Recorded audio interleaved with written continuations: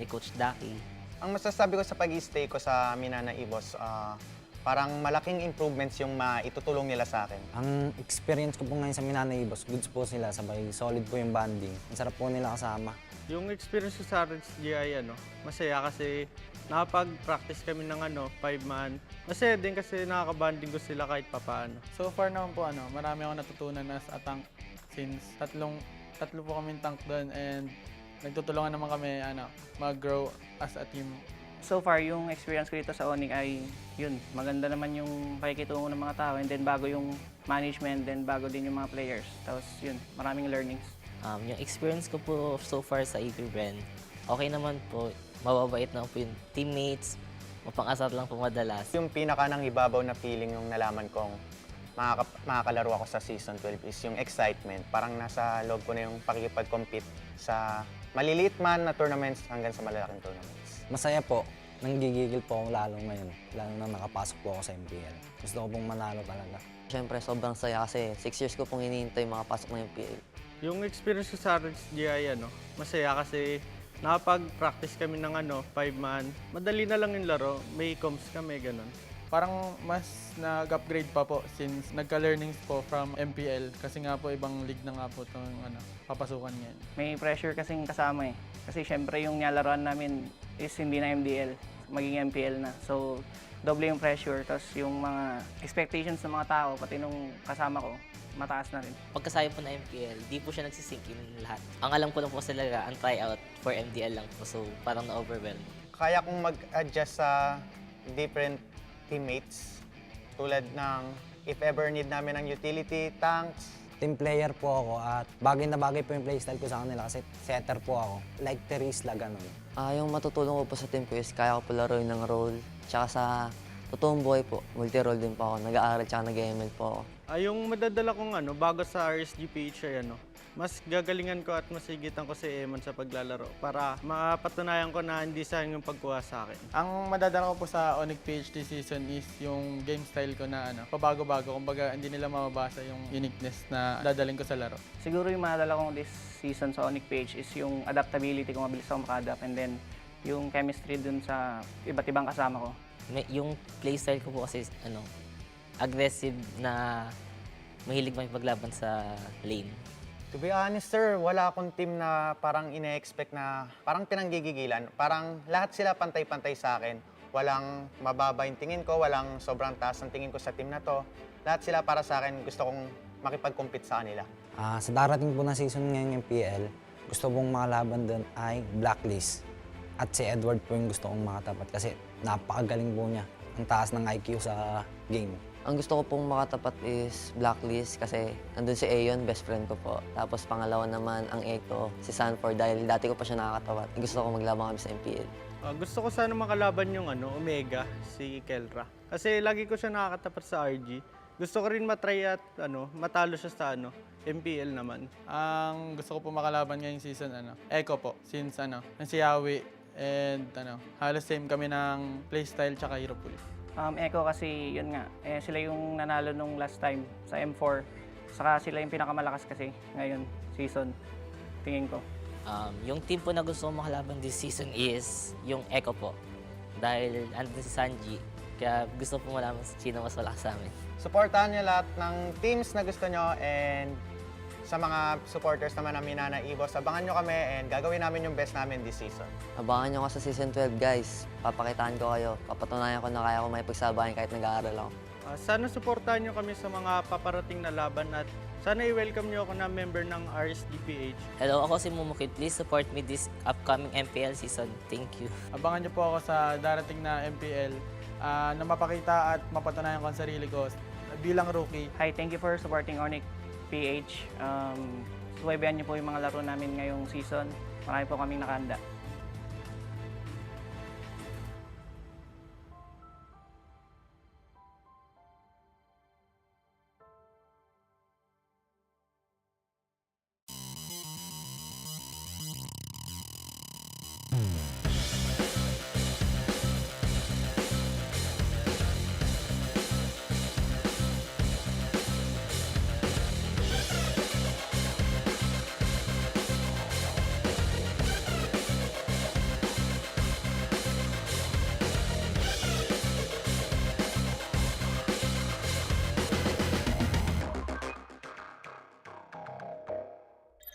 I'm Ayon Usi po. IGN ko Ayon.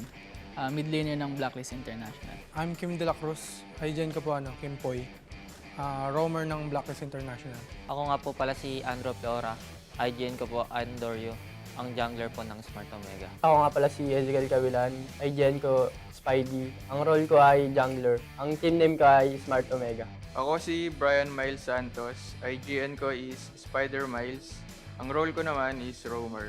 Ako si John Marl Sebastian. IGN ko po Lord JM. Ang role ko po, Turtle Lane. Si Haji, busy sa MPL. Then nag-looking for phosphors yung sila Coach Bon. Parang rinefer po ako, then nag-try out. Tapos yun, nakuha na po. Piniem po ako ni Coach Bon tsaka ni Haji na mag-tryout sa kanila. After nun, pinag-tryout ako sa bootcamp. After 1 week, kinuha na po nila ako. Nung una po, kinakontak po nila ako sa dati ko pong team sa amateur. Tapos nung nag-end up po yung contract ko sa dati kong amateur team, nag-tryout po ako ng jungler sa Smart Omega. So, nag-audition po ako sa TikTok. And then, nanalo po ako sa The Greatest Gamer Philippines. Tapos, kinontak po ako ng Smart Omega na makapag-lab po ng pro scene sa MPL. Galing kaming MDL, tapos nag-champion kami ni Lord JM sa Just ML tournament. Kinabukasan, ginising kami ni Boss din na kukunin kami ng Minano. Siguro yung experience ko po sa Blacklist International, masaya naman po. Pero at the same time, nakakalungkot kasi malalayo kami sa family namin. Sobrang na-amaze po ako kasi sobrang disiplina po nung pangangalakad nung nila Coach Bon, nila Coach Dex. Nung una po, na kinakabahan po ako kasi baka kasama ko veteran eh. Tapos nung natuloy-tuloy na po yung practice, baka nasasabay ako na. Para sa amin, wala namang bago kasi same cycle lang yung nangyayari katulad sa team namin before. Yung para sa akin naman, onting adjustment lang na ganito pala yung cycle ng pro player at solid din yung bonding kasi mas dumami kami. Masaya naman po. Marami akong natutunang bago. Siguro yung nafe-feel ko lang po ngayon, sobrang excited ako maglaro. Gusto ko ipakita kung yung laro ko talaga. Wala naman po masyadong iba sa amateur team. Kumbaga nasa amateur lang po yung paghihirap, pero dito na po ako sa pro para magpakitang gilas pa. Sobrang saya ko po kasi di ko po in-expect na ako dito sa MPL. Siguro yung gameplay ko na makakatulong sa Blacklist is yung pagiging aggressive ko po sa laro. Feeling ko yun yung isa sa malalaking factor para manalo, ganun. Yung pinakamayambag ko, siguro yung pagiging flexible ko. Sobrang dami kong pinractice na hero ngayong season eh. Lahat kaya kong gamitin na hero ngayon. Lahat ng natutunan ko po nun sa amateur scene, maidadala ko po sa Smart Omega dahil nabatak na po ako nung time na yun. Saka po yung mga ginagawa po ng mga MPL veterans sa jungler po, kaya ko din po gawin. Yung madadala ko sa team ko ay consistent, saka team player ako. Confidence ako sa laro ko, saka mag-i-improve pa ako lalo. Playstyle ko kasi is utility and sa tingin ko makakatulong yan para ma-reach namin yung top spot. And ang playstyle ko naman is aggressive. Feel ko makakatulong yun kasi baka may chance kami palagi na maka-early. Siguro yung team na excited ako or gusto kong kalaban is Echo. Since sila yung defending champion, gusto kong makatapat si Sanji po since same kami ng role. Echo. Tapos yung player si Yawi. Kasi world champion, so parang gusto ko siya makatapat ngayon. 3 player po yung gusto kong makatapat eh. Si Kyle TC, si Irad, pati si King Kong. Kasi nung amateur ako, sila rin yung pahirap sa akin nun. Papatunayan ko rin na kaya ko sila sabayan kahit nauna sila.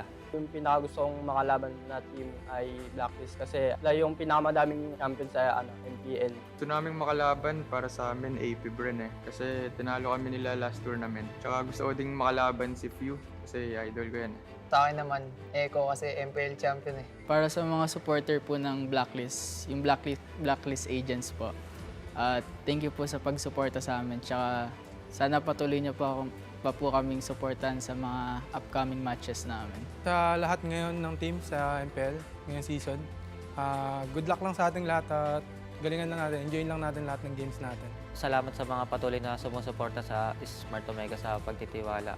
Abangan po nila yung bagong Omega. Sa mga makakalaban namin this season, gagalingan namin lalo. Saka may babaon kaming secret weapon.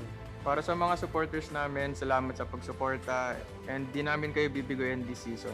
And sa mga makakalaban namin, maghandaan na kayo.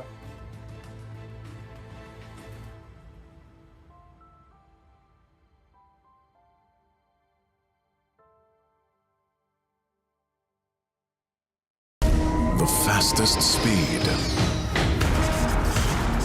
widest coverage. Experience it all from the Philippines' best mobile network. That's the power of smart. When you're in moments that matter most, At last, we time. Live them fully with Smart Power All 99. for 99 pesos, get 8 gigabytes of all-access power. To play, To laugh, to love, plus unleash TikTok. and only text. Live in the moments that matter most. Today, with Smart Power All 99.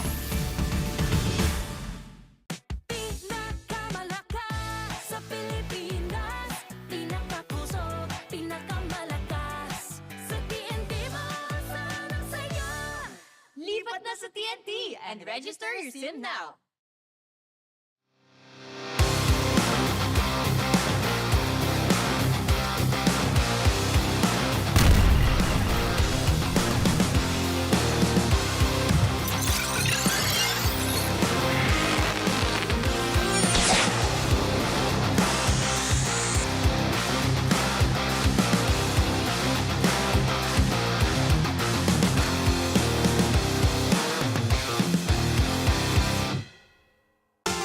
Players, are you G to play Pinoy Money Master for a chance to win as much as 100,000 pesos? Pero wiser,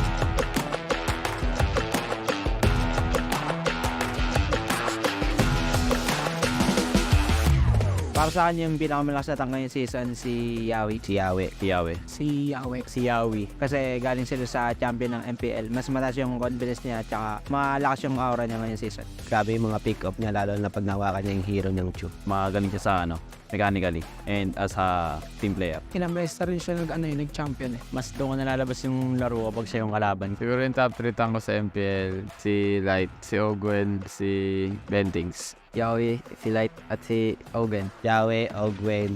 Ako, si Ogwen, si Yawi. Top 3 ko si Chakmo. Si Yawe, si Light, saka si Ogwen. Si Yawe, si Light, si Rapido. Si Yawi, si Perks, tapos top 3 ko ako. Si Light yung una ko kasi dami ko natutunan sa kanya kaya masabi ko siya yung inakaw. Si Yawi kasi sabi sa akin ni Light, pantay lang daw sila, mas sigit pa nga daw si Yawi sabi niya. Si Ogwen yung pinakamalakas para sa akin dahil ang play safe niya maglaro na aggressive, parang ang hirap i-predict ng gagawin niya. Top 2 ko si Yawi kasi last season napipredict ko na yung mga ugalaw niya, and sa RG ganoon pa rin. Si Chak na yung top 3 ko kahit nakakabalik pa lang kasi di mo pa rin mapipredict na kung ano yung gagawin niya. Tingin ko kailangan pa mag-improve this season siguro si Chakno kasi matagal siyang nagpahinga sa MPL so kailangan niya talaga umabot. Tingin ko malakas pa din si Chakno kasi hindi naman nawawalaan kung diyan pa rin yung gutom. Piling ko kailangan niya pa rin magbata kasi marami rin nakahabol sa laro. Marami na nakasabay sa kanya ngayon. Tingin ko ang kailangan mag-improve ngayong season si Renny Day kasi konti lang hero pool niya. Pagtatapatan ko si Chakno, siguro yung mga pinractice ko lang din yung mga papakita ko sa kanya. Gusto ko pang makita yung improvement ni Brusco DR kasi sobrang consistent niya maglaro nung nasa amateur pa lang siya. Kaya hindi ko nasama sila sa top 3. Yung top 3 na pili ko is sobrang aggressive. Play safe siya maglaro. Pinakagusto ko makalaban siguro si Ogwen kasi last season hindi kami nanalo sa kanila. Mas exposure lang ako ngayon kaya nasama lang ako sa top 3. Yung mga na-improve ko talaga this coming season yung disiplina talaga. Siguro kaya nila ako nasama sa top 3 kapag yung Franco user. Mahilig to make talk sa Franco yung first skill play cap. Yun lang kasi ako malakas eh. Tingin ko yung lamang ko kay Yawi at kay Perks yung experience ko sa MPL. Si Ogwen, hindi ko siya nalagay sa top 3 kasi naglalaban sila sa akin para sa akin si Light kasi Ogwen. Sobrang match silang dalawa. Mas naging impactful lang sa akin si Light dahil alos kapareho siya ng hero pool. Sa tingin ko lamang ako sa mga ibang room this season kasi nung last season kabado ako and ngayon feel ko malalabas ko na yung full potential ko. Magagamit ko rin yung experience ko na laban sa kanila kasi nakakalaban ko na rin sila dati and parang alam na rin yung gagawin ng bawat isa sa akin. Yung gusto ko makatapat pa rin si Yawe.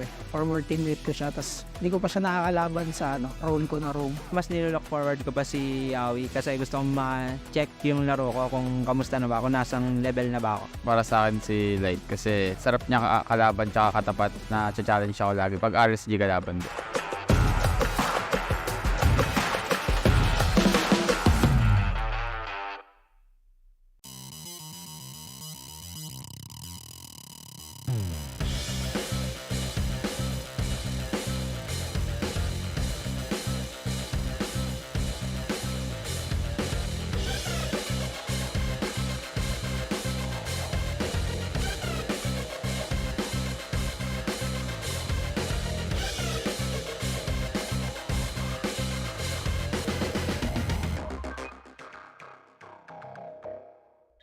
Ako si Oscar Romero, ang IGN ko is Sumpak and ang gold lane ng MNNE boss. Ako po si Lance Aaron Misa, ang IGN ko po Lansu, explain po ng MNNE boss. Ako po si Mark Lawrence ng Kabigting, IGN po Bao.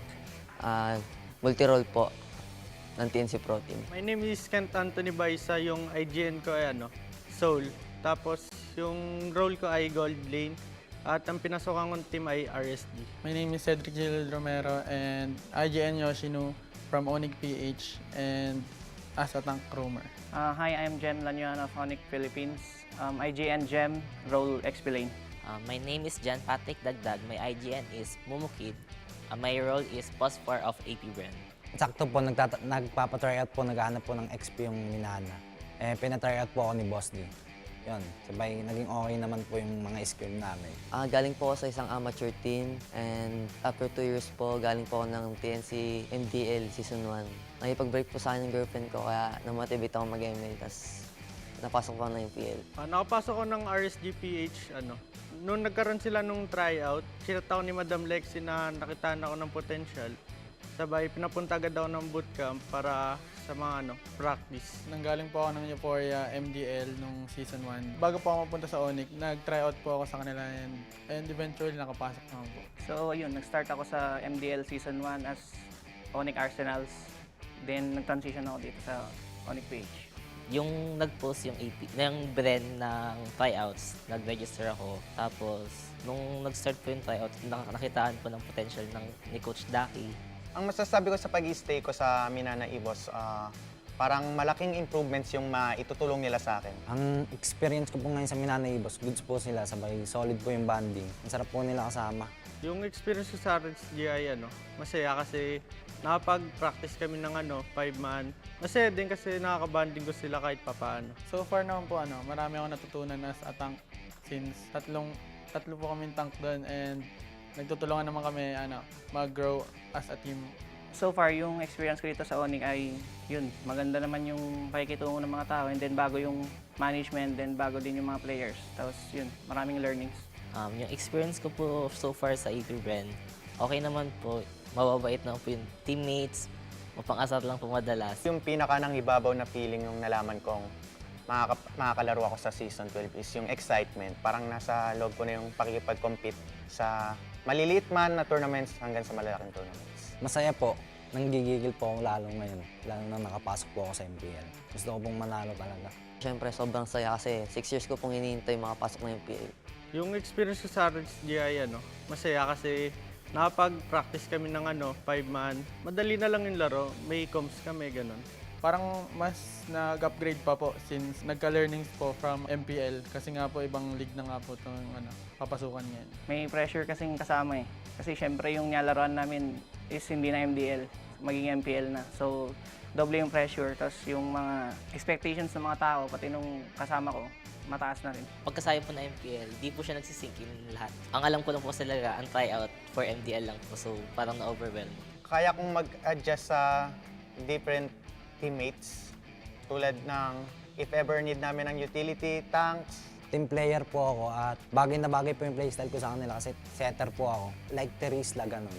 Yung matutulong ko po sa team ko is kaya ko po laruin ng role. Tsaka sa totoong buhay po, multi-role din po ako. Nag-aaral tsaka nag-ML po ako. Yung madadala kong bago sa RSG-PH ay mas gagalingan ko at masigitan ko si Eman sa paglalaro para mapatunayan ko na hindi sayang yung pagkuha sa akin. Ang madadala ko po sa ONIC-PH this season is yung game style ko na pabago-bago. Kumbaga hindi nila mababasa yung uniqueness na dadaling ko sa laro. Siguro yung madadala kong this season sa ONIC-PH is yung adaptability kung mabilis ako maka-adapt and then yung chemistry dun sa iba't ibang kasama ko. Yung playstyle ko po kasi aggressive na mahilig makipaglaban sa lane. To be honest, sir, wala akong team na parang ine-expect na parang pinanggigigilan. Parang lahat sila pantay-pantay sa akin. Walang mababa yung tingin ko, walang sobrang taas ang tingin ko sa team na to. Lahat sila para sa akin, gusto kong makipag-compete sa kanila. Sa darating po na season ngayong MPL, gusto pong makalaban doon ay Blacklist. At si Edward po yung gusto kong makatapat kasi napakagaling po niya. Ang taas ng IQ sa game. Ang gusto ko pong makatapat is Blacklist kasi nandun si Aeon, best friend ko po. Tapos pangalawa naman ang Echo, si Sanford dahil dati ko pa siya nakakatapat. Gusto ko maglaban kami sa MPL. Gusto ko sana makalaban yung Omega, si Kelra. Kasi lagi ko siya nakakatapat sa RG. Gusto ko rin matry at matalo siya sa MPL naman. Ang gusto ko po makalaban ngayong season, Echo po. Since si Yawi and halos same kami ng playstyle tsaka hero pool. Echo kasi yun nga, sila yung nanalo nung last time sa M4. Saka sila yung pinakamalakas kasi ngayon, season, tingin ko. Yung team po na gusto ko makalaban this season is yung Echo po. Dahil andun si Sanji, kaya gusto po malaman sino mas malakas sa amin. Supportahan niyo lahat ng teams na gusto nyo and sa mga supporters naman ng Minana Evos, abangan nyo kami and gagawin namin yung best namin this season. Abangan nyo ako sa season 12, guys. Papakitaan ko kayo. Papatunayan ko na kaya ko makipagsabayan kahit nag-aaral ako. Sana supportahan nyo kami sa mga paparating na laban at sana i-welcome nyo ako na member ng RSG-PH. Hello, ako si Mumukid. Please support me this upcoming MPL season. Thank you. Abangan niyo po ako sa darating na MPL na mapakita at mapatunayan ko ang sarili ko bilang rookie. Hi, thank you for supporting ONIC-PH. Subaybayan niyo po yung mga laro namin ngayong season. Marami po kaming nakahanda.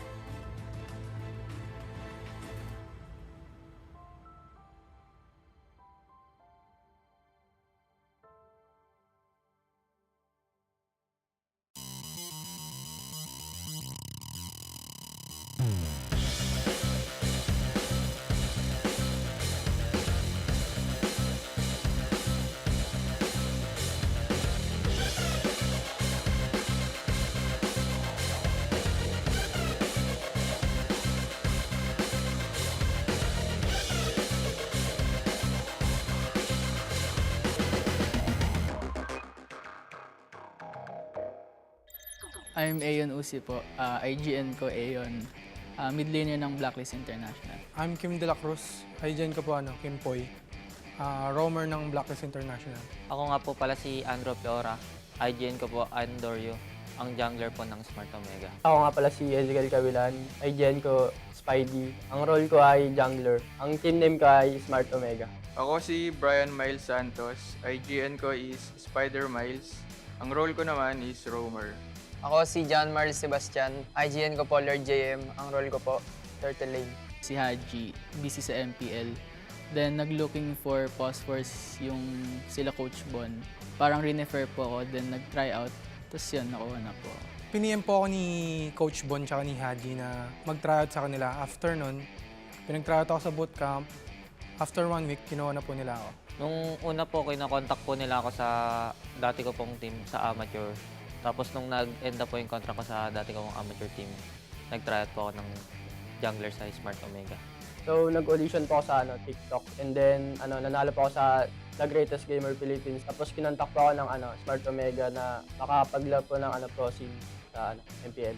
Galing kaming MDL, tapos nag-champion kami ni Lord JM sa Just ML Tournament. Kinabukasan, ginising kami ni Boss din na kukunin kami ng Minana.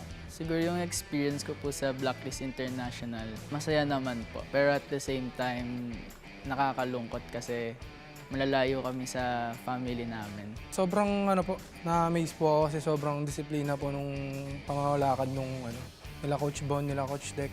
Nung una po na kinakabahan po ako kasi makakasama ko veteran eh. Tapos nung natuloy-tuloy na po yung practice, kumbaga nasasabay ako na. Para sa amin, wala namang bago kasi same cycle lang yung nangyayari katulad sa team namin before. Yung para sa akin naman, onting adjustment lang na ganito pala yung cycle ng pro player at solid din yung bonding kasi mas dumami kami. Masaya naman po. Marami akong natutunang bago. Siguro yung nafe-feel ko lang po ngayon, sobrang excited ako maglaro. Gusto ko ipakita kung yung laro ko talaga. Wala naman po masyadong iba sa amateur team. Kumbaga nasa amateur lang po yung paghihirap pero dito na po ako sa pro para magpakitang gilas pa. Sobrang saya ko po kasi di ko po in-expect na ako dito sa MPL. Siguro yung gameplay ko na makakatulong sa blacklist is yung pagiging aggressive ko po sa laro. Feeling ko yun yung isa sa malalaking factor para manalo, ganun. Yung pinakamayambag ko, siguro yung pagiging flexible ko. Sobrang dami kong pinractice na hero ngayong season eh. Lahat kaya kong gamitin na hero ngayon. Lahat ng natutunan ko po nun sa amateur scene, maidadala ko po sa Smart Omega dahil nabatak na po ako nung time na yun. Saka po yung mga ginagawa po ng mga MPL veterans sa jungler po, kaya ko din po gawin. Yung madadala ko sa team ko ay consistent, saka team player ako. Confidence ako sa laro ko, saka mag-i-improve pa ako lalo. Playstyle ko kasi is utility and sa tingin ko makakatulong yan para ma-reach namin yung top spot. And ang playstyle ko naman is aggressive. Feel ko makakatulong yun kasi baka may chance kami palagi na maka-early. Siguro yung team na excited ako or gusto kong kalaban is Echo. Since sila yung defending champion, gusto kong makatapat si Sanji po since same kami ng role. Echo. Tapos yung player si Yawi. Kasi world champion, so parang gusto ko siya makatapat ngayon. Tatlong player po yung gusto kong makatapat eh. Si Kyle TC, si Irad, pati si King Kong. Kasi nung amateur ako, sila rin yung pahirap sa akin nun. Papatunayan ko rin na kaya ko sila sabayan kahit nauna sila.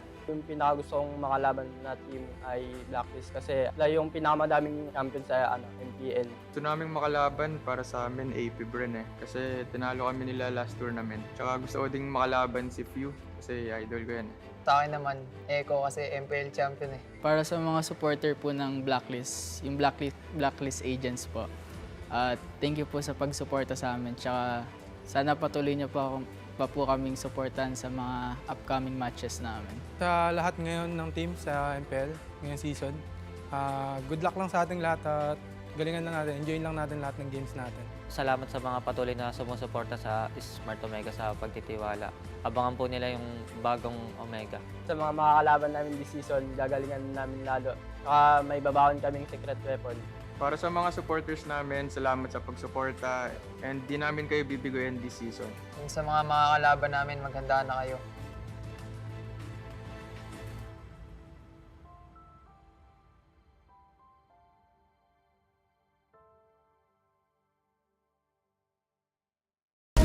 The fastest speed, the widest coverage. Experience it all from the Philippines' best mobile network. That's the power of smart. When you're in moments that matter most, at last, we time. Live them fully with Smart Power All 99. for 99 pesos, get 8 gigabytes of all-access power. To play, To laugh. to love, Plus, unleash TikTok. and only text. Live in the moments that matter most. Today, with Smart Power All 99.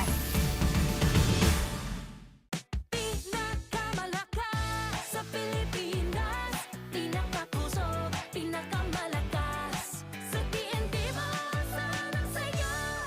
Lipat na sa TNT and register your SIM now.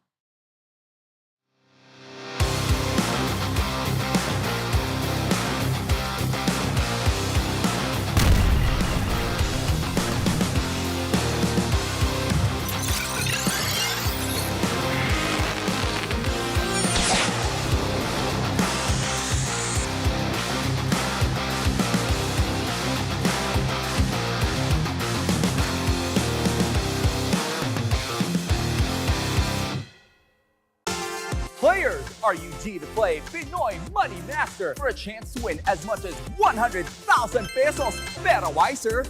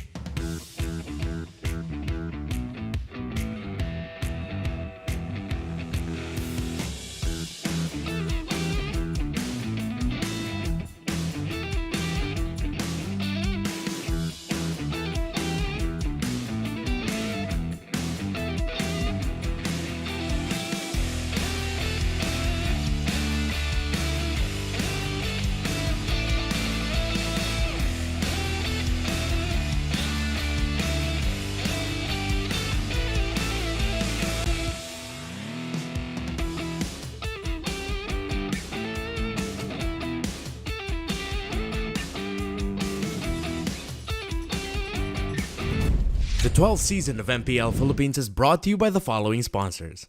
Smart, the official telco partner of MPL Philippines Season 12. Our official sponsor, Infinix. Infinix Note, ultra-fast gameplay. And FWD Life Insurance. In the epic adventure of life, FWD is your expert wingman. Celebrate your victories living with FWD. Our partners in esports, Maya, it's everything, and a bank. Secret Lab, the official gaming chair of MPL Philippines. And Pi Channel. You can now watch the replays of MPL Philippines Season 12 matches on free TV. Together with the whole family, revisit the intense matches from Monday to Thursday, 2:15 p.m. to 5:15 p.m. on Pi Channel. Experience the Mpl-Ph Season 12 action live at Shooting Gallery Studios. Tickets are now available on our official ticketing partner, Slash. Don't forget to catch all of our official league content on TikTok, Facebook, Instagram, and Twitter. To ensure the equality and fairness of our games, MPL Philippines is also monitored and supervised by the Games and Amusements Board. Habang yung blacklist ay kumakapit pa, ayaw pa rin na napakalakas pa rin ng Pilipinas.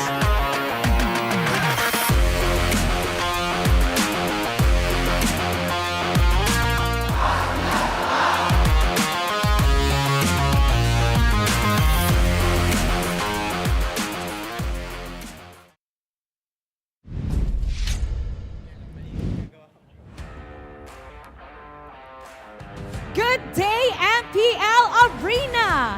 And to everyone around the world, I'm Mara Aquino and welcome to MPL Philippines Season 12. Matapos ang matinding kaganapan kagabi na tunghayan muli natin, natunghayan ng buong mundo ang iba't ibang aspeto na bumubuo sa Philippine meta. Patuloy pa rin ang pagpapakitang gilas ng ating mga manlalaro gamit ang Bruno at Gord. Utility heroes pa rin ang nagahari sa jungle. At nice one baby pa tayo tuwing nagpipick ang Angela. Ngayon, ikalawang araw ng linggo, 3 bakbakan na naman ang papatigil sa ating mundo para ipamalas ang mas Pinas lakas. But before we enter the land of dawn, alamin muna natin ang mga latest chika sa All Access kasama ang ating panel. Midnight, Burrito, anong bago?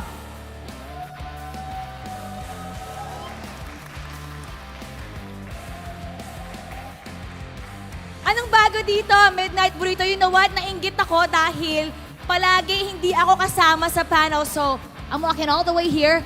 I'm joining you guys. What's up? Ayos naman, excited kasi ang daming mga tao ngayon. Actually, bago yan. Tayong tatlo, bago tayo dito. Oo nga, no? Ngayon lang ako nakapag-panel. First time. First time. So, we're season 12. Ano to, no? MPL to, no? Ang galing, ang ganda.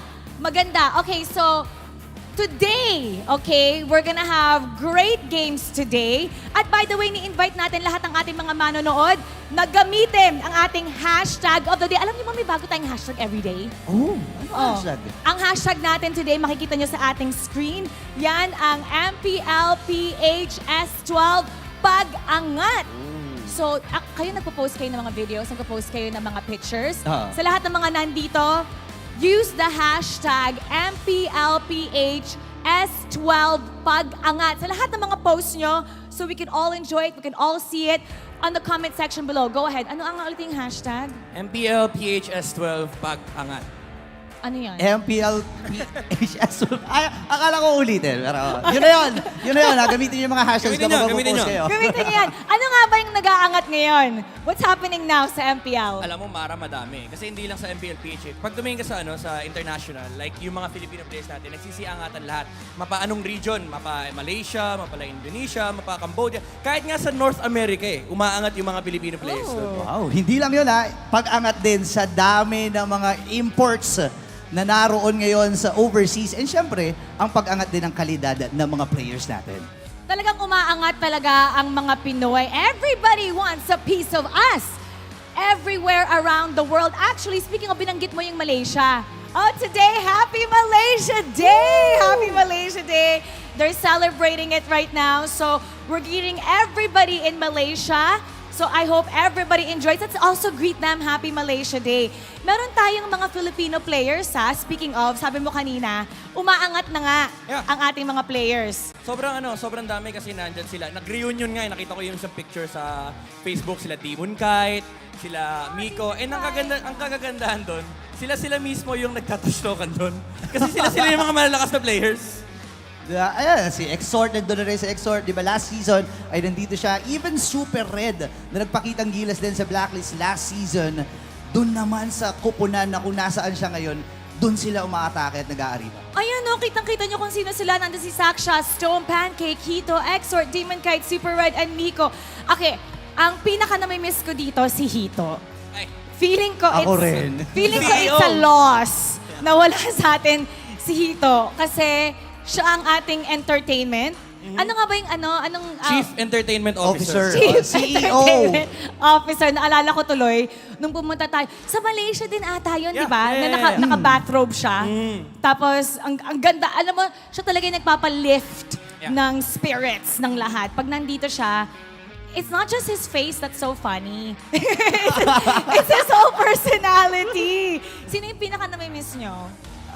Sa akin, si Hito. Pero gusto kong makita, or namimiss ko talaga, sila Saksha.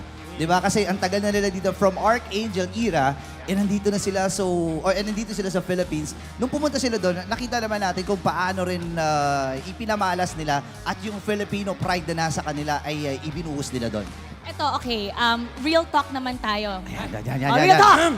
Like na nag-pillow! Si Midnight yan, real talk eh. Okay, yung totoo yung totoo. Dahil marami tayong mga players abroad, what do you think na mangyayari sa M5? Siyempre, alam nila yung strategies natin, how we are, and then they're getting all our secrets. Iba kasi pag naglagay ka doon ng Pinoy, na alam yung lahat. So, ako medyo natatakot ako. Ikaw, kayo ba medyo natatakot kayo? Kasi... Ikaw muna. Ako, may konti, pero hindi ako threatened eh. Tandaan natin, pinakamalakas na MLBB players ang Pilipinas. And nasa atin ang mga kampiyon, yung mga international tournaments. Nakaisa siguro ang Indo. Pero let's see Kasi para sa akin, sobrang confident ko talaga sa PH teams ngayon. Yeah, pero... paano naman yung nangyari kay Kyrie tsaka kay Coach Yel? Ako simple lang Simple lang kasi yan. Ito kasi yung di naiintindihan ng Ito yung di naiintindihan ng ibang region. Kasi sabi nila, end of PH era. Pag tirignan mo lahat ng top teams sa Indonesia, may Pilipino. North America, nandiyan sila Zia. Nandiyan si Melo. Malaysia, nandiyan sila Miko. Indonesia, Kyrie and Coach Jeb. Diba? Cambodia, nandiyan sila MP, tsaka sila Donut. Saan ka pa titingin? Lahat ng region may Pilipino. So kahit ano mangyari, pagpunta natin sa M5, ibang bansa, may Pilipino kayong kasama. Pero sana yung bandila naman natin, yung ma-announce ko na syempre. the grand winner is Philippines! Sana Philippines pa rin yung ma-announce ko. Speaking of, let's talk about the road to M5, okay? So marami ditong pupunta, guys. Maraming mga players, a lot of teams, and one of them, si Assassin Dave. Naalala niyo ba si Assassin Dave? Si best friend. Si best friend. Ay, bakit best friend? BFF ng Pilipinas yun. Ano ba nangyari? Maganda ang history ni Assassin Dave. Ano siya? Advocate siya ng good MLBB. Advocate ng good MLBB. At advocate din siya ngayon ng, may sinabi siya. Ano ba yung sabi niya? Na pagpunta daw dito, kakain daw siya ng balot at pagkarin sa balot. Wow, may challenge. Actually, napanood ko yun doon sa Suman. Sa podcast ni Manjit. Nood kayo doon. Ang dami niyang in-explain doon kung ano yung mga struggles ng mga NA teams. And itong challenge na to, actually lahat ng mga international guests, pwede rito. Ayan, sabi basahin mo yung challenge sa kanya. I accept the challenge to eat balut. You can take Dave out of Asia, but you can take Asia out of Dave. Easy lang daw. Feeling ko na gets na ni Assassin Dave na kumbaga sa SpongeBob, yung Krabby Patty secret formula, yung Pilipinas kaya malakas, kumakain kasi tayong balot. Pakainin natin sila lahat ng balot. Lahat sila. Pakainin natin ng balot. Gusto ko makita si Moba Zayn doon, yung best friend niya. Best friend niya, Moba Zayn. Pakita natin. Pero gusto ko, pag pinakain natin sila ng balot, gusto ko ipakita yung may mga balahibo na Tapos may mga mata na, tapos may beak na forming. Yung konti na lang, gumigising Tao na. tao na. Yun ang gusto ko. Tapos, it's the Filipino delicacy. Tapos, lagyan natin ng asin. Ano pa ba nilalagay doon? Asin. Suka. Asin, Maanghang, suka. di ba? Ayun. Alam mo yung favorite ko sa balot, yung matigas. Tapos sabi nila, yung iba ayaw nila yun. Ay, yung Pero, bato ba tawag? Yun nga yung masarap na kinakain Oo, nginunguya yun eh. Chewy yun eh. di ba? Yun yung dapat pakain natin sa kanila. Ayan. Yun yung challenge. yun yung challenge. Ay, may isa pa tayong challenge ngayon. Ano yan? I think nagawa niyo to kahapon eh. Di ba? Ay, napanood ko yun. Si Quantum Charge. Yeah, ayun. Now it's time for the emblem of the day. Okay, emblem of the day. Kailangan natin pumili ng isang audience. Somebody here from the audience. Pwede ba ako pumili? Pipili ka? Pipili ako. Kasi speaking of yung mga Filipino players, may nakita kasi ako dito sa venue. Nahagip lang naman ang mata ko. Sino yan? Pwede ba tayo sumunod? Pwede ba sumunod? Tara. Sunod tayo. Hindi ko to alam. Sunod tayo. Seryoso. Sunod tayo. Liga rito. Burrito. Ano? Ito kasi, Ano yun? kung merong Hito CEO, ito sa Indonesia, Mr. CEO din to. Nako. Hindi lang Mr. CEO, Mr. Pogi din. Oo. Oh my God! May sariling kampo to. Oh my God! Nandito si Delar! Delar, okay, tayo ka. Come over here. Kailan ka dumating? Last 2 weeks ata. Last 2 weeks? What happened? Ba't ka nandito? Manonood lang, supportahan yung ONIC. Ba't ka umuwi ng Philippines? Hindi ko talaga alam. Ano? What? You're in the Philippines now. Umalis na ako sa team ko. Umalis ka. Ayaw mo sa kanila? Hindi. Ayaw mo sa kanila? Dito ka na ulit sa amin? Hindi, gusto ko bumalik sa crossing, kaya umalis na ako. Oh, so... Magpapahinga muna ako yung season. Magpapahinga ka yung season. Tapos, Next season na ulit. dito sa Pilipinas. Bigyan mo kami ng inside scoop. Siguro, dito sa Pinas. Oh, may nag-contact na sa'yo. Meron na. Ay! Oh! Okay, wait. Meron talaga. Okay, so pwede bang mag-clue? Anong kulay? Kulay na lang! Kulay! Anong kulay? Kulay. Team name contains letter what? Okay. Oh, ito na lang. Okay, last season, itong team ba to? Nasa top half or nasa bottom half? Ay, maganda yun ah. Nasa top half or nasa bottom half? Hindi ko alam, kahit ano na lang. No, yung kumontak Ay, sa'yo. manachak niyo sagot ah. Yung kumontak sa'yo, top half or bottom half? Ang daming options nun, ha? Hindi naman kami genius, hindi namin ma-figure out yun. Yun yung Top half? yung teams. Top half, bottom half. Basta malakas sila. Ay, so top four. Nasa top 4. Nasa top 4. Nasa top 4. Pwede yung pang international tournament. Oh, okay. Okay, so top 4. Sabi mo yes or no? Top 4. Wala. Hindi ko masasagot. Ayaw mag-splook. Okay, so, okay guys, yan ang inside scoop. You heard it from us first. Babalik si Delar dito sa Pilipinas sa season 13. Yes! Okay. So ito, maglalaro ngayon tayo ng emblem of the day. So kayo yung mag-act out. Hindi, para something special naman. Siyempre, dapat si Dilar yung mag-act out. Siya, ikaw yung mag-act out. Mara, uma-acting na sa mga commercial yan. Ay, oo! Uma-acting na sa commercial model to, commercial model. Huhulaan mo kung ano yung... Ay, kayo yung hula. Siya yung acting. Okay, pumili ka. Dapat siya pipili, siya Ay, acting. hindi. Ito, ikaw pala yung mag-acting. Wait, nalito ako kasi nandito si Delar. Iniisip ko pa yung team ni Delar.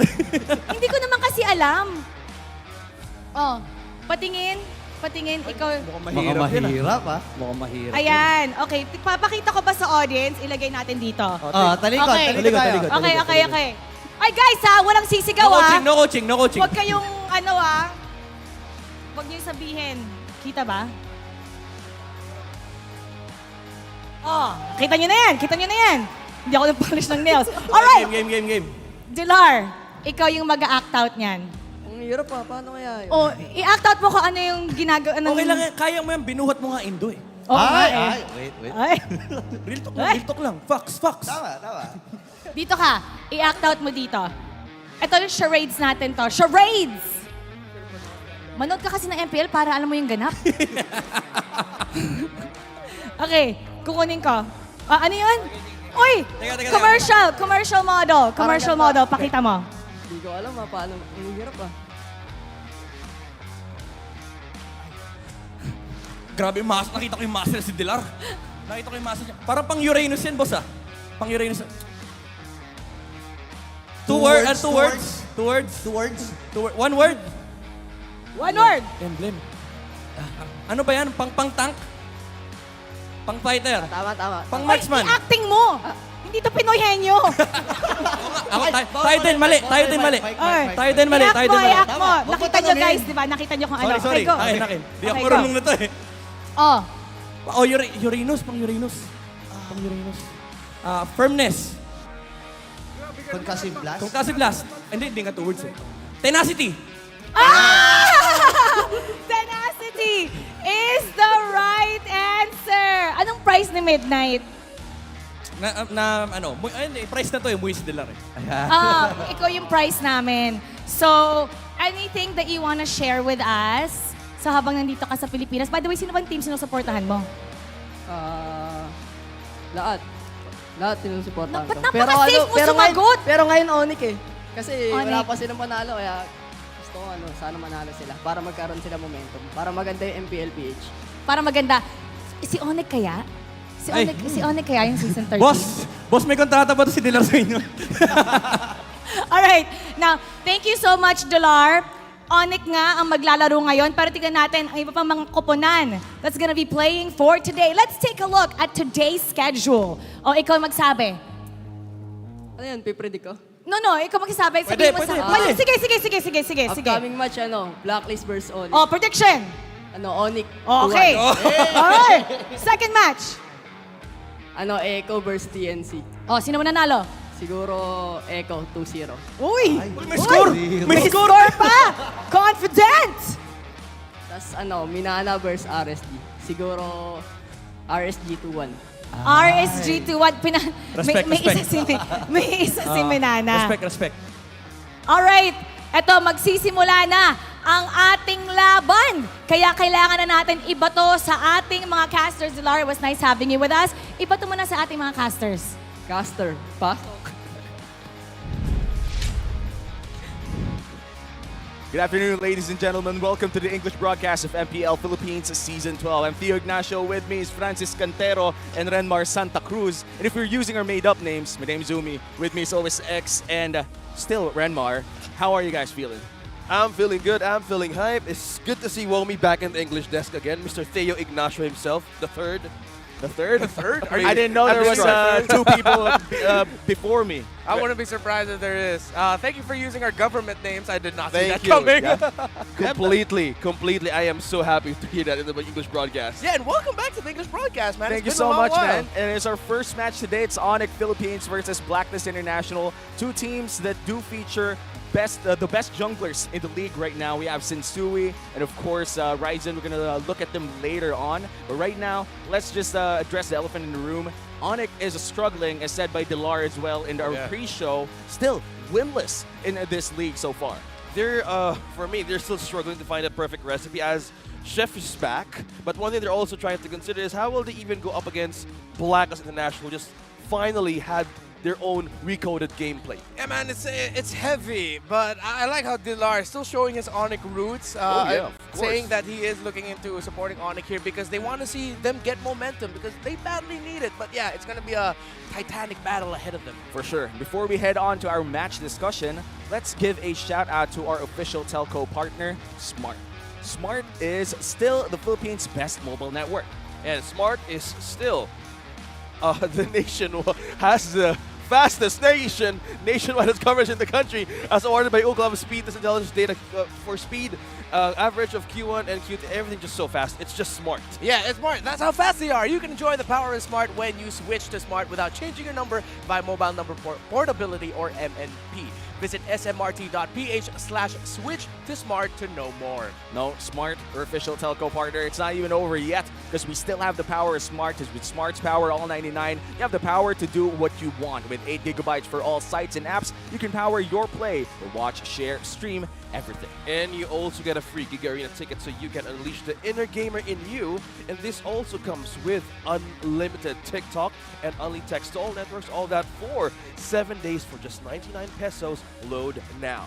ONIC Philippines versus Blacklist International, first match of day 2 of week 2. Again, we've already mentioned that ONIC Philippines is still struggling, winless in terms of matches, but they have scored a point or two. In fact, they're in 2 points right now, and they are 7th in the league, which is kind of low if compared to Blacklist International, which is currently 2nd in the league with 8 points, with Echo, our world champions, just above them. Well, with that kind of matchup, there's a lot of things that ONIC Philippines that needs to address. We've seen some great games, we've seen 2-1s, but they can't manage to even have the perfect game. It's like the late games they always need to finish. Yeah, I feel like we're seeing here the thing with ONIC. I mean, there's a lot of cooks in the kitchen right now because of how massive the team is. Of course, their big coaching staff as well, maximizing all of that. So now, to make things simpler, I think it's great that we're looking into the matchup of 2 Class S junglers of Ryzen and Sensui. Yeah. Ryzen and Sensui, we mentioned it earlier, one of the best junglers in the country right now. And if we look at the achievements coming in from Ryzen, we could see that he has already achieved a lot, though not a lot of championships. Already a lot of podium finishes, both in the local scene and international scene. And meanwhile, for the side of Sensui, he's still one of the best junglers in the Philippines, but still has to prove himself in the competitive scene. Yeah, speaking of proving themselves, right now I'm seeing just 2 players rocking the same color. One's black, one's yellow. But for Sensui here, he managed to slowly fill the shoes of Wise of Blacklist International. And before, right now, Ryzen, if that matchup and even the context of the story that we're trying to do right now is we have this anime reference, we're looking at Ghost Hunter. And you're up against a Class S player. Ghost Fighter? Ghost Fighter. Yeah. Is it also Ghost Hunter? It's not Ghost Hunter. Yeah. What the hell did you watch, bro? What is Ghost Hunter? All I remember is being oh my gosh. Kind of up there in age. Ghost My Fighter, guy. Yu Yu Hakusho, Class S monsters in Ryzen and Sensui. That's the reference. Yo. That's the roots of this. And it's Sensui going up against his former team. Yo, man, that's insane. Honestly, I've not heard Ghost Hunter ever. Yeah, it was maybe a K-drama, by the way. I've not even honestly speaking, I've not watched Yu Yu Hakusho. I'm more of a Naruto kid myself. You know? Oh yeah, same. Well, I think Red Mars, that's the era. Let's be honest, because I feel like maybe in another country it's also called Ghost Hunter because of retranslations of titles. So he's not wrong. True, he's not in wrong. a country, I don't know, Germany? Yeah, sometimes Could when you go to be Google Ghost Hunter, Translate, yeah. you just go back and forth. Eventually, you'll probably end up in Ghost Hunter. And in a bit of time, we're going to go to our insider, Hans, to talk about more about this matchup. But real quickly, how are you guys feeling about this first match? Do you think this is going to be a quick one or a long one? If ONIC wants to get in the standings, as you've mentioned, they need to have their game in the higher pace that they can get against Blacklist International. They've been falling short in much more of the closing the game per se, but if they want to get a chance up against Blacklist International's new recoded lineup that we're seeing, as you call Uber, maybe they need to have an aggressive way of addressing their jungler this time around. This is the part where I have to disagree with Delar. I feel like because of what we've seen so far, this might actually end up becoming a 2-0. I would not be surprised if that's the case. If it's going to be a 2-1, that means ONIC switched something up. And surely, we're going to know if they're cooking something up with our insider, Hans. Go for it. Mga tol, pakinggan nyo mabuti. Edward, ano yung sabi mo kanina? Ha? Ano yung quiet? Quiet on the set. Oh, quiet on the set, guys. Tahimik lang kayo konti, alright? Kasi nandito tayo ngayon sa side ng Blacklist International kung saan ang makakaharap nila ay ONIC Philippines na nandun naman sa may bandang kabila. At isa sa mga former players ng ONIC Philippines ay ang kanilang current jungler ngayon, walang iba kundi si Sensui. Sensui, tara dito. Kasi, sino? Taguro. Taguro. Si Taguro daw. Pero hindi, Sensui ito. Okay. Sensui, sobrang ganda ng nagiging run nyo towards yung ginagawa nyo ngayon all throughout the first round na yung week 1, week 2, ang dami nyong wins, nagkaroon kayo ng loss ng pinakauna, pero tuloy-tuloy kayo ngayon. So, ano ba yung mga bonding na ginagawa nyo para ma-develop yung team chemistry nyo? Kasi kahapon, nag-gym daw sila eh. Ano bang ginagawa nyo sa Blacklist para tuloy-tuloy yung panalo nyo? Nag-ano kami? Kumakain. So sa agahan, anong mga trippings nyo pag umaga? Like breakfast, ganyan. Breakfast? Breakfast. Ano, lechon lang. Lechon. Okay, tanghali. Ano ba yun?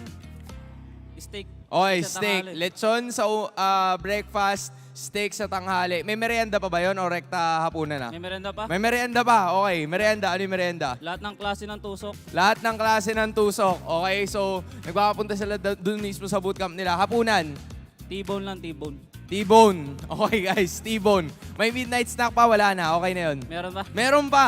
Anong midnight snack ni Sensui? Sinigang. Sinigang, guys. So, doon, ginawang ulam ang midnight snack. Okay? So, hindi ko alam kung anong klaseng sinigang yon, pero sure naman na nakikita nyo yun sa laro nila. And, speaking of which, may naririnig kasi ako kanina na, di ba naglaban na kayo ni Ryzen dati? Nung nasa ONIC ka pa lang din at nasa Omega siya. So, ano bang record nyo pag naglalaban kayong dalawa? Mas madalas bang ikaw nananalo o mas madalas na siya yung nananalo? Hindi ko alam eh. Tanong nyo lang sa kanya. Sige, tatanungin na lang namin mamaya kasi hindi yun yung narinig ko kanina eh. Pero hopefully mamaya makikita natin kung madedevelop ba yung record na yun. In terms of ONIC Philippines or in terms of ONIC na ngayon makakalaban mo sila, yung tinanong ka ni Mara kagahapon na yung dudurugin ko sila?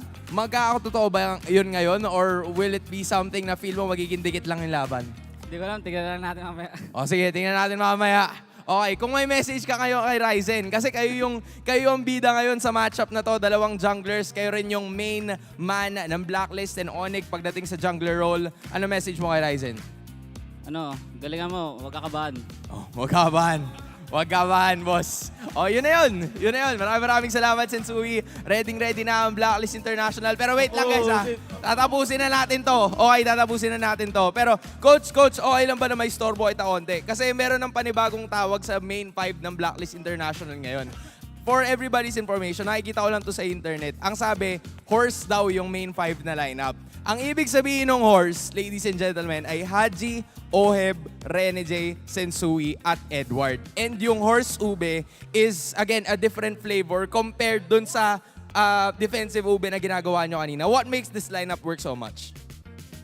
Siyempre, dahil unang-una talagang yung banding nila iba eh. Dahil nga horse sila eh. And siyempre, eto ngayon yung nagiging puso nila, si The Hitman na may iba ng bansag kahapon, di ko alam kung ano. Pero kaya din nilang pagkakay ko, hindi pa nagagabas ni Rene J yung old school na ube. Okay. Okay, so merong old school na ube, merong horse ube, hindi ko na alam, pero ang sigaw ay tapusin na natin. Kaya ibato na natin sa ating mga casters. Thank you so much, Sona, and thank you for revealing that the food in the Blacklist boot camp is exquisite, to be quite modest over there. Yeah, Imagine having sinigang as your midnight snack or the breakfast lechon. How heavy is the breakfast in Blacklist International? Man, that whole segment just tickled my taste buds. Yeah, I was imagining ribeye sinigang. Why would you eat that? Because who wouldn't? Yeah, it's beef, it's soft, and you have that shank. I am hungry. Yeah. Let's go to Blacklist International boot camp after You know this. how wealthy people are when they refer to specific parts of the beef, specifically the shank. That's how it's expert. Yeah, I don't even know what a shank is. That's I eat pancit canton every night, and the last time I ate lechon was December last year. Wow. Like all Filipinos. Like all Filipinos. You know, yeah. we only eat lechon every Christmas. Whatever you see in Western media that says lechon is something that we eat every day, that's not true. Something we eat every day is pancit canton and adobo. Don't believe everything that you see in the internet, and don't believe everything that you hear from me, because I just ate lechon yesterday. All of that just... Full that's how it goes. And now Blacklist and ONIC are getting ready, screaming their lungs out. Nice. That's how you do it. Never gets old. To be specific, it's 2:23, but yeah, it's ONIC time. Yeah, I mean, it's quite. I think it's ONIC time. Blacklist International. They're still trying to get ready over there. Oh yeah. And the interviews are fun because suddenly you're telling about your food in the boot camp, and then the next thing you do is you shout with your teammates. Quite interesting life, if you ask me. Yeah, that's one thing you need to do if you're up against this kind of matchup. You need to release something, release the bad energy, just scream on top of your lungs. Yeah. Yeah. It's a great motivating thing for teams, and well, we've seen it. all the teams needed, but ONIC needed more. But I saw ONIC going into this match. They don't look heavy, man. They look light on their feet, light on their toes, and they need that to be. They can't be weighed down by expectations and the fear of not getting points yet or not winning a series yet, heading into a match against Blacklist. And for sure, these teams are quite ready already. All the negative energy is just released already. Everything from their breakfast to their lunch already out of their systems too. For sure, these players are ready for a possible long best of threes, mainly because Blacklist International and ONIC Philippines specifically, it takes a while to take the wins. But let's welcome both of our teams as they enter MPL Arena. Players, let's get it.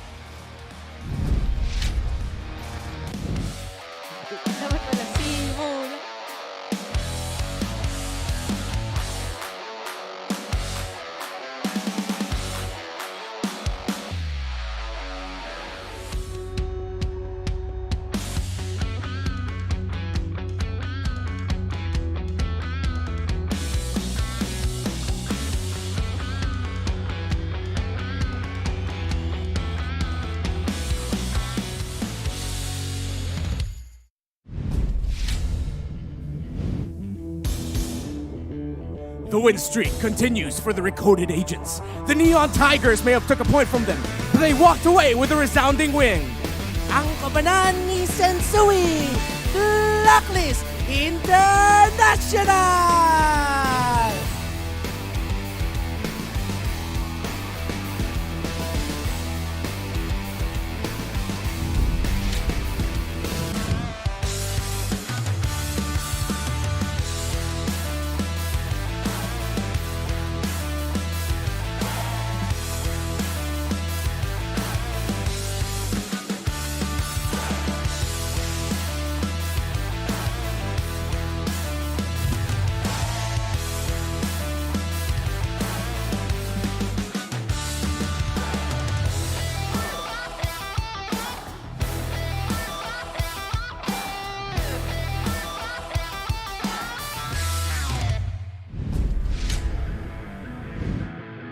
An uphill battle stands in their way, still looking for their first series win, but still fighting with all their heart.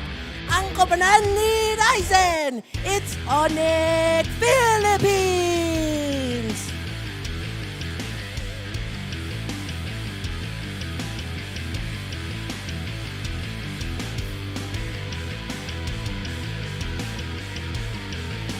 Ang ating mga coaches, magsisimula na po ang paglalaban sa pagitan ni Ryzen at Sensui! Tapusin! Tapusin! Tapusin! Tapusin!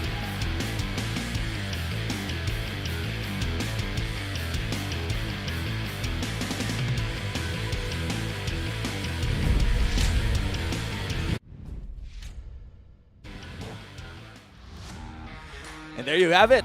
Our team's already in the venue and ready to go for our first best of three in this afternoon. First up, we have Blacklist International, the classic horse lineup. We have Oheb, Sensui, Haji, Edward, and Renegade. Haji still maintaining that winning rate of a Gord, a security Gord back in the game, back in the meta. And with the newly recoded plays that they're trying to do here, we also got a glimpse on what Renegade is trying, or what he might do on the classic Ube that we're talking about earlier. You know, Blacklist International at this point, it's something that we already are amazed of, mainly because we didn't expect this level of success, especially after the departure of the Royal Duo. Historically speaking, this trio in their Season 9 run didn't really do well. But right now in Season 12, they're proving a lot in the league.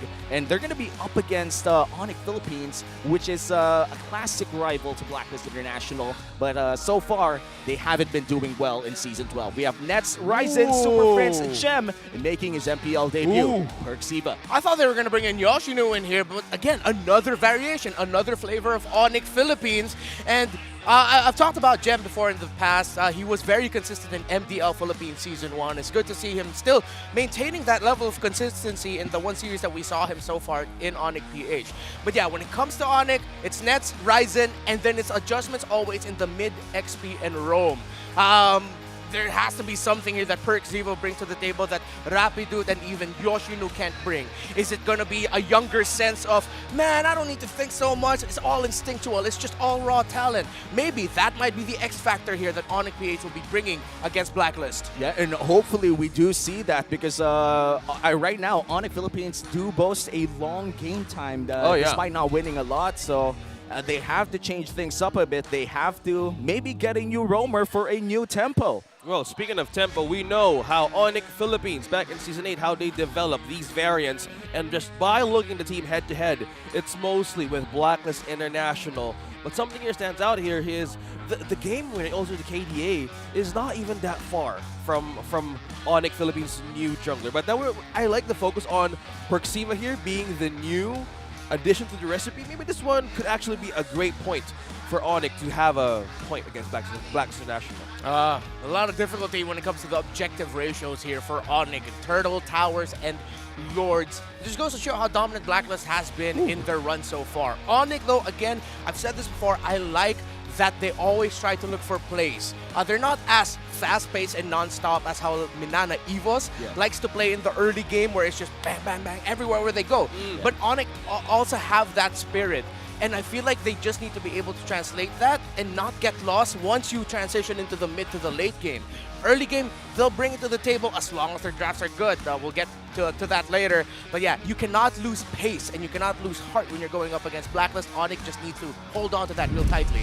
Yeah, and I think Perkzivo going in is a good start, changing the tempo, changing the pace. Having a new roamer or a younger roamer in a sense always puts in a bit of spice, or a lot of spice to be honest, in any old lineup. And right now for ONIC Philippines, I do hope that they find another point here, because being 7th in the league isn't really a comfortable spot. Yeah, speaking of being comfortable, Renegade, the hitman himself, is making wonders for Blacklist International. And with Perkzivo being in the table, a lot of things could be discussed. But now, Red might have a lot of things to break down. You can do it right away. Thank you so much. Welcome back to the Keys to Victory, brought to you by Infinix. First off, let's start things off with Blacklist International. Security guard, shooting guard, it doesn't matter, just go for guard. We've already seen how comfortable Blacklist is and Haji is with playing this hero. It is still undefeated, so come on. If it's available, go ahead and pick it up. He had an MVP performance with it last night. And it's not just the guard, honestly. It's their understanding, Blacklist International's understanding of how to draft more to make sure that they get to empower Haji's picks and Haji's matchups so that the rest of Blacklist International are empowered. So the life of Sensui is easier, Edward as well, and most importantly, Oheb. Now for ONIC-PH, the hit list has to stop. Now we're not saying you have to ban out all of Renegade's picks, you just really have to manipulate the draft in such a way that you end up with a Renegade hero matchup that you can deal with and that you're ready to go up against, and that your lineup can actually give a difficult time. Renegade and his rotations alongside Sensui and Haji are crucial to the success of Blacklist International. Please, you gotta stop that, ONIC-PH, if you want to get the win here.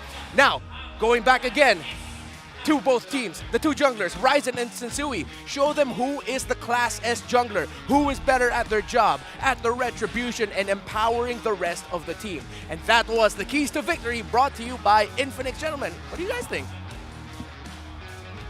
Do like that part where you mentioned empowering your teammates bit, mainly because I do feel like the role of the jungler right now does revolve around that. It's no longer about taking that kill or using 4 dashes in your retribution plus land your Thorngrows or whatever.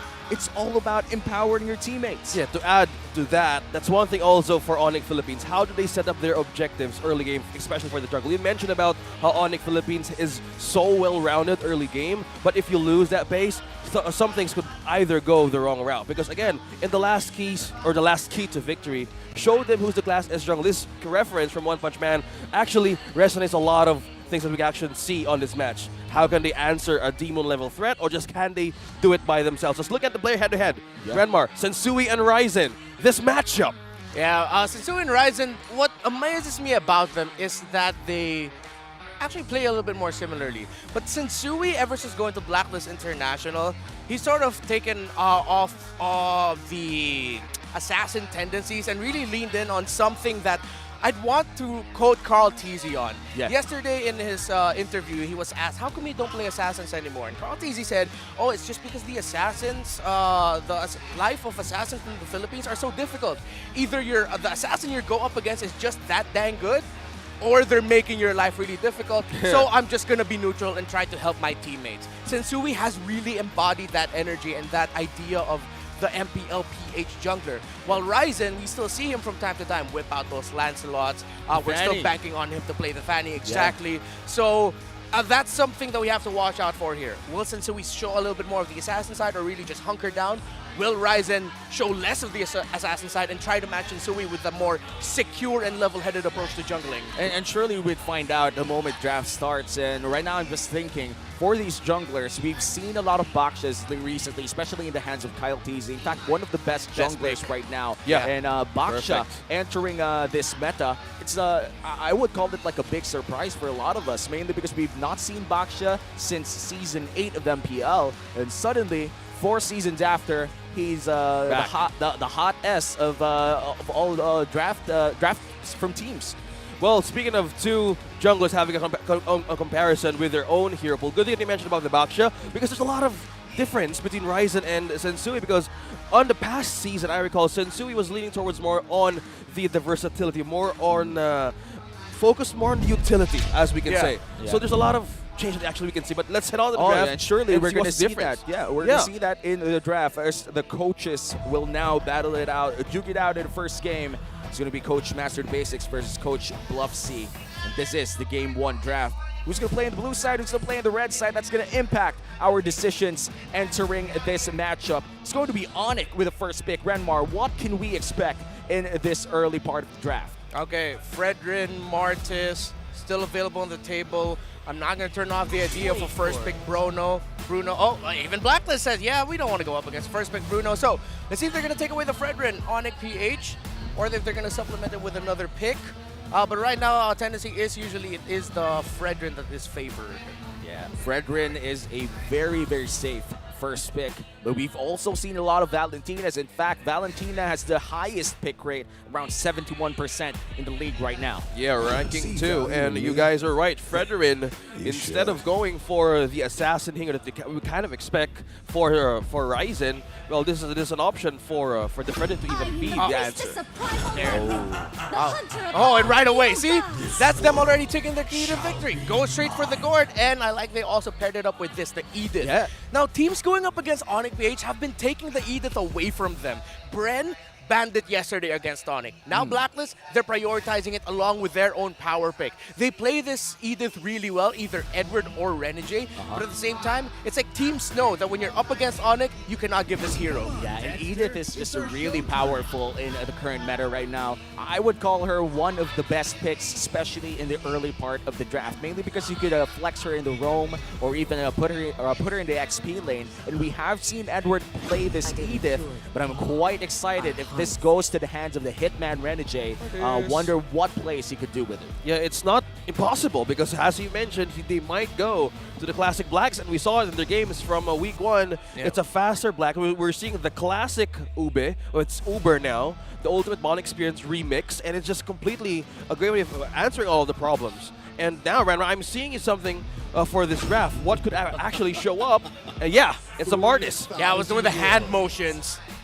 It is a Martis, and it's as expected. Now that's something ONIC has to watch out for here.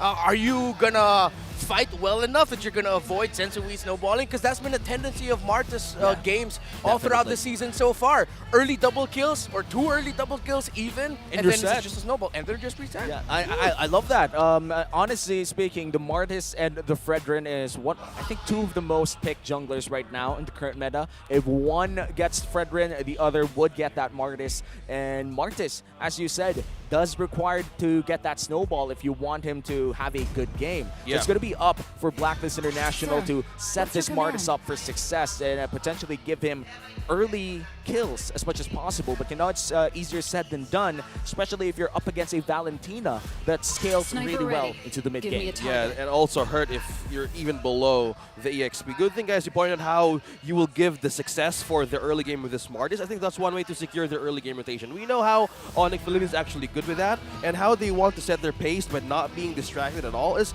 the ban of the Leslie. Yeah. That's something that OHEB has already shown and gotten a game MVP, which contributed to a series MVP for OHEB.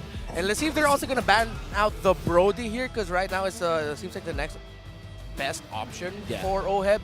They're just going to either have to choose. If it's not the Brody, it's the Beatrix. And then it's one of those two that Blacklist will pick up most likely. Love that you mentioned the Beatrix as well. We do know that the Filipino sniper did get his name mainly because of his gameplay in the Beatrix, with that Beatrix inside M3. But you know, I do feel like Brody would be a better ban right now, mainly because Brody is such a powerful pick against people who would go up to his face. Mainly we have the Fredrin and the Claude, or even the Valentina at some point in the game. Having that reset and corrosive strike would be great, but looks like they're gonna go for the Beatrix instead, targeting the comfort of the Filipino sniper himself. Yeah, I say that's a good ban because there's a lot of distance of poke and burst that Blacklist International can make against ONIC Philippines. I said they're trimming down more of the choice of OHEB. Will they go for the marksman choice now, or will it be a different route for safety? Since they're on the blues, on the red side. Yeah, they can honestly go for the marksman already, but I wouldn't be surprised if they already show their pickup for Renegade, and we'll see where the Edith will end up going. It's just way smarter to get that Renegade pick, as you said, Renmar, because if they do secure that marksman immediately, it doesn't really make sense, mainly because you already have the Claude matchup, and it's no way that ONIC would get another marksman either way. So I love this Paquito pickup, but that does confirm that it's a Renegade Edith. A faster way of rotating with so much knock. Just a lot of CC for Blacklist International can actually be utilized against ONIC Philippines right now. Putting them in the distance, and how will they even maintain their own lane? XP lane has to be something massive. They took out the Rizla. Are they thinking about the X-Board? Or the Lapu-Lapu. Yeah. It's either one of those two. X-Board, Lapu-Lapu. The Terizla is banned, sadly, for Gem, and just one of his comfort picks. But looks like he's going to go for the Arlet instead. We have seen a few teams pick up the Arlet, but it has not seen a lot of success so far in MPL. And there's a good reason why. Recent nerfs on the Arlet had made it, the final slash had made it more visible for people. Difficult to have that surprise. True, no more surprises, honestly. Which was surprising. You know what, you're right. That nerf was surprising, because I do feel like it was a core concept of the Arlet. If you've played the Arlet, you've already made a lot of good plays with that final slash. You know, having that slight delay on that final slash really impacted on what the Arlet could do. But still a very powerful pickup, and paired up with a lot of crowd control, which they do have, the Fredrin and the Trooper as well, resets that passive quite well.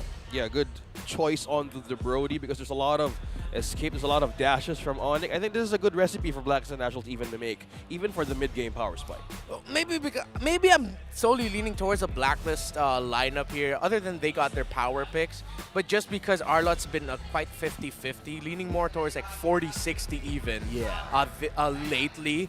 But hey, man, ONIC, they just need to really be careful that they can cross into the mid-game, or that the game doesn't get too far into the favor of Blacklist, because ONIC needs time with their lineup. Yeah, and we have seen the audience prediction. It was 90-10. Before our people out there watching online, you should watch out for our smart power prediction. At some point in the game, a poll will show up. You only have until the timer runs out to comment your prediction with the hashtag #SmartPowersMPL-S12. It's Blacklist International versus ONIC Philippines Game 1. It's our first series of Week 2, day number 2.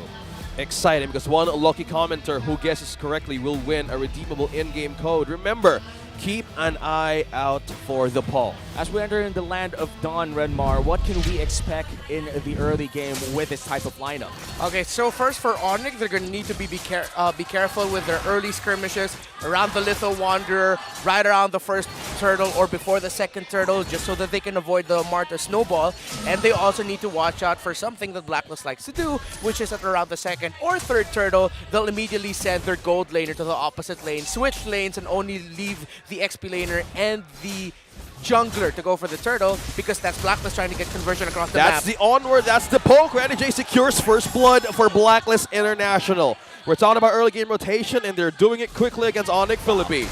The early game damage as well coming in from this lineup is just insanely good. And Blacklist International, they did get that first blood, but in a best case scenario type of way, a kill could have went to Sensui's hands and we could have gotten that early game win condition. And looking at the emblem buildup brought to you by FWD Life Insurance, Renmar, what can we see here that is quite interesting for you?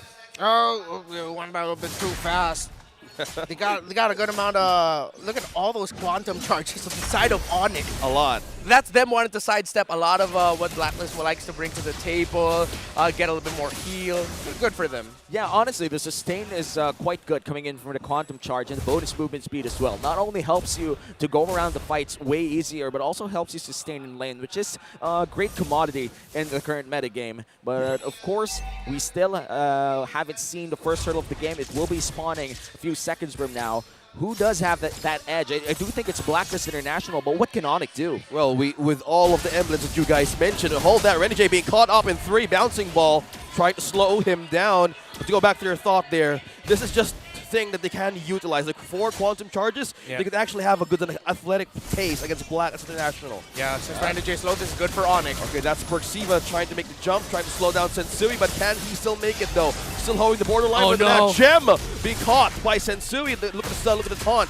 Now ONIC Philippines is guarding their own objective. First turtle of the game goes to the Hedgehogs. Great shot calling coming in from ONIC Philippines. Renmar, how did they secure that despite Blacklist having the lead? Well, they found Renegade in the mid. They brought him low. They sent him back, and that changed Blacklist's approach into taking that first turtle. ONIC just got the job done there. That was a great rotation by them. And now ONIC Philippines securing that first hurdle of the game. It does get a slight... I think a slight, not even a gold advantage, because Blacklist International, they still hold that gold lead, but still a very small gold lead and not even relevant in the early games. And Sui yet to find his first kill of the game, which should be the main win condition for Blacklist International right now. Get that jungler ahead. Yeah, they were actually struggling to get in the beeline of ONIC Philippines made. There's a lot of taunts, a lot of even hold and slow. So with that kind of exchange, you might need that extra poke burst that Haji can do with his gourd. But at that point, it was still missing. So maybe next time around, they will have a greater rotation against ONIC Philippines. That's one way that they can actually secure a kill. And now we are entering the 3-minute mark. Perksiva looking for the play. He finds Haji. That's the Tyrant's Rage with the comeback. 2-man knockup from Blacklist International, but the Ryzen and Perksiva though trying to bounce back for safety. Renegade, an exchange, but Haji burns out his flicker, and as well as Perksiva for that set. Oh, it's interesting what ONIC is doing in approaching this game. They're focusing a lot of attention in the center of the map, just playing around the river. Yeah, speaking of playing around, looks like Edward won't be escaping this one. Gem securing the kill with the final slash. Ryzen, though, still poking Sensui out of the distance. Wow. They're doing it faster now, Womi. That's what we were talking about earlier, Renmar. The crowd control coming in from ONIC and the unlimited vengeance dashes coming in from Gem. So that will be putting that Arlet at 1 kill ahead. And Edward might be struggling over here. Perksiva trying to stolen! block. Sensui stolen! Purple by ONIC Philippines. ONIC are just playing this game so well now. Perksiva, again, he's doing it really well with Super Friends. Their rotations, their timings, their communication is on point, and the pick off onto Edward, Gem just tracking Edward really well in lane, providing that info so that they can either take down or at least mark the Paquito. Yeah, and with that, the gold lead rather is now equalized for our second turtle of the game, and this will be started once again by ONIC Philippines. Blacklist, on the other hand, won't be trying to contest this. I feel like they're gonna give it away. Yeah, I think that would be the right thing to do for the code, because now there's so much siege, there's so much taunt. Even by the item build right now being built on our screens, they need that extra burst, they need that extra poke for Haji. Having this gourd around them is a way to penetrate the backline of ONIC Philippines. Oh, here it is. Speaking of which, top lane gets the action. Oh, Nets receives damage, but still surviving that hit. Yeah, Blacklist peeled off one from ONIC. OEB trying to set that up for Blacklist International. Turtle will be secured here by ONIC Philippines, and now a big rotation come top lane. Perksiva will be knocked up just for a bit. Blacklist International going to back off. What can we expect as we enter the mid-game mark, Renmar? Is ONIC Philippines finally going to be more aggressive? Oh, yeah, they can definitely do that, but then I feel like they're going to be comfortable with just with this controlled tempo. They're not way too excited to get stuff. They're making sure that Perxiva, Prince, Ryzen, or anyone else are together to make sure the setups of the tanks are coming in. And hey, we mentioned earlier the lane switch or the trade that Blacklist usually does at second turtle. They did just that. Oh, NJ! Missed the chance to flicker and onward. What a sidestep. Yeah, also from a conceal. I just have to say that doesn't really work. When you flicker while you're casting onward, there is no animation canceling that will happen. And the only animation canceling that you could do with onward is to actually onward first, then flicker backside. But that takes a lot of timing. So I do feel like Renegade burned that flicker mainly to close the gap, not to land an animation cancel or whatever. Yeah, speaking of having a gap, ONIC Philippines doing a great job in holding most of their front lines. But it's just the presence of Perxiva and even Ryzen on the ranks. And yeah, completely getting on their own objectives. Just on to 7 minutes of the game. Look at Gem and Edward. Slight change in the momentum in their laning phase. We're seeing Edward get out of the river a little bit more than Gem. Gem's starting to feel what usually you feel when you're up against a Paquito in lane, wherein the Paquito is almost always going to get out of lane first. I love how you mentioned that, mainly because the Paquito is just so good in the laning phase right now. I do think that the only XP laner that could actually go up against a Paquito is a export that could space well. Yeah. It's a fair point for you to have this counter, because even on his lanes, just by this hero alone can sustain his own, and yeah, no damage from his own turret. And yeah, just still surviving this. It's the third turtle in ONIC Philippines having their own rotation in this objective. Securely taking another one. 3 turtles in. They go for cross-map trades. Blacklist give that up. They break bot, but ONIC will break top. So in that way, instead of taking the risk, both teams just decided to equalize. But let's see, because that means that's going to turn the focus of the game into the middle of the map. And looking at how things are going, Edward might be in trouble here. Gets terrified. Nice flicker out, though. Yeah, speaking of flicker out, now they're disengaging from the possible takedown of ONIC Philippines.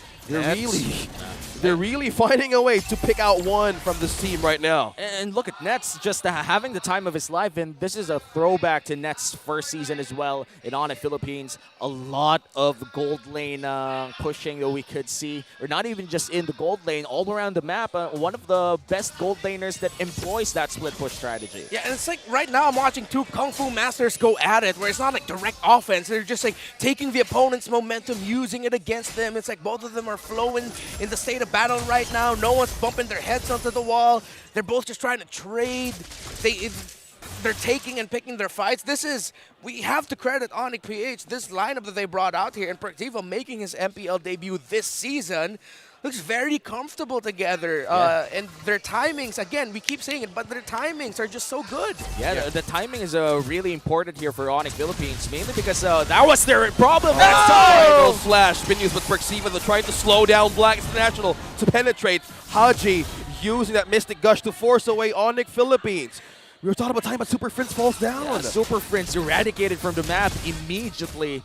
And Blacklist International still holding that burst damage. They gotta respect that. Yeah, man, those little moments where your discipline slips cannot be shown there. That was a slight slip in discipline by Super Prince. A little bit too forward, a little bit too close to the tower. It's like he forgot that he was up against a Gord who could just toss out Gord's bouncing ball thing.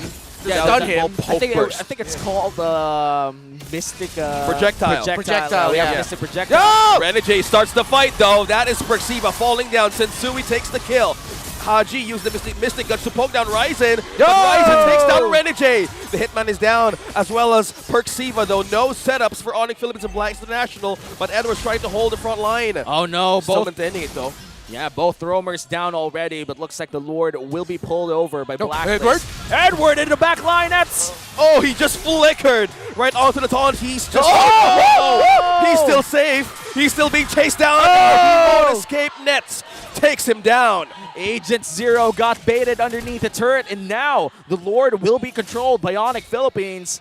Renmar, what did ONIC do there? Well, Nets' life flashed before his eyes, not once but twice, but he really was still looking out for Edward every time. He knew he couldn't be too comfortable, feeling like, oh, I'm gonna get away from this, but then ONIC also covered their marksman really well, so Blacklist again will be forced to go for the trade. They give up this first Lord of the game, while they're gonna go for a tower up top. Again, I'm just so impressed right now with how ONIC are playing this game. Nets is just having a great game right now. Still a perfect game for this Claude as he pushes another turret. And I think this is ONIC's play style right now. Just giving Nets the space to farm, the space to push, and cash in on big fights just like that one. Yeah, even by looking at these items right now, he is completely having his own damage and insurance late game. But even the gold earned, he's on top of the list.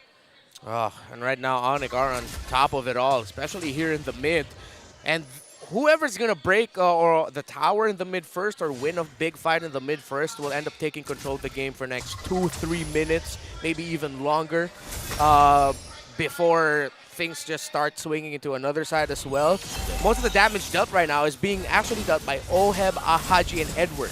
But what ONIC are doing is that they're really counting the abilities of Blacklist International. They're watching out for when they get to use their big abilities. Oh, Renegade being taunted. That's the onward. That's the Earth Shatter. But the follow-up, Haji's going to person down. Renegade, though, still holding it through. Use the ultimate. Now Berxiva trying to find an avenue for a setup. No, use the conceal. And still, they're on to Nets. They're chasing on. Can he escape? Can he escape? He's still living. 1, 2, and punch. He goes down. Edward with the flicker secures that kill, and Blacklist International, they successfully defend against that level 1 Lord push. No inhibitor turrets down, but the one up top is severely wounded. ONIC Philippines, I do believe that they got what they wanted, just not all of it. I was questioning the decision actually by Blacklist to just, hey guys, that's Ryzen, he's a Fredrin, why are you using all of your abilities there? But then now Blacklist have been counting their own abilities. They brought Ryzen down low, but they were still watching in for the entry, especially of Nets, and they were able to counterpunch it. It's like this time it was Blacklist baiting ONIC into doing something. Yeah, and we could see that from, I think if you replay that fight, it was such a beautiful fight despite it being a very messy one. Yeah. You know, sometimes messy is beautiful, and Blacklist International, they knew what they wanted. The moment ONIC Philippines went in, as you said, they cashed in on the Claude, and I'm honestly quite surprised on how many abilities they had left to secure that Claude right after. Yeah, they just want to have a way to just slow down Nets' damage, and from that, but just even looking at the kills on our boards in 3 to 4 in just 30 minutes, the goal is not even ahead by ONIC for Blacklist International having the right tabs on to secure their late game. I say it's just completely even. Yeah, from macro we're gonna go into micro here. Counting abilities, watching for dashes, those big burst damage that both teams have in their ability kits, their control abilities. Those little things can add up to major consequences for a team fight. But now you're also going to look for how ONIC are going to be managing their minion wave management and map management around the Lords, because now because of them leaving that top wave, they're forced to bring Nets back, which gives Blacklist a much better positioning in this Lord. And this is a Luminous Lord, which means it's a high value entering the mid-game. Ryzen will be holding it right inside the pit. All members of both squads already positioning around that Lord area in Blacklist International. Renegade in the Pixel Brush. Berxiva does find Edward, but doesn't really go all in. Still, a very long dash, but looks like they're going to go for the fight. No, the fight now is about to break out, but Renegade used a flicker, and Nets and Gem was trying to look for a way to take down one for Blacklist, but still they're maintaining this pace. They're still holding the line, but who gets it? That's the onward. But Gem looking for a way to take one down, but they're still maintaining the Sensui though, and Ryzen onto this Lord, onto this Luminous Lord objective. Who gets it? ONIC Philippines are here present. Edward from the back. Pincer looking for a way. That's the flicker. That's the follow from Haji though. Ryzen secures the Lord. And now there's action bringing up Oheb. Look at Nets. Berxiva taking that one. Oheb as well with exchange. Nets as well as the damage. Now connecting on to Blacklist International. 2-man down. And they're forced to go back to the base to defend. And now ONIC Philippines, after a long Lord dance, that was a 2-minute Lord dance, were able to secure that Lord, and now Blacklist 2-man down as they push in the mid lane without the Lord. They're trying to force this quite early. Oh man, that was such a clutch moment delivered in a perk cup by Berxiva. That Tyrant's Rage finding out Sensui was massive for ONIC. Massive win indeed. Now still, there's still the base for Blacklist International to even hold and defend. But can they still make it? No, turret up top is left. One more turret to defend the base of the code.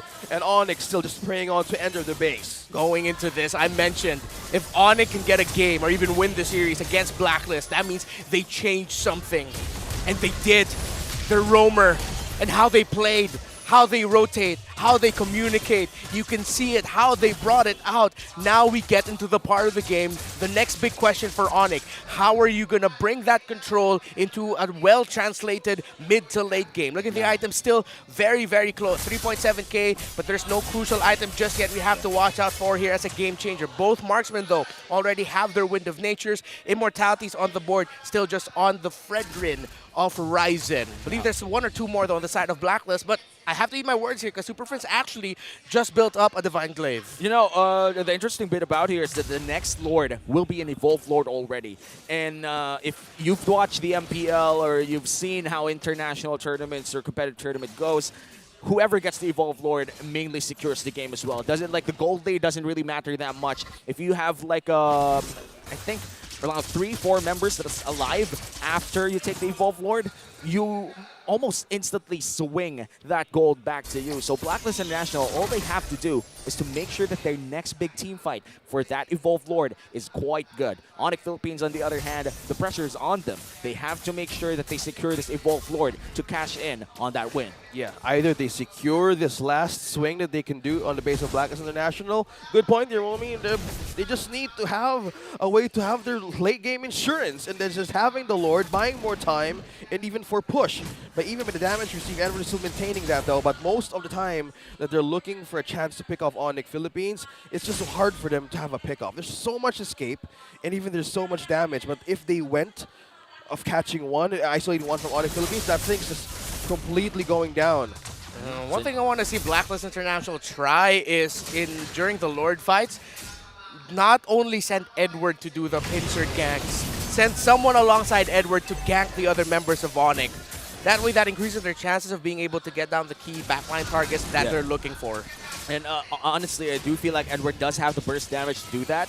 And looks like ONIC Philippines will be the ones to start this. Got caught in the final slash. Now he's down. Immortality pop now. Now he can't escape. Superman secures the kill. Now they're forced to retreat, but they're still fighting it through Edward, right in front. ONIC Philippines. Gem goes down. Oh, him secures the kill. That's the Mystic. Wow. ONIC Net still survives, but still Blacklist International trying to chase down one. Immortality being used. Rising. And they're not surviving that one. An onslaught. Blacklist International bounces back, and now they're taking this Lord for themselves. And we talked about this earlier, Remar. What did we talk about? It's the Evolved Lord team fight completely swinging that goal back to their favor. Oh, ONIC, all of their progress gone in a snap. And it looks like they got too excited that they were able to finally take down that one key target. But I don't think they expected the Blacklist would just continue fighting right after that. They missed their counts. They missed their abilities. They didn't take into account that Haji would flicker forward while Mystic gushing to bring nets down low. ONIC, they slipped yet again.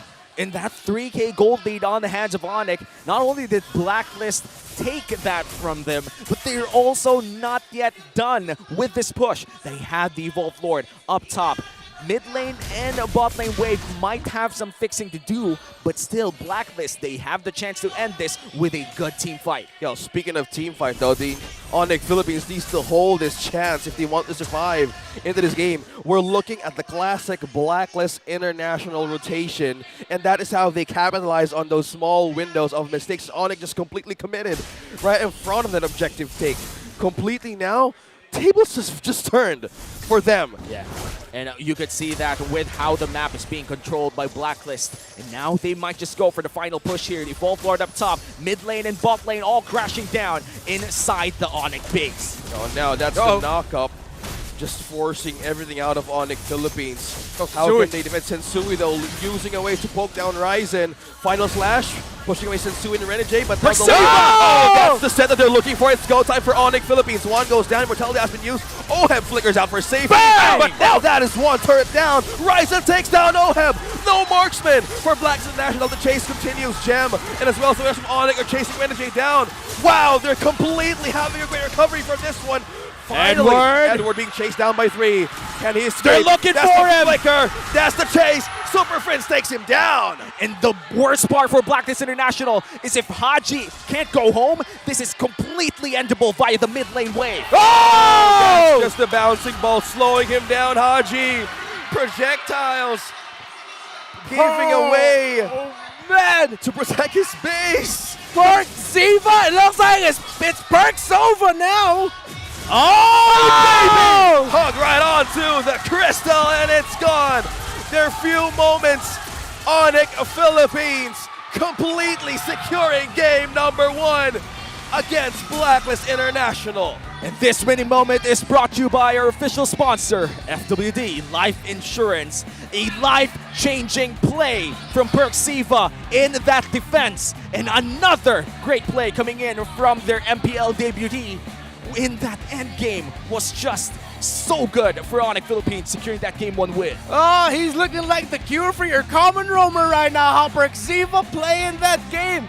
My goodness, back to back. It started with him and getting that Tyrant's Rage. It ended with him getting that Tyrant's Rage. You know that Kufra is good, man. That is how you bounce back. Yes, like a ball. Like a ball, like Kufra. Kufra. Wow, Perksiva on his debut, completely given an answer for ONIC Philippines' mistake just by that and the Evolve Lord. Now he wakes up. Man, wow. That woke up the entire arena. That woke up the entire Philippines. That was crazy. What a performance by that young man. Yeah, and Persiva in this game definitely showed up. MPL debutee, his game 1 already MVP worthy for sure. Game number 2, a lot of focus coming in from Blacklist International would shift towards that roamer. You cannot take your eyes off of Persiva after that game number 1 performance. It's hard. It's hard, man. We were seeing Blacks International even trying to secure that game, even by losing the chance. That complete moments that ONIC Philippines capitalized, and when they had a way to force Oheb out of the team fight, it was just completely isolated for Blacks International, even for them to fight back. And man, part of me isn't even surprised. I mean, when Perks and Irad got to play in MPL Philippines Season 10, if I'm not mistaken, in their very last match of RSG Philippines in the regular season then, even Perks already showed a lot of talent, a lot of flourish, and now debuting for the season again, Perksiva now, still continuing that trend of amazing debuts. Surely we'd learn more about game number 1 as we head on to the breakdown with our analyst Renmar. Go break down game 1 for us. Sure. All right, so I'm gonna have to copy something that Shaquille O'Neal has done before. Like, I apologize, Perksiva and ONIC Philippines. I wasn't familiar with your game. I really wasn't familiar with your game, and now I am. Now I am, Perksiva. Again, going into this, I did mention, if ONIC are gonna get a game or win this series, that means they changed something up. And they didn't just change one thing up, they changed a lot of things. Let's talk now about Gem. There's a lot of highlights here for Perksiva, yes, but what Gem did here to mark Edward all throughout the game and be there as another setup option for ONIC. We mentioned how stable and how consistent he was in MDL Philippines Season 1. Now, he's still doing that here in MPL Philippines, and he gets the MVP of the game. He was the sleeper hit here for ONIC. I know a lot of people in the comments right now and all over the world are thinking, why isn't Perksiva the MVP? But you have to go back here in the performance of Gem and how he was always keeping tabs on Edward and also being the second option in terms of peeling for their backline whenever it's gonna be Perks jumping forward. This pick off onto Edward that we mentioned here, that was actually initiated by Gem because he knew where Edward was. He was positioning well and he marked his man. We know and most likely can assume that it was the info provided by Gem telling to Perksiva, yo, bro, he's right here. Take him down. And of course, just the presence of an Arlot all throughout. We know Arlot to be like one of the mosquito heroes, wherein try your best to stop him, it's probably best if you don't overcommit onto him because it's gonna be a futile effort. He'll have more opportunities to just bring back his vengeance stacks and then reheal and damage himself through that. He also had a high amount of team fight participation, and this just shows another thing that Mpl-Ph changed about their game. They were more cohesive as a unit. Gem always made sure that he got to time his entries alongside with PerkZiva. Though PerkZiva started a lot of the highlight plays of ONIC and those initiations who came from him, it was Gem also following up alongside him. But we also have to credit Blacklist International now for the things that they did right in this game, wherein they also adjusted their team fight approach, became more disciplined and sharpened it up, and they were respecting the fact that ONIC went into this with a much sharper and disciplined approach into team fighting. That one moment where they slipped was the one moment where Blacklist got to turn it around, but then here comes PerkZiva and great follow-ups as well by Gem to supplement that and make it even harder for Blacklist International to fight back. That's why Gem is the MVP of the game. But yes, the world has been reintroduced to PerkZiva. And how he played this game, the bravery, the gusto, and dare I say, the absolute cojones on that man to just go Kufra, Tyrant's Revenge, Rage, and all throughout. You also have to credit Horizon here with his control on the Fredrin. He positioned himself in the turtle fights extremely well. Even though as a Fredrin, most of the times you will consider the option of going a little bit more forward, trying to get those taunts in. He was a bit more calculated here. And you can see in his pattern, in his heat map, he just made his home around the jungle, in the river. ONIC, again, they changed their approach to this game. Instead of trying to force the issue into taking down Oheb, taking down Edward, ONIC have been reading Blacklist International's game and said, you know what? One of the reasons why Blacklist is so good right now is because of how well they control the middle of the map and how well they punish any attempts to take down either Oheb or Edward in the side lanes. So ONIC said, you know what? Screw what happened in the past. What we're gonna do is we're gonna focus on the center of the map. That's how we're gonna win on their game. And that also, dare I say, shows a lot of trust onto Nets and Gem for them to win their lane against Oheb and Edward, for them to manage their lane and their man well enough that ONIC doesn't need to worry that much about the side lanes. And I also liked how ONIC were willing to trade the objectives. Great itemization across the board here by both of these two teams. Nothing too crazy in terms of the itemization and the timings of it all. Expected win of natures, the immortalities, but it's really just how ONIC improved their almost all of the aspects of their game here and changing their focus of the game, knowing that and acknowledging Blacklist, the beating heart of their game and the rotations are in the mid. If you do what you can to disrupt that heartbeat, then it's going to be hard for Blacklist to play the game that they want to. Show them who the Class S jungler was the Infinix K2V for both of these teams. But they showed right now they are Class S fighters all throughout. And ONIC also stopped the hit list of the Hitman because of their central control, made it difficult for Hitman Renegade to get the hits and to get the rotations properly. That's it for the analysis of Game 1. Gentlemen, join me here, will ya? Thank you so much, Renmar, for that beautiful analysis in game number 1. And I can't believe I'm saying this, but ONIC Philippines securing that game 1 means they have the chance to sweep Blacklist. How often can you get to say this? Maybe it could be this once. Maybe in week 2, day number 1, maybe, or day 2. But it's just how they bounce back, how they completely recovered from even that. The problem being stated on Series 1 storyline was, how do they close the game? Yeah. How do they make their way up against even Sensui, who is their own former teammate back in the season, that they completely tried to show their prowess back in the day that they're still switching variants, and now it's completely working for them. Yeah, man, I think a lot of teams going up against Blacklist, man. How do we clean up this code, man? How do we shampoo him? Yeah, that's a phrase in the Filipino broadcast, and the English broadcast doesn't just translate that well. But ONIC said, you know what? We're not gonna look to shampoo Blacklist International. We've got the conditioner. Yeah. And that's Perxiva. And you know, I think Perxiva did condition Blacklist to think that he was not a big threat considering how silent early to the mid game was. First Blood did go to the hands of ONIC Philippines because of Perxiva's play, but I can't believe that the game-winning play and the game-changing play was also in the hands of Perxiva.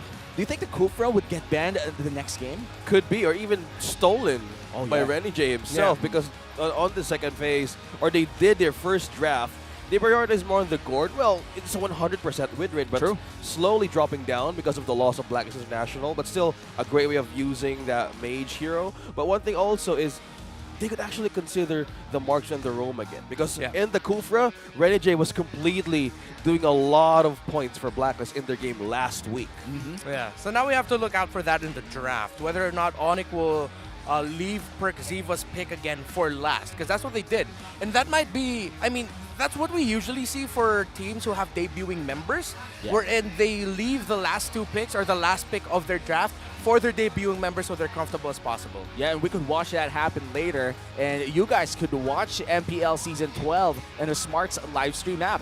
Watch your favorite MPL teams battle it out and don't miss on any of the epic power plays. Download the Smart live stream app now, available on your device's official app store. Game 2 is about to start, but before we head on to that one, I'm sure a lot of our players did come in from the MDL. And what is up in MDL? Well, speaking of which, like and follow and subscribe to the official accounts of MDL Philippines. For Facebook, it's fb.com/mdlph.official. And for YouTube, it's MDL of Philippines. Yeah, and we also do have an MDL meet and greet here in our venue. For sure, a lot of the guys who are interested in watching our professional and development league will have fun the moment they get here in the Shooting Gallery studio. So if you haven't bought your ticket yet to watch MPL live, please do. It's a completely different experience over here. You can feel the energy in the crowd. And of course, you could buy your favorite merch, because every week we do have different teams selling their merchandise here live in the venue. Right now, it's TNC and AP Bren. Have you spent any of your money in our merch shop recently? I haven't checked out the AP Bren merch yet, but their jacket is cool. Even for TNC, man, I can ride in the motorcycle. I think Chantel did already buy the TNC jacket. How about you? Have you spent money in not just for the shops right now, but also the shop last week? Last week, oh no, unfortunately, I wasn't able to. I haven't spent any money just yet, and I'm starting to regret it. Even though it's, like, for me personally, the financially responsible thing. Yeah. A part of me, my soul is crying right now and crying out, please buy merch. Because I feel like I'm going to regret it if I don't. Yeah, I mean, I'm regretting that I wasn't able to buy Echo merch last week. Yeah, so I feel like we got to do something here. Because last week I haven't gotten my salary yet. In fact, I haven't gotten my salary right now. So I'm still waiting for the salary before I get to buy stuff. So here's something what we can do. I got the socks though. Wait, let's put our hands together. All right. Okay. So Womi, follow me here. Okay. Uncle Francis. I know where this is going. Okay, Uncle go. Francis, it's almost Christmas. Yes. Please buy us merch. Okay. Wow. Whoa. You didn't deny it. No. You didn't deny it. All right, clip that. Clip Clip that. that. Uncle Clip that. Francis said he's going to buy us the merch. You know, I posted a video on my Twitter feed, or now known as X. I did not have to do that. I'm so sorry. I'll let you know. No, you're just being accurate. I'm here, But it's OSX. actually literally called the OSX. You know, I've never thought about it. Whenever you do your intros, you've never done it. Like, my name is OSX, and it'll just have that little oomph, man. Yeah, the X Factor on the intro. I should do that. Or maybe even do like a OSX. Dude, I'm Homie's just so creative. OSX, man. OSX. Okay, I'm gonna try doing that in my I'm already third doing series. this in the Filipino broadcast. Whenever I throw it to the analyst for the K2V, K2V. And I don't mind if you do that too, man. Like, a honestly, lot of hand signs from a lot of hand signs. You know, at this point, I'm sorry, I got distracted. We were like talking about 3 different topics at the same time. We were all just talking about merch. Yeah, we were talking about merch. Went to hand signs. Went to you introing OSX. And I was talking about the video I posted in X. I posted like a video. We were trying to trace it back. That's what's happening. So, right now, I did post it back. I posted it in X. I was wearing a Blacklist jersey over an ONIC jacket and an Echo shorts. All I need now is the RSG slippers and possibly the AP brand boxers. And they're not selling boxers, sadly. They're not? Yeah. You had my hopes up. Bro, sorry. I was hoping for that. The black and yellow boxers would look good. Okay, so I had the slides. We had the slides. If ever the AP brand shorts are an actual thing, where are they gonna put the B? True. You know what? Let's not answer that question on broadcast. Let's theorize. Let's theorize. AP brand boxers. I'd buy that. Like, honestly, Echo shorts, AP brand boxers, RSG slippers. What else? TNC socks. Do they have socks? They have TNC flasks. Oh, yeah. Because, again, they're hot and ready for games. That's why I need to rehydrate. Yeah. Yo, the TNC flask is fire, man. Both versions. They have like the cream version. Yeah, from their last season jersey. And the new version, which is the edgy black one. Like the black and orange the one. Goth Mommy TNC vibe. Goth Mommy TNC. Is that what you see TNC's branding as now? I am so sorry, Ingrid. Ingrid is their manager, you know. I'm quite sure that she had a great hand on the Goth Mommy vibe of TNC right now. But Bro. let's enter the drafting phase of game number 2. Their theme is Rise from the Dead, so it's not even far from the concept. No, it's just so funny. Here's TNC with like Rise from the Dead, and here comes Womi with Goth Mommy TNC. Yo, because last season was cream TNC. That was classic 70s vibe. And now, we're entering the drafting phase. Novaria Lancelot out, blue side, Blacklist International. Let's go. I am so happy. Thank just you. being here in the English desk. Thank you, Francis. Thank you, Francis. You're just so vibrant, bro. I love you. You are perhaps one of the most gentle people I've met in my life. And you too, Renmar, a very loving person. That's true. I appreciate that. And appreciate you. Thank you, my guy. 2 aliens already banned. That's Eve and Novaria. If you ban out Uranus, that's 3 aliens. But I highly He's not doubt. an alien. No. He's just a light construct from within the planet. A guardian. So he's not an alien. Yeah, you're technically not an alien if you're from within the planet. Exactly. Oh, yeah, of course. You are the planet. Wait, is he the planet? No, he's on the planet. He could be. I don't know. He could be a guardian or something. Yeah, he is a guardian. He's a light construct, and another guardian is Kaja, and of course, ONIC will take it away. Yeah. Renegade's been fire with that pick. Yeah, true. And Kaja's second most banned, by the way, in the entire league right now. Yeah. 24 times. Most is Eve, which is still very surprising. And Eve as well. It's not a problem for Eve to even just show up because there's always security guard like, oh, hey, okay, no problem. Sir, what's your command? Oh, they're respecting the Fanny. The Fanny, yeah. It's always been a thing. But if you're up against ONIC Philippines, just respect Ryzen's Fanny. Yeah, because I agree. Yeah, it's always like, you don't want to let that out. We have seen it a couple of times. Half of the times we have seen it struggle quite a bit, but they've specifically countered it. And the fact that the Fanny changes the way that you draft is a big problem for a lot of teams that prepare certain compositions. And so far, we haven't seen that yet. And looks like they're going to take out the Baksha. Oh, the B in the Baksha stands for Best in Jungle in Season 12 so far. Yeah, big beefy dude.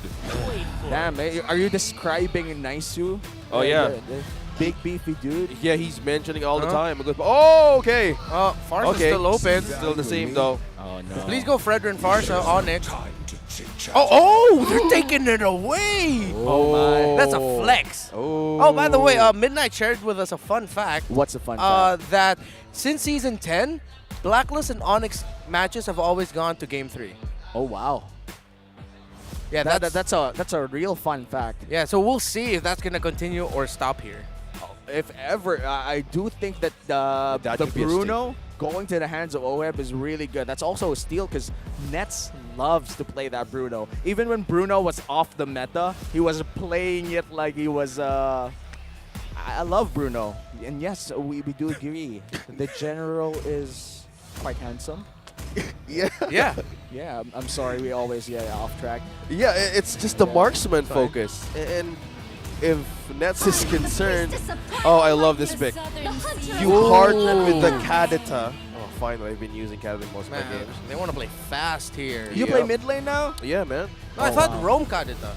Yeah, but I love Kadita down the mid lane. She gives me good win streaks, bro. Yeah, and the fact that you're playing Kadita means that it's a highly mechanical hero that allows you to train even harder. That's the entire reason why I picked up Benedetta as my first hero. Because if we want to train that fingers, age doesn't matter, your joints matter. And now the Edith will be locked in by, once again, Blacklist International. You don't know if it's going to go to the hands of Edward or the Hitman.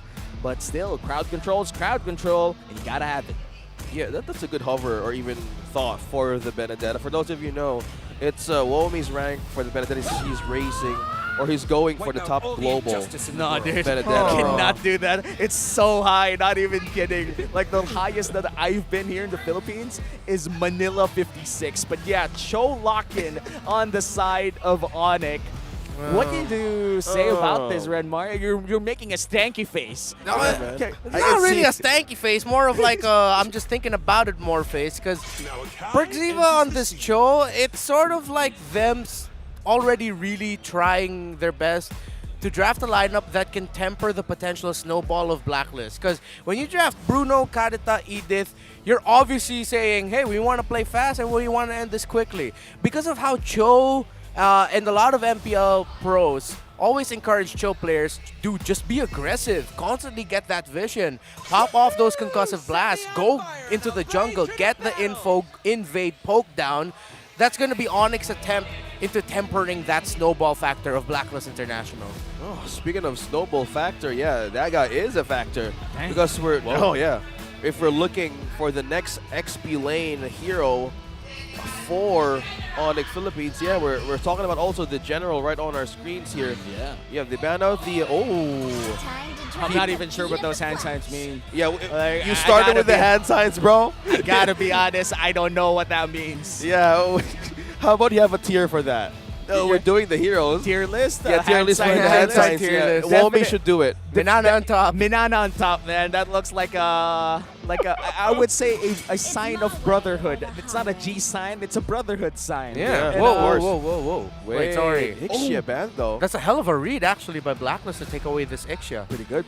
Because when you draft Cho, Fred, and then you show the Gore, there is a high chance that ONIC are going to pick a much more static backliner marksman. So ONIC flipped the script and they go, yeah, we don't need backline, an Eve style marksman. No, we're going to pick up an Irithel. So they also want to be able to scale up quickly and move around quickly. Which makes a lot of sense because you're going to want to do everything to avoid the Edith and the Kadita. Yeah. I do agree that the Irithel does have a lot of movement speed, and paired up with the sprint, just insanely good, especially if you have that ultimate Dragon Spear or the UDG. Great Dragon Spear. Oh, sorry, I upgraded it without knowing. But yeah, it's a great Dragon Spear that adds some movement speed as well. No assess to cap up the composition coming in from Blacklist International. We have Martis and Lapu Lapu. A lot of as a Kadita player yourself, how do you think would it play in this entire composition? Bro, if you make combos yourself with the Petrify, even in your own ultimate, that sets up a great red carpet for Kadita to burst down members of even ONIC Philippines from the back line. You have the Bravest Fighter, you have the Asha Aura catch, and all of this working together and having Bruno on your back line, man, you're considering the damage of a ball, of a soccer ball, and you have the ocean with you.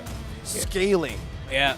Actually, from early to late, they have great scaling. They just need to make sure they always catch the gourd because their poke damage is close to non-existent. Yeah. If the Edith isn't out of her mech form, it's just going to be the Bruno. So that glue pickup. Love it. That is monstrous. That's a hell of a pickup here by ONIC. Wow. And again, it reactivates what Gem can bring to the table. He can be very disruptive. Again, we mentioned here the lineup of Blacklist International in terms of the poke.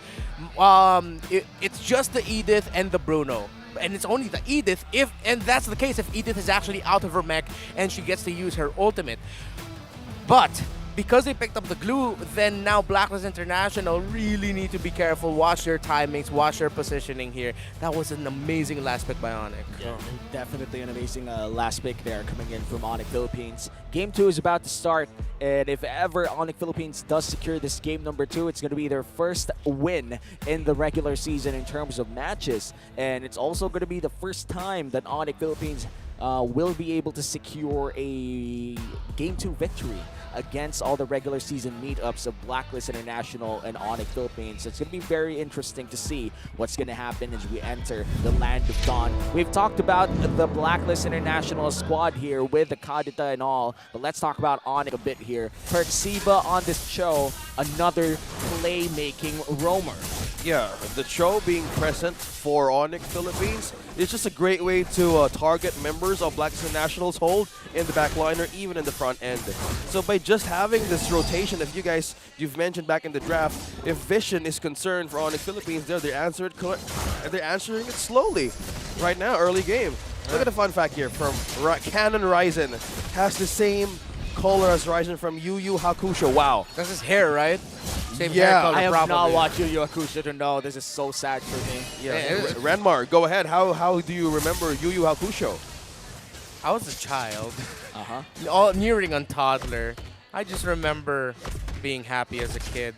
I kind of miss it. Oh, look at all those ruptures on the side of Blacklist. Now they really want to scale fast. Yeah, so again, this like the early game builds of early game builds. Yeah. Adaptive penetration. We mentioned it in the draft that their lineup is like that, but they also adjusted their emblems for it. Oheb, Oh no, Oheb, big chase. oh Ryzen and Nets trying to secure the kill. Oh! He goes down, and that's Nets getting the first blood for ONIC Philippines. This is so good for ONIC Philippines, mainly because you want the Bruno to be ahead at the early parts of the game. That's why you're picking up a lot of ruptures, just making sure that you have that early game damage. But ONIC Philippines, with that rotation, Renmar, they've secured that early game lead for the Irithel. What can OHEB do or what could Blacklist do to put this Bruno back in the map? They're probably going to call for a lane switch early on, maybe in the second turtle. If not second, maybe into third, wherein they'll give up either the second or the third turtle, one of those, and then just go full all in on clearing a lane alongside OHEB. Well, speaking of clearing lanes, XP lane, though, also gets the advantage here. We have 4 players right onto this lane, but the focus for its objective goes to Ryzen. And now the follow-up goes for Perksiba. That's the way of the dragon. No follow-up, just trying to peel out Sensui. And that's ONIC securing the first objective onto this game. ONIC Philippines able to secure that first turtle. Just like game number 1, they were able to control those objectives. And I do feel that the entry of Perksiba is also affecting the way that they form their lineups around those objectives. The way that they do it right now is just so much better compared to their other iterations. Yeah, and that's what we were talking about here with the Cho pickup. You play aggressive, you play non-stop, you get info, you keep going into the face of your opposing jungler and opposing roamer, because that opens up so much space for your own team, especially around the objectives if you're going to time it around that. Forcing the flicker outside of Super Friends. You know what? I just want to say, gentlemen, it's weird that we now live in the Philippines where Gord is no longer undefeated. Oh, man. Oh, yeah. Yeah. True. That's actually one loss. The one loss. But, you know, it's also I think it's already a miracle that Gord is in S tier pickup right now. If you think about it, you know? It's the true damage, man. It's true damage. We've always thought about Gord and I don't know. That's our just good sound effects, bro. And Naisu is actually going, what do you mean you don't know? Yeah. We've seen it from him, but only from him. But, you know, at least pro players are doing it. Yeah. But, you know, Naisu, former top 1 global Gord. Salute, you know. Man, he's just the perfect man, isn't he? Big respect, you know. Yeah. Big respect. He actually has a board in his own room. What's a board? A board, Gord's board. Oh, yeah. Wait, an actual Gord? Wait, Yeah, was he there an had it- actual Gord board merch line? No, he actually asked someone to create it for it's a custom Gord board. Wow. Yeah. and I should he- ask that same guy that made that Gord board to make me a Benedetta sword. Oh yeah, bro. Because right now, I thought you'd say a full-on Benedetta figure. No, you know what? Life size. Life size? yeah. Is it wooden or inflatable? Oh, it's okay. So the turtle, it looks great positioning right now from Blacklist International. Actually, no, ONIC rather, excuse me. That's Blacklist, they might go pitch a maneuver. Oh, they found it! Oh, that's the way of the Dragon Flicker combo. That's a follow-up with Super Friends. Now Renegade falls down. Perksiba takes the kill. Now follow from Haji. That's the bravest fighter. Connects onto the back line. Now with a follow-up, the damage connecting. Super Friends falls down. Haji takes the kill. And that's the back line entry. Follow-up, though. Edward still taunting. Being taunted. That's a knock-up onward. Earth Shatter doing the work. Knocking up 2. Now that's the second turtle up for the grabs. Oh, That's the boy. way. Oh boy, Edward, that's Not the done. onward, that's the shatter, now completely. Primal Wrath. The damage, that's the Primal Wrath connected to damage, but that's the taunt. The turtle goes to Ryzen. Whoa! ONIC, eyes on the objective. Haji still letting go of Ryzen. Brexiva forced out the flicker from Gem. Meanwhile, Sensui and Edward, okay, securing the line. Ryzen gives a thumbs up. After a long fight, Renmar, they're able to secure that turtle. And they also, I think they did sacrifice Super Prince for that one, though. Yeah, so we expected it, either the second or the third turtle. Blacklist will split their focus, and so they sent Renegade alongside to help OHEB actually to break down the tower in the bot lane, while Blacklist took a 50-50 to contest the turtle. But then ONIC, they just handled it again. There's something about how Perks, Evo, Ryzen, and Super Friends play just seems more cohesive. Alongside Gem, even in that fight. They play so well alongside each other right now. I don't know what it is. We can only assume, but I like what I'm seeing from ONIC. Yeah, I have to agree. ONIC is looking like a different team just because of one person. And that just goes to show that you got to surround yourself with people with the same mind. Oh yeah, even better than you, because that's how you learn. That's true. That's Yeah. true. Yeah, man. Even in life. Even in life, you know. ONIC Philippines ahead now by 200 gold, but Ryzen goes Look at in. that. Being ahead, he knocks down Sensui with a slow, but still surviving. He has the orange. Now, Super Friends, guys, commending this hold even on this minute. Now, the focus is on top lane. They're looking at to slow down OHEB. That's the projectile. Oh, wow. Connecting on to Renegade. That's the slow. That's the burst, right? No! Boom! And taunt and knock up. Renegade falls down. No setup. way, No, OHEB, no! Falls down again, second time. Sensui goes back. And now ONIC Philippines is just completely taken up. So many crumbs to followed by Blacklist. Haji, no! He's trying to still survive, backing away in his turret, still maintaining the defense, but onward from Edward though. Still buying time for Haji to bounce back. Still lives. ONIC Philippines able to secure that crucial kills in the top lane, plus that turret does sacrifice Perxiva, but that flicker Jeet Kundo though, that was spicy coming in from Perks. That was spicy, saucy. It was delicious what Perks Evo did there. I'm Getting starving. that double knock-up, double airborne. OHEB got away, but then he still got stunned, followed up by the Mystic Gush of Super Prince as well. So Mpl-Ph, man, still they're non-stop with it. They play around Perks Evo really, really well. A lot of confidence. Edward, that's the onward, Oh, that's wow. the shatter. Now with the dragon powder, he falls down. My That dude. secures the kill. Haji though looking for an avenue, looking for a chance, but the knock up, another taunt from Ryzen. Haji being immobilized, using the Bravest Fire to escape the wrath of ONIC Philippines. Now Nets is on a spree.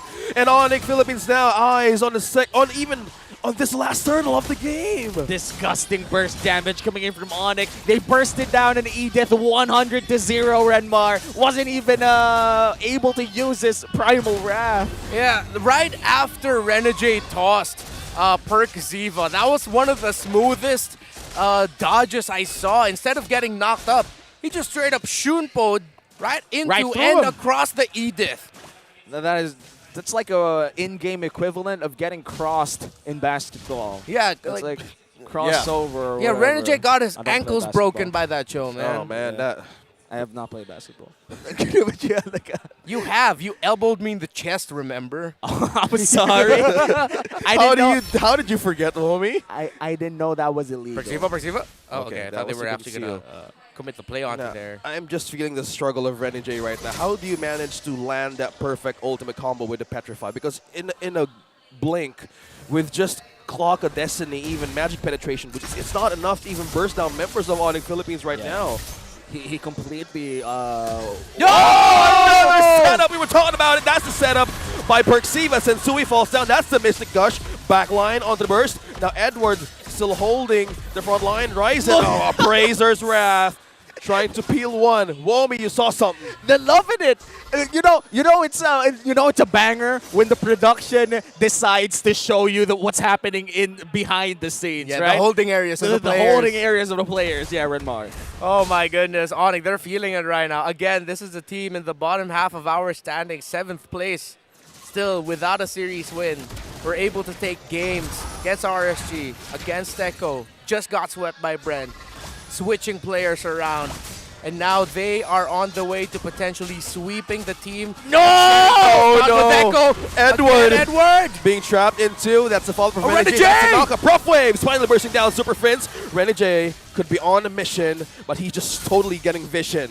Right now, they're still holding the lane. Finally, Renegade gets a kill on this Kadita. The Hitman does get one, and that's a crucial pickup considering that it's already time for the first Lord of the game. A 5v4 scenario here. No Super Friends means a no burst coming in from ONIC Philippines, but ONIC will be the ones to hold on to this Lord anyway.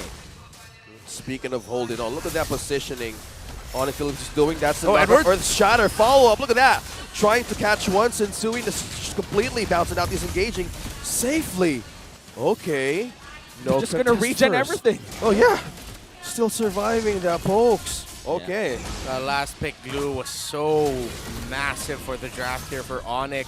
It's becoming a big problem. It's been a big problem here for Blacklist International. Yeah, and Gem has been really good on picks that disrupt the backline, and I think Glue is the best in terms of disrupting people in the backline. Not just backline, but also front to back. And that's the beauty of the Glue with this Lord. Half already, HB, half down. ONIC Philippines, they're going to try to hold on to this and poke down Sensui as well. Oh. Looks like they spotted Renegade trying to make that combo ult work. But they have spotted, they know Horizon. It's just peeling off. Oh, that's the follow. Perksima with the follow with the Way of the Dragon. Edward still flees for safety. ONIC Philippines, they're just letting it. Renegade! Oh, just back and forth. Back and forth. No burst. No burst from Renegade. Now he's on a run for safety as well. Oh, this just trades of ultimates. He's now trying to escape Gem and Nets. That's a flicker. Trying to chase down Renegade. Oh, he gets there! Oh, no. Immobilized. Net secures the kill. And look at the aggression coming in from ONIC. They don't really care if you've already burnt your ultimate. They're not going to stop. They know for a fact that there's no other way for Renegade to escape because he's running that Petrify. And now with that play, ONIC Philippines is able to secure this potentially a Luminous Lord because they did reset that Lord prior to taking it. Oh, wow. Ladies and gentlemen, boys and girls, children of all ages, I think ONIC have finally found the right mix.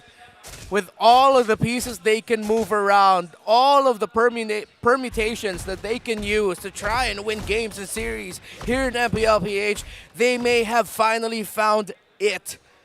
Gem, Perk Ziva, and alongside Super Friends, with Ryzen, with Nets, they are on the way to potentially sweeping Blacklist International. They just need to keep it disciplined and tight. Again, the wave clear here for Blacklist might be a little bit difficult because they're so up close. Not a lot of pokes. While ONIC, they can just run and gun it. What the heck? What the heck? Whoa, follow from the back line. Renegade's looking for a way to take down Super Prince, but he's just by himself, being taken down by the Mystic Gush. He falls down. Oh, another one. Haji from Blacklist, another one falls down. ONIC Philippines, few moments away. And on the camera, on their gaming pod, they are rejoicing, completely being happy of the results. 5-man down for Blacklist International. And they're just waiting for the minions to come in. The burst damage coming in from ONIC Philippines is way more than Blacklist International could handle. And now it's the Filipino sniper, the Hitman in 3. Gem comes in. Oh, Oheb is still holding its base, holding the base, but we're few hits away. Nets is still making it through. Minions! Being in front, using the back line, using the burst. Here comes again. Nets takes down the kill. Haji as well with the exchange. And taking down one. Ryzen falls down. Blacklist with the chase. And now they bounce back. An absolute disaster!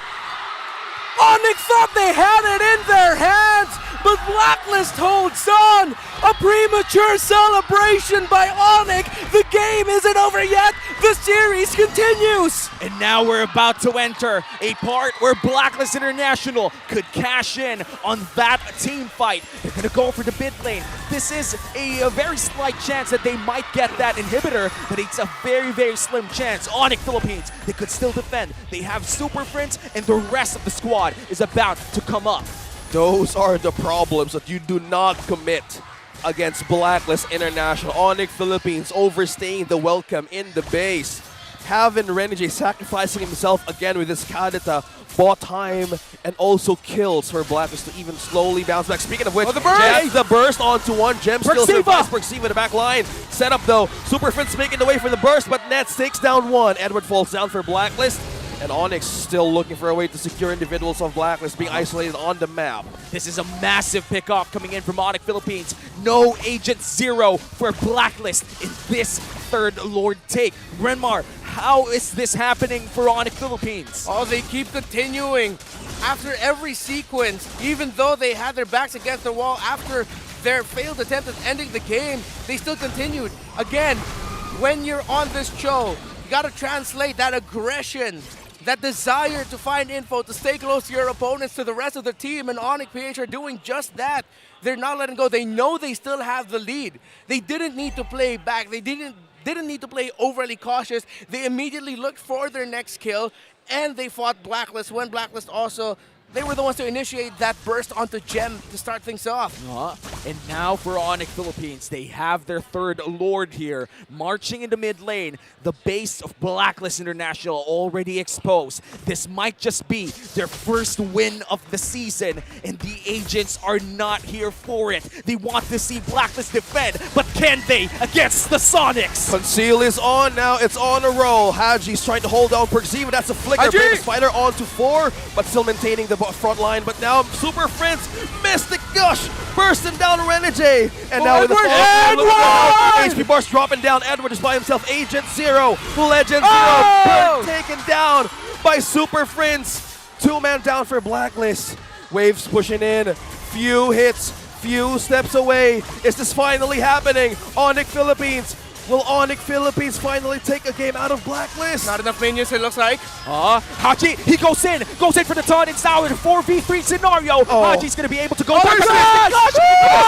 Bursted down Super Prince onto that follow-up, but this time runs Sensui onto the back lines, trying to make a play, but it's not enough. ONIC Philippines, few hits away, and they finally broke the code in the series with a dominating 2-0. This winning moment is brought to you by our official sponsor, FWD Life Insurance. A game-changing substitution brings the first win for ONIC Philippines this season 12.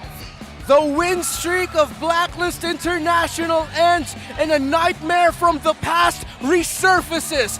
ONIC has defeated Blacklist International. Mpl-Ph have finally found the mix for that first win in Season 12. And what a game was that for Perxiva. Not just game, but the entire series. Perxiva making sure that everybody knows that he is here to win. All smiles here for both squads, and for sure, these people are friends. And Blacklist International, they gotta acknowledge that ONIC Philippines beat them fair and square. That was such a great series. Let's all clap our hands as well for Blacklist International. They did well in this series, and for sure the Agents are proud of their effort, but this is the time to shine for ONIC Philippines. Their first victory in Season 12. Bro, I just gotta recall, you and Leo back in the MPL Rap Battle Season 8. ONIC was the only one who broke the code after 11 straight wins. Yeah. That was Season 7. No, Season 8. Season 8, Season 8, yeah. Season 8. Yeah, you're right. And it's just ONIC Philippines doing the magic again. Yeah. Again, this matchup, even though the players and the names have changed around it, there's always the roots to look back to, the history of these two, from all the way back in MPL Philippines. Wow. Season 8, 9, 10, you 11, know? Yeah, All that. And honestly, that entire series, we were always going for ONIC Philippines having a slow game, but this was an ultra-fast series from Perxiva. And that game is brought to you by our official sponsor of MPL Season 12, Infinix Mobile. Bringing you an ultra-fast gameplay with the Infinix Note series. What a game for ONIC Philippines, and surely they are elated with everything that's happening right now. And ONIC Philippines, what type of celebration is waiting for them? Again, this is a big win for a possible long regular season. Bro, Chef Rabbit is cooking something special later in the booth camp, man. Something spicy, how he started the interview back in Season 12. first interview. Now he's gonna go crazy with the spices this time. Yeah, I'm very familiar with the management of Mpl-Ph. Some great people behind the scenes, and of course on the scenes, from the players themselves, working with this organization. And even though that was their first series win, they're gonna treat this as a massive accomplishment, Yes. and Oh, they yeah. should be. And they should. What they did here to get their first win was to take down the team that is currently second in the standings, shared in points with Echo, but because Echo has that match win over Blacklist, Blacklist went into this day as second in the standings. But now, ONIC, man, celebrate. You deserve the celebration. Finally, that sweet relief and release on your shoulders. The weight of a winless series season so far, finally gone. They finally leave that club, and now MNNE Evos is the only team in that winless club, and it's gonna be up. The ball is in their hands right now. They gotta leave that place. It's not a good place to be in, especially for a 6-week regular season. We are looking at a shortened regular season for Ultra this fast format. regular It's season. ultra fast. Yeah. You gotta make sure that you find that winning recipe for ONIC Philippines. They finally found that, and in fact, we're gonna talk to them in just a bit. As right now, as you said, Redmar, they were able to secure a sweep against Blacklist International that puts them to 5 points right now, coming in from 7th, 2 points. And from 2 to 5 is actually insane. And we're going to learn more about what happened in that match as we go on to the main stage with Mara Aquino. Mara, it's your time to shine. Thank you, casters! Oras na para sa ONIC. Everybody, what time is it? All right, congratulations to ONIC Philippines. Very well done na sweep nyo ang Blacklist International, Gem. Why do you think na tinarget ban ka ng Blacklist to a point na si Haji naglapu-lapu sa mid kesa mag-mage? That was very noticeable. Siguro po baka akala nila konti yung hero pool ko and then baka yun yung nasa plano po talaga nila. Anong masasabi mo naman sa abilidad mo? Alam ko nervous siya nung binigay ko sa kanya yung mic.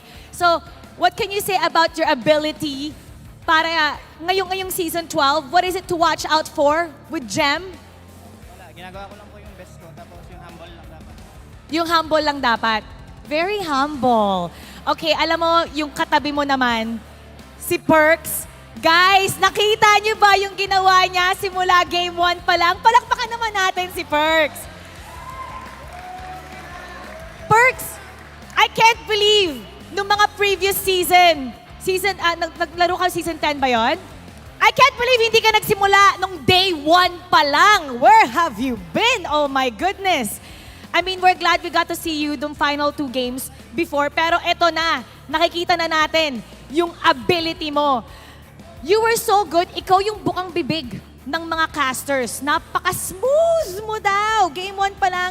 Pagdating game 2, yung show mo. In fact, very noticeable kasi comfort pick ni Rene J, okay, yung show. At ikaw, tinalo mo siya. Meron siya kasing hit list. Hindi ka niya natalo. Sino mas magaling mag-show? Ikaw or si Rene J? Si Rene J po. You think so? Pero sobrang ganda ng pinakita mo kanina. Bakit ngayon lang namin to nakikita? Kailangan ko lang naman po, tiwala sa mga org. Kaya thank you ko sa boss namin, si Madam Lazy. Nagtitiwala sa akin. Very nice. Eto, meron akong tanong. Okay, also, si Rene J, di ba may hit list siya? Hindi kanya natalo. Ang nakatalo lang sa kanya, si JP ng Echo. So masasabi mo ba na almost magka-level kayo ni JP? Wala pa po ako dun eh. Abot po ako dun siguro. Sa level po nila. And we're looking forward sa round 2 kasi hindi ka nakapaglaro dun sa Echo. We're looking forward to round 2 to see how that's going to be. Now, oras na para alamin kung sino nga ba ang ating match MVP. Let me hear some names. Sino? One more time? Okay, let's take a look at our match MVP. Ryzen! Oy, Ryzen! Hindi naka-retro si Sensui sa'yo. Wala siyang retro na napasok. Okay, ngayon, alam niyo ba na for the first time since season 10, according to Midnight, na lagi kayong, pag Blacklist International yung kalaban nyo, laging Game 3. At ngayon, na-sweep nyo yung Blacklist International, nakuha nyo yung unang win nyo this season, at na-break nyo yung win streak ng kalaban. What can you say, Ryzen, about this new team, this season 12? Siguro po yung, nagbago din po yung kasi yung ONIC eh. Dahil po din siguro sa gym. Laging ganado yung katawan namin. Sa gym! Sa gym! Dahil to sa gym. So dahil sa gym, naging mas better yung playstyle nyo and everything. Ano bang meron sa gym? Bakit laging everybody's doing the gym right now tapos parang gumagaling sila sa laban Yung parang lumalakas din po yung hero namin eh. Lumalaki din yung katawan. Patingin nga! Ryzen, patingin nga! Patingin. Lumalaki yung katawan. Nakikita ko, wala kasing jacket si Ryzen nung last season. Patingin nga, tanggalin natin yung jacket. Okay. Tapos, okay. Gusto namin makita. May abs ba to? May abs? Okay. Abs or biceps? Biceps. Sa back? Ano to? Sa back. Oh, okay. Sige, patingin ng back daw. Patingin ng back. Sabi ni Jem. Patingin ng, okay. Kung ikaw, pwede mo lang ganunin. Okay. Maganda daw yung likod mo. Pwede kang tumalikod at mag-flex. Maganda daw yung likod mo. Patingin ang pose pag nagba-bodybuilding sa gym. Makikita yung hugis ng iyong back. Ayan! Congratulations! But I know that Boss A would like to say a few words to everybody. Let's pass him the mic. Yung core kasi ng kalaban, kakampi namin dati sa ONIC. Kasi kanina, di gumagana yung watch nila. Kasi sa akin kasi gumagana eh. Ito ata hinahanap niya, yung retry button. Kasi wala siyang ma-retry.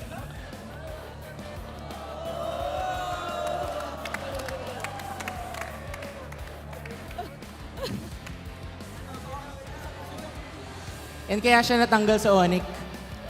Oh! So that is the reason. All right. Boss A was pointing to his watch. Everybody, what time is it? Congratulations to ONIC Philippines. You may now take your bow.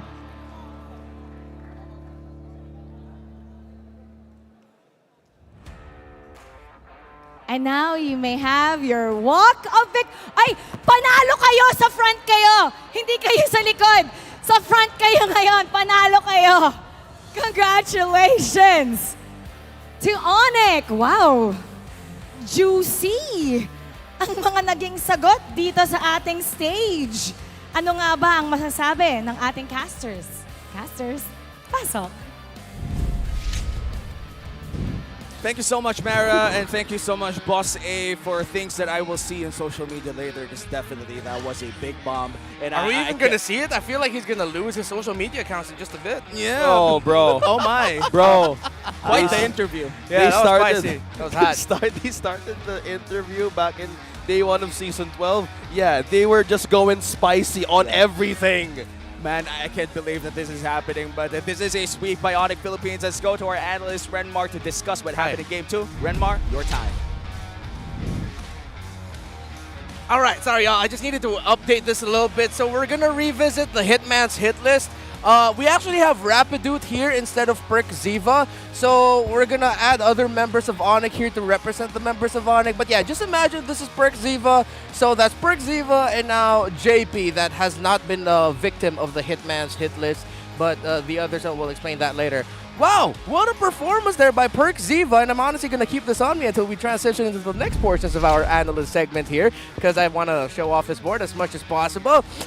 Yeah, what a debut by the young man. A lot of people were probably looking at him to be the MVP of the series, but one of the things that wasn't acknowledged as much is the fact that Ryzen has just defeated Sensui in an insane retro battle for the entire series. He deserves the MVP of this game number 2. And he deserves the series MVP as well with how he knew he needed to get the job done with his objective takes. Get those turtles, get those lords, because Blacklist International love playing around those, and when they win fights and when they win scenarios in here, then it's going to be good for them to actually turn the game around that way. So Ryzen is going to be our MVP of the game, of the series. And now let's go back again to the approach of ONIC for the entire game. So with the lineup that they drafted, again, we talked about it, the Cho was crucial as that third pick because when you're up against a lineup that Blacklist International drafted, again, they showed multiple, make that 4 Rupture pickups as their talents in their emblems. And because of the lineup that they have, having a Kadita Rome, having the Bruno, having a Martis, an Edith, and a Lapu-Lapu, those are lineups or heroes that really want to play fast and end the game quickly. So ONIC read into this. One way that you control that is to pick up a roamer that is encouraged to go into the opposing jungle, get info from the opposing roamer, go into behind enemy lines, not just for pickoffs. Don't always think about the pickoffs in the fights, but just controlling the tempo of the game via information and constant invading in key areas so you can find your opponents and provide the right calls for your teams, and that's what ONIC always had all throughout. It also helped that with the last pick, Glue, again, we talked about it, with the lineup of Blacklist literally being dive and fight, not just because they have a Kadita who literally dives, under the map, but, they like to get close and up to the faces of their opponents. Mpl-Ph, with the Glue pickup, could worry about that less. Still, it didn't mean that it was a total wash in favor of ONIC and the Blacklist had no way to come back into this. We saw that in the later portions of the game, that Edith and all the damage that Blacklist has also translates well into the mid, into the late game when the games are closer. And there were also moments where ONIC slipped up, especially with their attempts to defend it, or end the game rather, before they finally won the big one to finally end it in their favor. So because of that understanding of how Blacklist wanted to play the game and how they have the right tools to counter that, ONIC just played to their strengths. They made what was a difficult game look easy because of their understanding. And we really gotta commend what Ryzen, how he patterned his way into the jungle, not just in the first series, but also not only the first game, but in the second game as well, to really make sure that the efforts of Perkziva and Super Friends had the right supplement. Again, they knew that they needed to take control of the center of the map to control the game. They did that for 2 games, while also adding more now that extra effect of being able to be a little bit more, how do I say this, present in the side lanes by trying to gank OHEB more, by trying to disrupt Edward more, but most of the time it was usually OHEB. Then ONIC just ran away with it. Although there were moments there in the game where, of course, that's something ONIC has to acknowledge now. Their shaky decision-making in some crucial moments. Again, they got a little bit too excited trying to end the game initially. Blacklist International defended, almost wiped them out, pushed forward. That was bad for ONIC. But then they made the right call right away, knowing they still had a 3,000 to 4,000 gold lead to still chase after Blacklist and still continue to fight them to make sure that the control is still on their side. They just need to sort of balance out some of their decision making. In terms of being a little bit too excited to end the game, they gotta chill out. Now for the side of Blacklist International, we've talked about ONIC all throughout. For Blacklist again, they have the scaling, all of that, but then it was just more difficult to pull off. Usually when you see a lineup like this by Blacklist, you're thinking, oh, that's, man, quick scaling. All right. It's not going to be that difficult. As long as the first 5 minutes is good for us, and it's going to be great for us all throughout, which still holds true. But then ONIC just read their game really well. And now that's something exposed by ONIC. Blacklist's beating heart of their game is in the center of the map. And that's why ONIC won the game. They acknowledge that. That's it for the analysis. Gentlemen, join me, please. Yeah, and we did see a lot of action in the mid lane, especially around that board. And I'm sure everybody is just thinking about picking up that hero, especially in this meta. I can't believe that Gord is finally in the meta. But real quick, how you feeling, guys, after that sweep from ONIC? Man, nobody is safe. ONIC Philippines is more hungrier to climb up their stats. Oh man, Legit. I don't know what to expect anymore. Yeah. I love it. Nobody's Dilar safe, was man. right. You know, things like this makes the league more exciting and more unpredictable because you don't know what to expect. Yeah, and now ONIC Philippines jumping from 2 points to 5 points. It's such a big leap for ONIC Philippines. Our upcoming match is going to be interesting because it's Echo versus TNC, and this is something that we would love to see later on. It's the Orcas versus the Phoenix Army. TNC is kind of 50-50 right now, but Echo is definitely dominating as the world champions as well as the reigning world champions. And later on, as we watch that series, surely it's going to be a fast-paced series once again. In the Echo TNC matchup, which players should we look out for? Well, right now we were looking at also Ben Things doing all the work. Back in his role in the Rome back in the season, now he's completely developing everything. Really good. I'm looking for Hesu and Sanford later. Definitely. We've been your casters for this first match. We're going to head on a short break. MPL Philippines Season 12 will be back.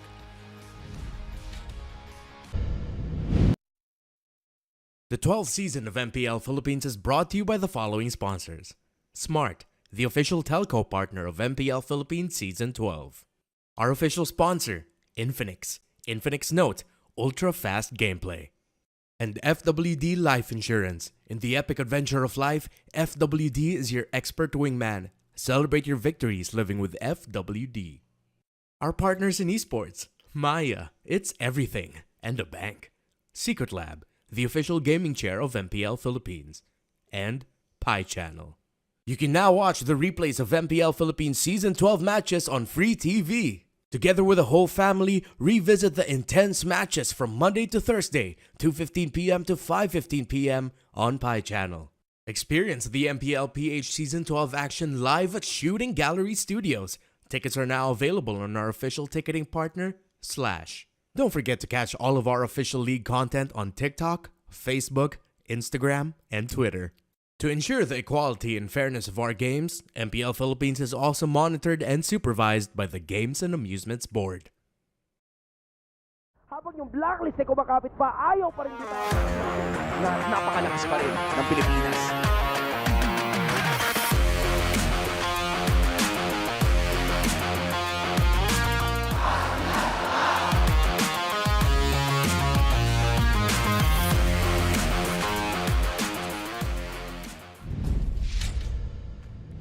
The fastest speed, the widest coverage. Experience it all from the Philippines' best mobile network. That's the power of smart. When you're in moments that matter most, At last, we time. Live them fully with Smart Power All 99. for 99 pesos, get 8 gigabytes of all-access power. To play, To laugh, to love, plus unleash TikTok. and only text. Live in the moments that matter most. Today, with Smart Power All 99.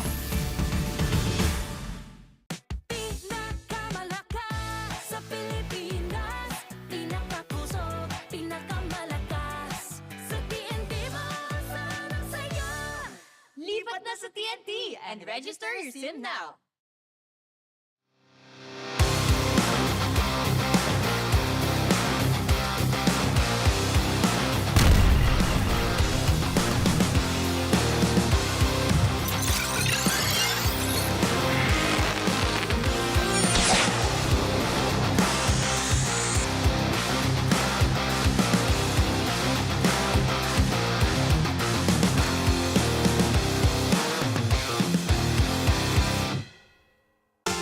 Players, are you G to play Pinoy Money Master for a chance to win as much as 100,000 pesos? Pero wiser.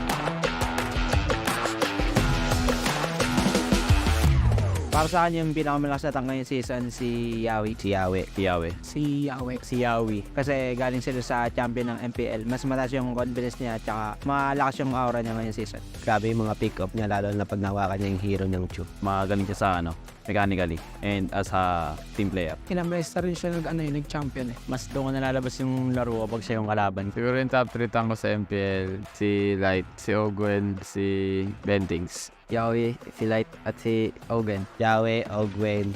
Ako, si Ogwen, si Yawi. Top 3 ko si Chucky.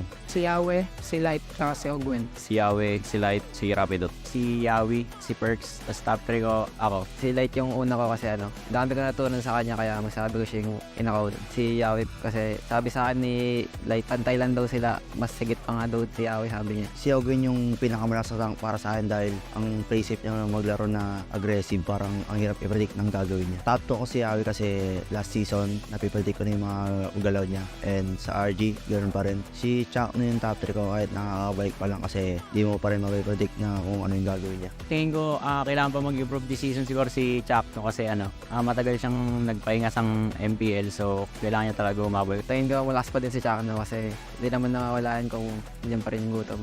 Piling ko kailangan niya pa rin magbata kasi marami rin nakahabol sa laro. Marami na nakasabay sa kanya ngayon. Tingin ko ang kailangan mag-improve ngayong season si Renny J kasi konti lang hero pool niya. Pagtatapatan ko si Chuck, siguro yung mga pinractice ko lang din yung mga papakita ko sa kanya. Gusto ko pang makita yung improvement ni Brusco DR kasi sobrang consistent niya maglaro nung nasa amateur pa lang siya. Kaya hindi ko nasama sila sa top 3. Yung top 3 na pili ko is sobrang aggressive.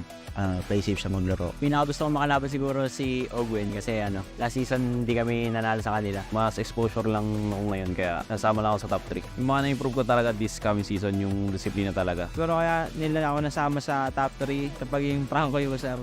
Mahilig tumiktok sa prank ko yung first skill play ka. Hindi lang kasi ako malakas eh. Tingin ko yung lamang ko kay Yawi at kay Perks yung experience ko sa MPL. Si Ogwen hindi ko siya nalagay sa top 3 kasi naglalaban sila sa akin para sa akin si Light at si Ogwen. Sobrang match silang dalawa. Mas naging impactful lang sa akin si Light dahil alos kapareho siya ng hero pool. Sa tingin ko lamang ako sa mga ibang room this season kasi nung last season kabado ako and ngayon feel ko malalabas ko na yung full potential ko. Magagamit ko rin yung experience ko laban sa kanila kasi nakakalaban ko na rin sila dati parang alam na rin yung gagawin ng bawat isa sa akin.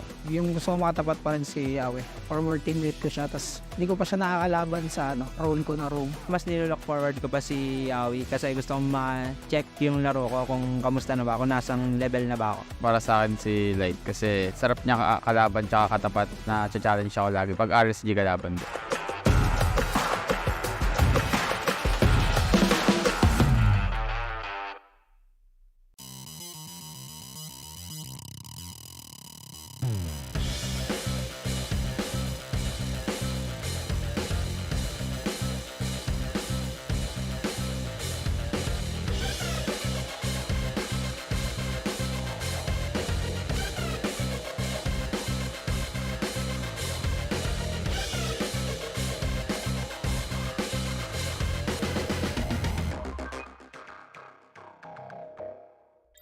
Ako si Oscar Romero, ang IGN ko is Sumpak and ang gold lane ng MNNE Boss. Ako po si Lance Aaron Misa, ang IGN ko po Lansu, explain po ng MNNE Boss. Ako po si Mark Lawrence ng Kabigting, IGN po Bao, multi-role po ng TNC Pro Team. My name is Kent Anthony Baisa, yung IGN ko ay Soul.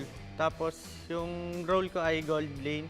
At ang pinasokan kong team ay RSD. My name is Cedric Gil Romero and IGN Yoshino from Mpl-Ph and as a tank roamer. Hi, I'm Jem Lanyuan of ONIC Philippines. IGN Jem, role explain. My name is John Patrick Dagdag. My IGN is Mumukid. My role is Phosphor of AP Brand. Sakto po, nagpapatry out po, naghahanap po ng XP yung Minana. Pinatry out po ako ni Boss D. Yun, sabay naging okay naman po yung mga skill namin. Galing po ako sa isang amateur team and after 2 years po, galing po ako ng TNC MDL Season 1. Nakipag-break po sa akin yung girlfriend ko kaya namotivate ako mag-ML tapos napasok pa ng MPL. Nakapasok ko ng RSGPH, Nung nagkaroon sila nung tryout, sinat ako ni Madam Lexi na nakitaan ako ng potential. Sabay, pinapunta agad ako ng bootcamp para sa mga practice. Nanggaling po ako ng Euphoria MDL nung season 1. Bago po ako mapunta sa ONIC, nag-tryout po ako sa kanila and eventually nakapasok naman po. So yun, nag-start ako sa MDL season 1 as ONIC Arsenals. Then nag-transition ako dito sa Mpl-Ph. Yung nag-post yung brand ng tryouts, nag-register ako. Tapos, nung nag-start po yung tryout, nakitaan po ng potential ni Coach Daki. Ang masasabi ko sa pag-stay ko sa MNNE, boss, parang malaking improvements yung maitutulong nila sa akin. Ang experience ko po ngayon sa MNNE, boss, goods po sila, sabay solid po yung banding. Ang sarap po nila kasama. Yung experience ko sa RSGI, masaya kasi nakapag-practice kami ng 5-man. Masaya din kasi nakaka-banding ko sila kahit papaano. So far naman po, marami akong natutunan as a tank since tatlo po kaming tank doon and nagtutulungan naman kami mag-grow as a team. So far, yung experience ko dito sa ONIC ay yun, maganda naman yung pakikitungo ng mga tao and then bago yung management, then bago din yung mga players. Tapos yun, maraming learnings. Yung experience ko po so far sa AP brand, okay naman po. Mababait na po yung teammates, mapang-asar lang po madalas. Yung pinaka nang ibabaw na feeling yung nalaman kong makakalaro ako sa Season 12 is yung excitement. Parang nasa loob ko na yung pakikipag-compete sa maliliit man na tournaments hanggang sa malalaking tournaments. Masaya po. Nanggigigil po ako lalo ngayon. Lalo na nakapasok po ako sa MPL. Gusto ko pong manalo talaga. Siyempre, sobrang saya kasi 6 years ko pong hinihintay makapasok ng MPL. Yung experience ko sa RSGI, masaya kasi nakapag-practice kami ng 5-man. Madali na lang yung laro, may comms kami, ganun. Parang mas nag-upgrade pa po since nagka-learnings po from MPL kasi nga po ibang league na nga po itong papasukan ngayon. May pressure kasing kasama eh. Kasi syempre yung nilaruan namin is hindi na MDL, maging MPL na. So, doble yung pressure, tapos yung mga expectations ng mga tao, pati nung kasama ko, mataas na rin. Pagkasaya po na MPL, di po siya nagsisink in lahat. Ang alam ko lang po talaga, ang tryout for MDL lang po. So, parang na-overwhelm. Kaya kong mag-adjust sa different teammates tulad ng if ever need namin ng utility, tanks. Team player po ako at bagay na bagay po yung playstyle ko sa kanila kasi setter po ako. Like Terisla, ganun. Yung matutulong ko po sa team ko is kaya ko po laruin ng role. Tsaka sa totoong buhay po, multi-role din po ako. Nag-aaral tsaka nag-ML po ako. Yung madadala kong bago sa RSGPH ay mas gagalingan ko at masigitan ko si Eman sa paglalaro para mapatunayan ko na hindi sayang yung pagkuha sa akin. Ang madadala ko po sa ONIC PhD season is yung game style ko na pabago-bago. Kumbaga hindi nila mababasa yung uniqueness na dadaling ko sa laro. Siguro yung madadala kong this season sa Mpl-Ph is yung adaptability ko, mabilis ako maka-adapt, and then yung chemistry dun sa iba't ibang kasama ko. Yung playstyle ko po kasi aggressive na mahilig makipaglaban sa lane. To be honest, sir, wala akong team na parang ine-expect na parang pinanggigigilan. Parang lahat sila pantay-pantay sa akin. Walang mababa yung tingin ko, walang sobrang taas ang tingin ko sa team na to. Lahat sila para sa akin, gusto kong makipag-compete sa kanila. Sa darating po na season ngayong MPL, gusto kong makalaban doon ay Blacklist. At si Edward po yung gusto kong makatapat kasi napakagaling po niya. Ang taas ng IQ sa game. Ang gusto ko pong makatapat is Blacklist kasi nandun si Aeon, best friend ko po. Tapos pangalawa naman ang Echo, si Sanford dahil dati ko pa siya nakakatapat. Gusto ko maglaban kami sa MPL. Gusto ko sana makalaban yung Omega, si Kelra. Kasi lagi ko siya nakakatapat sa RG. Gusto ko rin matry at matalo siya sa MPL naman. Ang gusto ko po makalaban ngayong season Echo po since si Yawi and halos same kami ng playstyle tsaka hero pool. Echo kasi yun nga, sila yung nanalo nung last time sa M4. Saka sila yung pinakamalakas kasi ngayon, season, tingin ko. Yung team po na gusto ko makalaban this season is yung Echo po. Dahil andun si Sanji, kaya gusto po malaman sino mas malakas sa amin. Supportahan niyo lahat ng teams na gusto nyo, and sa mga supporters naman ng MNNE, boss, abangan nyo kami and gagawin namin yung best namin this season. Abangan nyo ako sa season 12, guys. Papakitaan ko kayo. Papatunayan ko na kaya ko may pagsabayan kahit nag-aaral ako. Sana supportahan nyo kami sa mga paparating na laban at sana i-welcome nyo ako na member ng RSGPH. Hello, ako si Mumukid. Please support me this upcoming MPL season. Thank you. Abangan nyo po ako sa darating na MPL na mapakita at mapatunayan ko ang sarili ko bilang rookie. Hi, thank you for supporting ONIC-PH. Subaybayan niyo po yung mga laro namin ngayong season. Marami po kaming nakahanda.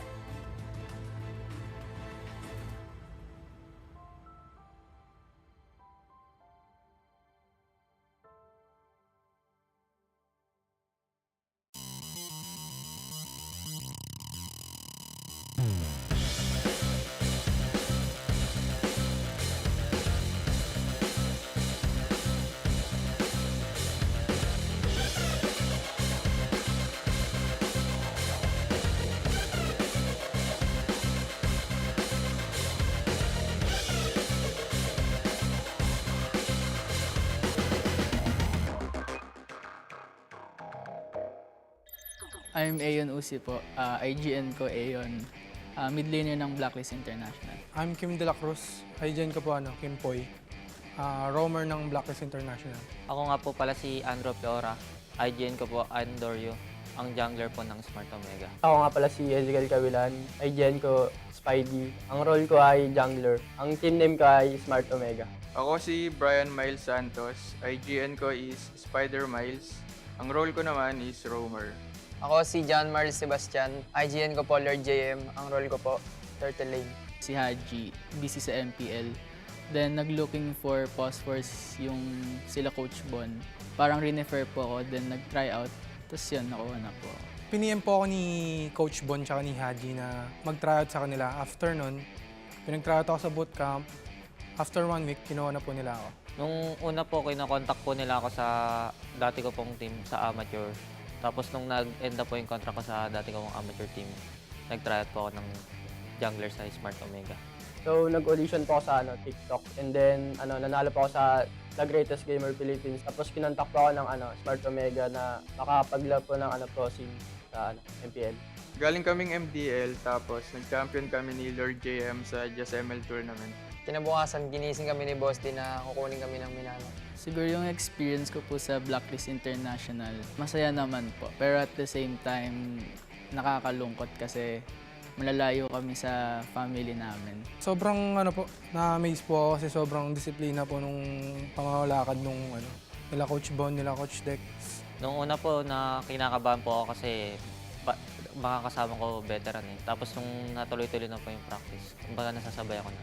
Para sa amin, wala namang bago kasi same cycle lang yung nangyayari katulad sa team namin before. Yung para sa akin naman, onting adjustment lang na ganito pala yung cycle ng pro player at solid din yung bonding kasi mas dumami kami.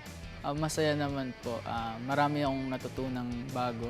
Siguro yung nafe-feel ko lang po ngayon, sobrang excited ako maglaro. Gusto ko ipakita kung yung laro ko talaga. Wala naman po masyadong iba sa amateur team. Kumbaga nasa amateur lang po yung paghihirap pero dito na po ako sa pro para magpakitang gilas pa. Sobrang saya ko po kasi hindi ko po in-expect na ako dito sa MPL. Siguro yung gameplay ko. Out here at the open house para sa ikalawang serye ng Mpl-Ph Season 12 Week 2. Day number 2 ay kasama natin ngayon. Dito mismo sa ating badalikuran ay ang RSG Mista. Say hi to the camera guys kasi of course, we are welcoming you here dahil ito ang MDL Saturdays. We're gonna be starting from my right. Coach, pakilala ka naman and sunod-sunod na yan. Say your name and then of course yung role niya sa team. My name is Cody Banks, head coach ng RSG Mista. My name is King, jungler ng RSG Mista. Rico, Pospar ng RSG Mista. Coach Wright, coach ng RSG Mista. Ex-Nova po, tank ng RSG Mista. The IGN 16, role gold lane. Dre Scofield, jungler. Wayne, XP lane ng RSG Mista. Super MJ, mid lane ng RSG Mista. Chani Boy, tank po ng RSG Mista.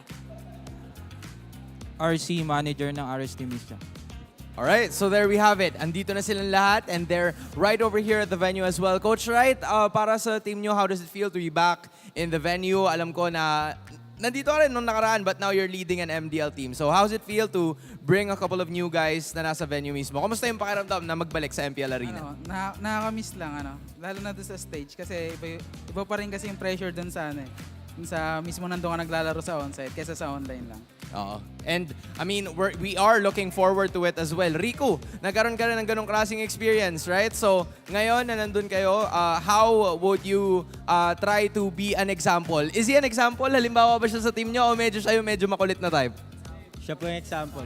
Siya yung example. Okay, in what way ba example si Rico? Try nyong isa-isahin ng konti. Paano ba siya nagiging maganda o maganda lang na halimbawa? Okay, paano ba siya nagiging magandang halimbawa sa team? Si Rico po kasi 'di ba, galing na po siyang MPL tapos parang tinuturuan niya kami ng mga natutunan niya sa MPL tapos Sinasabi niya po sa amin. Alright, so again, that's a very good thing kasi karamihan sa atin ngayon, we do have a bunch of chances na makasama yung mga dating nasa MPL din, and for them to be in the MDL is something na talagang napakaganda. So, now, since sobrang dami nyo, I'm gonna ask you a couple of questions and ituturo nyo lang kung sino. Pagbilang ko ng 3. Okay? Yun lang ang gagawin nyo. So, I'm gonna be giving a chance para mag-allot sa kanila ng time. So, you're gonna be pointing to the person kung sino. Alright? Sinong pinakamalakas kumain sa bootcamp in 1, 2, 3? Alright. Okay. Sige, ibigay niyo yung mic. Ano bang rundown ng mga kinakain mo? Bigyan mo kami ng agahan. Agahan? Oh, anong agahan? Egg. Okay. Pagtanghalian. Sige lang. Sige lang. O mayroon ba merienda or diretso hapunan na? Meron. Anong merienda? 2 itlog, kwek-kwek. Uy, kwek-kwek. Legit, tusok-tusok talaga. Paghapunan naman. Ano po? Hapunan. Paano paghapunan? Hapunan, adobo. Yan, meron pa midnight snack? Wala na. Wala nang midnight snack. Okay, so confirmed. Siya ang pinakamalakas kumain sa side ng RSG Mista. Next question. Sino ang pinakamadalas magpuyat? 1, 2, 3. Okay, mukha si X-Nova. X-Nova, anong oras ka natutulog sa... Inaabot ka ba ng umaga? Nakikita mo na ba yung araw? Alas 6 po. Ano? Alas 6.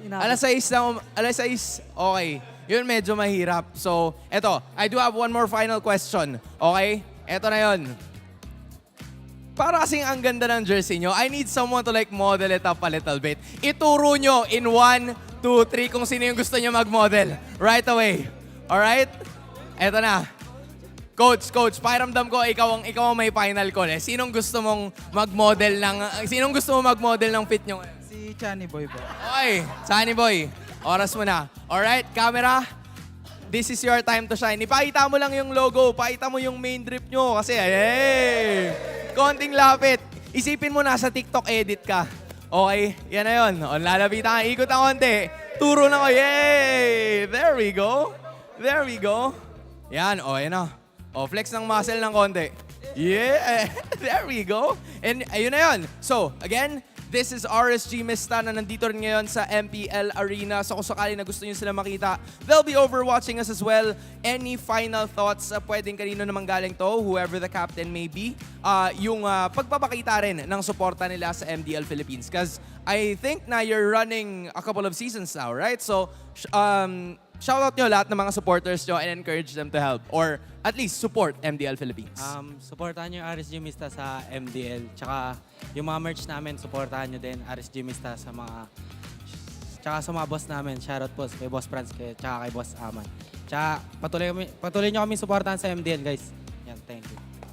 There we have it. Again, maraming salamat sa side ng RSG Mista at sobrang solid nila. They're gonna be going back, guys. Maraming salamat sa inyo. I hope you enjoy MPL Arena because sa pagbabalik natin ay makikita na natin ang pangalawang serye. MPL Philippines Season 12 will be right back.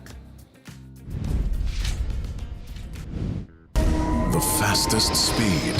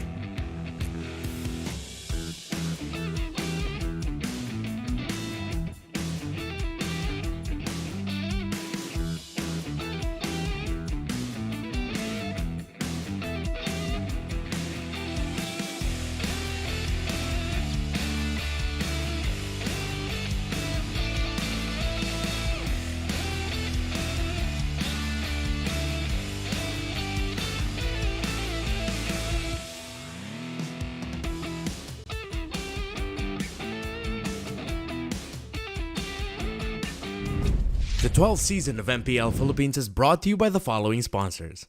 Smart, the official telco partner of MPL Philippines Season 12. Our official sponsor, Infinix. Infinix Note, ultra-fast gameplay.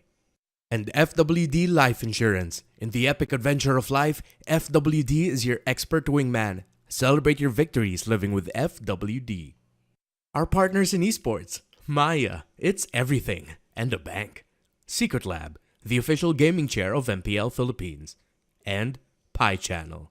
You can now watch the replays of MPL Philippines Season 12 matches on free TV. Together with the whole family, revisit the intense matches from Monday to Thursday, 2:15 p.m. to 5:15 p.m. on Pi Channel. Experience the Mpl-Ph Season 12 action live at Shooting Gallery Studios. Tickets are now available on our official ticketing partner, Slash. Don't forget to catch all of our official league content on TikTok, Facebook, Instagram, and Twitter. To ensure the equality and fairness of our games, MPL Philippines is also monitored and supervised by the Games and Amusements Board. Habang yung blacklist ay kumakapit pa, ayaw pa rin kita. Napakalakas pa rin ng Pilipinas.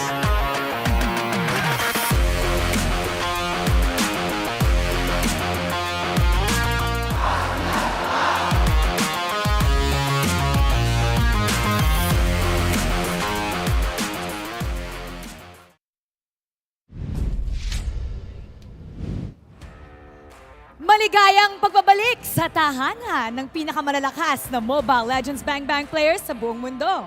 I'm Mara Aquino and you're still watching MPL Philippines Season 12. Matapos natin makilala kung sino ang tunay na Class S na halimaw, magtutungo naman tayo sa tapatan ng Trendsetters versus Game Changers. Who's gonna win this trendy matchup? Is it gonna be TNC Pro Team? Or is it gonna be Echo Philippines? This is gonna be lit. Kaya naman, casters, pasok! It's time for the battle of trendsetters and game changers. Good evening, everyone, from the home of the best Mobile Legends Bang Bang players in the whole world. My name is Umi. With me here is Rockhart and Reptar. It's the matchup between the Orcas versus the Phoenix Army. It's Echo versus TNC. Yep, TNC, what a crucial game for them. We've been talking behind the stages. I don't know if you guys want to hear that, but I feel like this just sets up the tempo for them for the whole season.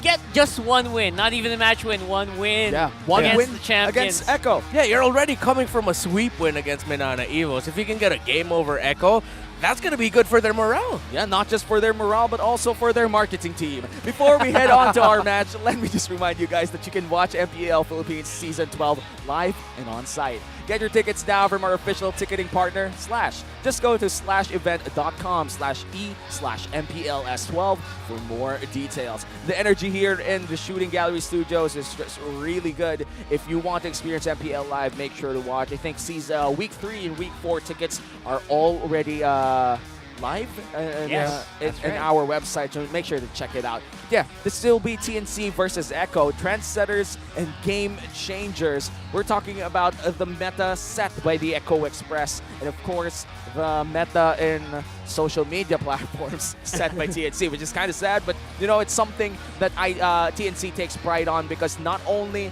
do they bring out the swag with their new jerseys, their new jackets, but they're also putting up results. They're 50-50 in the league right now. They're 1-1 and 2-2 in matches and games. And that's something that is actually very noticeable here. If you know, the jackets are the first thing you'll notice when you look at these guys. But yeah, their results are very mixed right now. That's for TNC.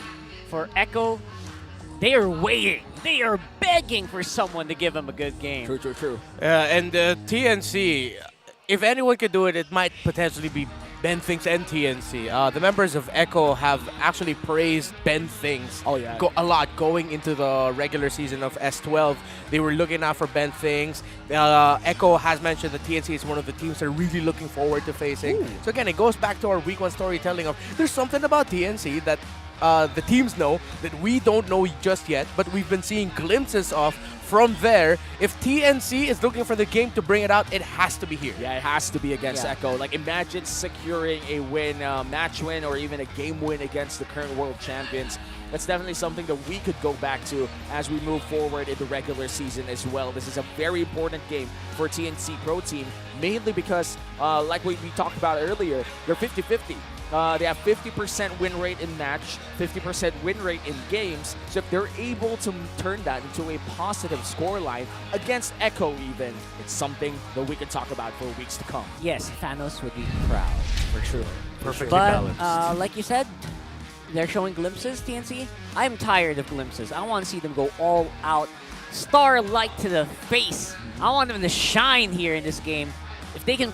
Just for them to prove that they can actually have what it takes right now to make it to the top of the ladder this time around in the season. Yeah, it's the battle of two Drip Kings at this point. I mean, Ben Things in an interview said, we're not only called Dog Kings, we want to be known as MPL Kings. Right now, they're known as Drip Kings, man. Yeah. 2 seasons in a row now, the TNC entire kit has looked fire. This season with their whole Rise from the Dead theme, kind of like it's kind of like Halloween. Yeah, it's really, really cool. You know, I love it. I honestly am just trying to stop myself from just describing it even more vividly. It's such a nice gothic vibe coming in from TNC this time around. Say the line, mommy. Say the line. I just gotta say it. It's say like it. A Gothic Mommy TNC. There we go. That's how there we go. Gothic Mommy TNC is the vibe for it right now. And what we're looking at right now for TNC and Echo is that Echo started this varsity jacket trend, and now everybody's doing it. Even other regions are doing it.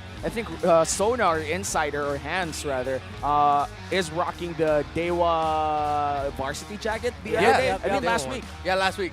Yeah. Also. Who else uses a varsity jacket right now? ONIC. ONIC ONIC, too. yeah. I think Aura also has a jacket. Yeah, Aura in Indonesia. A lot of teams have the varsity jackets. Did we do it first? Oh, that I I'm think- not sure. I don't want to take credit on something that we did Yeah, first. You know? I mean, the Echo That's a jacket. good question. I feel like the Echo jacket became a point of inspiration for a lot of teams. Oh yeah, definitely. But I'm not so sure if they were the first ones to do it. Probably not here not internationally, but in the Philippines, 100%. 100%. Yes. 100%. We're putting it back in the map. And I think at some point in time, windbreakers were the thing. Now it's varsity jackets. I wonder when we could get compression shirts for gym usage. I think the Would brand you wear that here? No, we wouldn't? can't wear that here. I wish we could. I just want to say, Rockhart, Homie's been bringing up like shorts or boxers for Bren since earlier. I don't know why. He really wants Bren boxers. He needs it. He needs need it.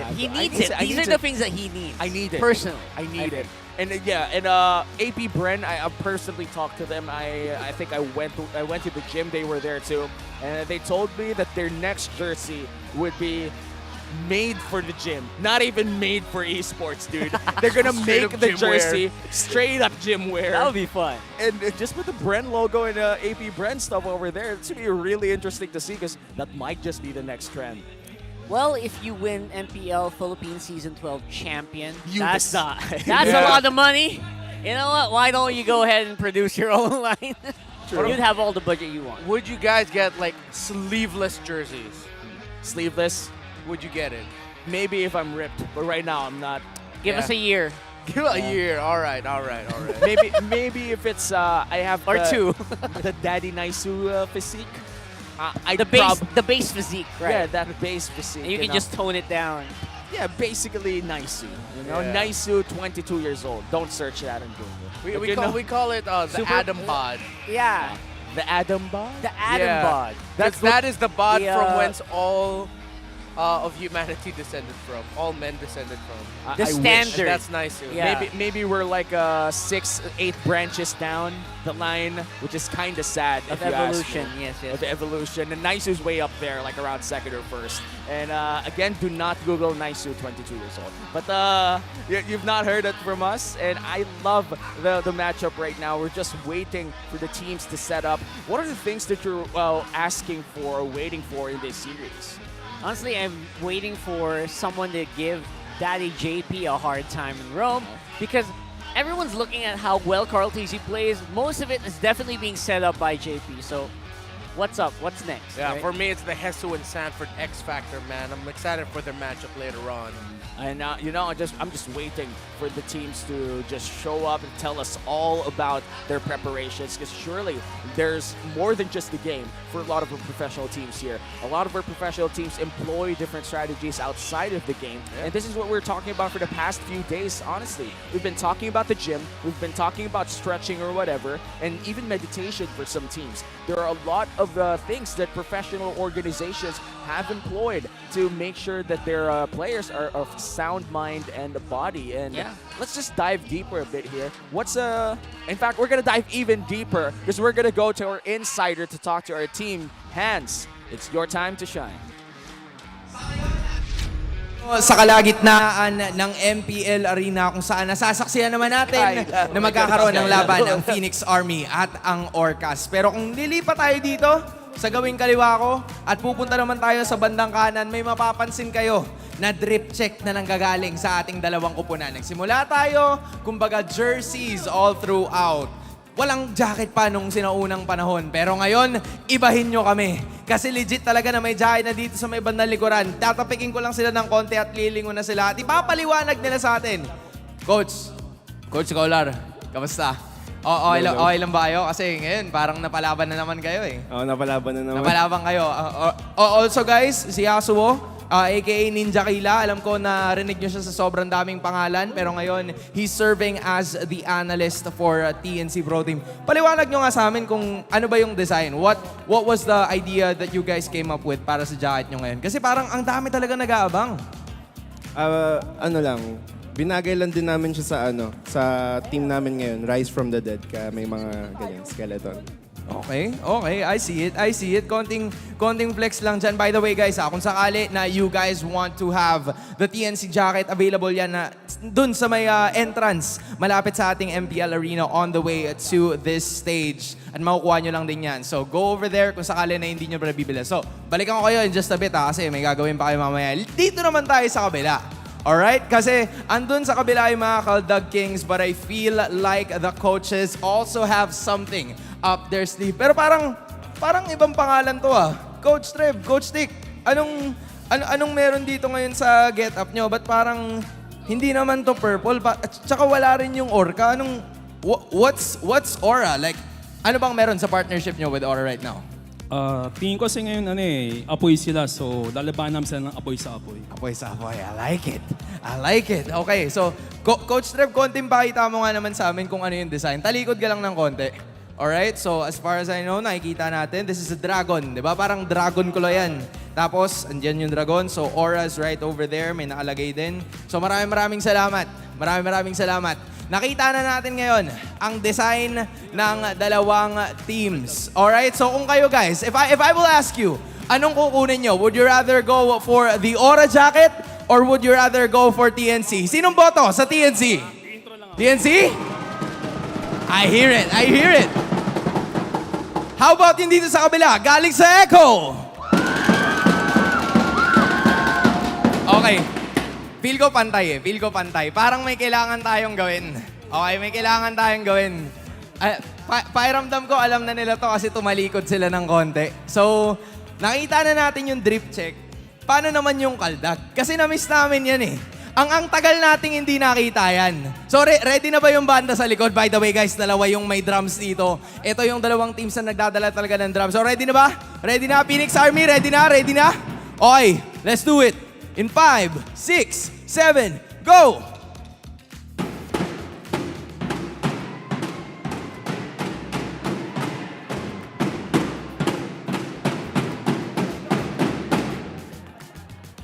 Ngayon lang ako nakakita ng cheerleaders na kumakaldag. TNC lang ang tanging gumagawa niyan, ladies and gentlemen. Okay.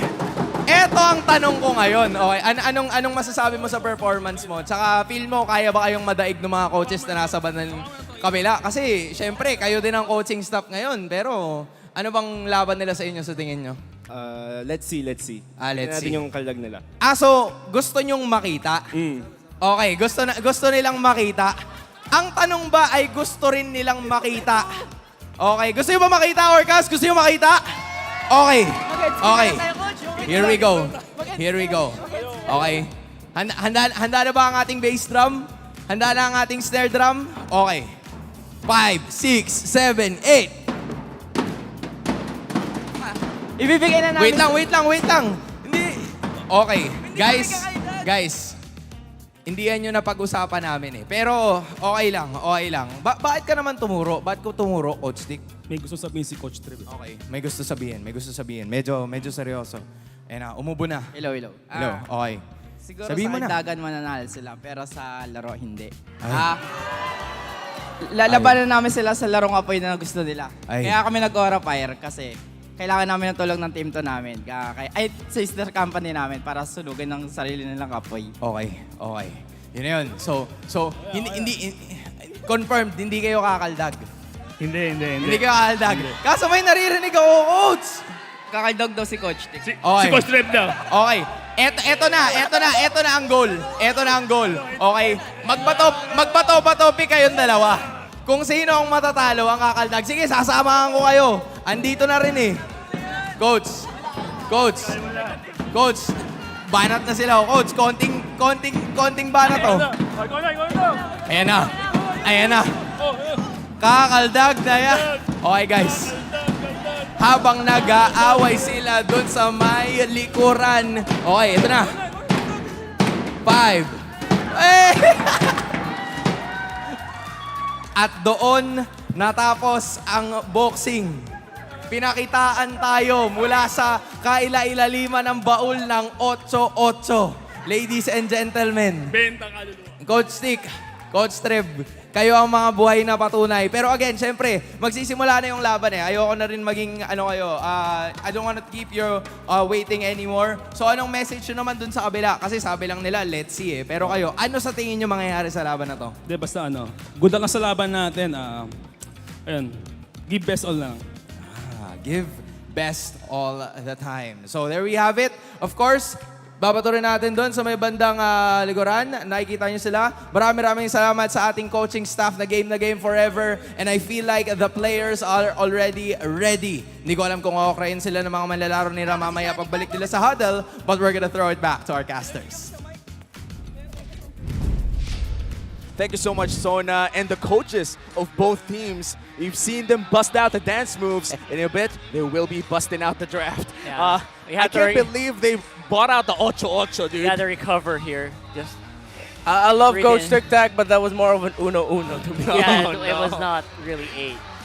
But it was a fantastic effort. At least he still danced, you know? Yeah. Both coaches danced it out, and I think TNC is already quite known to be the entertaining bunch, you know? We've seen them all around social media, all around TikTok, honestly. A lot of their TikToks going viral, but that was such a break of character for me. Coach Tic Tac has always been the stoic coach, filled with tattoos, filled with this, like, overall big brother energy. Yeah. And suddenly busts out that 8-8. That is top tier content. I was half expecting him just to stand there again and just laugh. Yeah. But he did it. He did it. He pushed through. Like he delivered for the Orcas and the MPL fans. And I'm not surprised that happened because he's been dancing so much more in the TikToks that you mentioned, Womi. Yeah, and you know, the players, the fans, they're all entertained. And for sure, these players are already ready to start game 1 in just a bit. But I do think that their jerseys, I mean, we're already talking about it. It never gets sold, you know? This varsity jacket is all immortalized by their M4 win, and now they're ready to go loud and proud. What can we expect from Echo as we enter in this match? Yeah, Echo, they're definitely just gonna tear it up. I mean, there's no doubt in my mind that they're definitely their role, most of their lanes. Almost everyone has like a bit of an advantage, I think, in mechanics. That's across the board here. Maybe with a little bit of macro, they can kind of eke it out, but I still think that Echo, They're champions for a good reason. Yeah, definitely. And for TNC, it's a big challenge for them. And I think this is the healthiest they've been in the entire, for the last 3 seasons after their 3rd place finish in Season 9. This has been their healthiest start so far, going 50%. This is true 50%, 50-50 on all matches and games. Securing 1 win against Echo. I feel like that's the first goal for TNC this matchup. Yeah, this will really determine just how healthy TNC Pro Team are in the earlier portions of our season. Yeah, again, it's still very early, but again, keep in mind, it's a much more condensed season all around. Yeah. So what people are looking for week 3 or week 4, as early as week 2, you're already looking for it. Yeah, and that's the downside for a shortened season. It doesn't really give you that much time to adjust and find that winning way. I think what you are right now is definitely what you're going to be in like before the last few games of the season. Yeah. There's just no big difference, no major patch changes for sure. And I have to think that you already did your prep work before the season started. And definitely all of these teams are already prepared. In fact, they're about to enter the venue. So let's welcome the Orcas and the Phoenixes as they enter MPL Arena.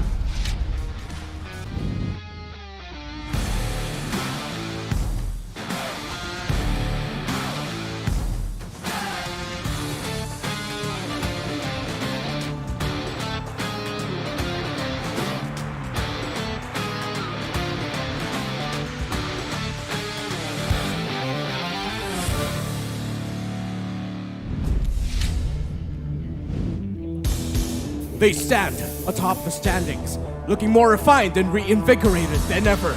Will the Orcas continue swimming strong? They are the champions of the Philippines and the reigning champions of the world, Echo!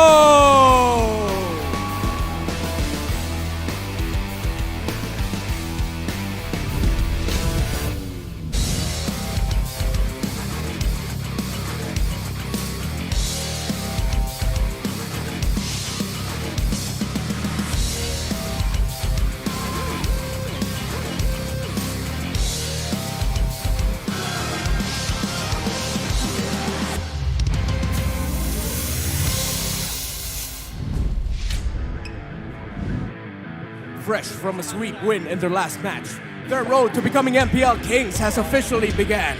Will their resurrection continue? Always rise! TNC Pro Team!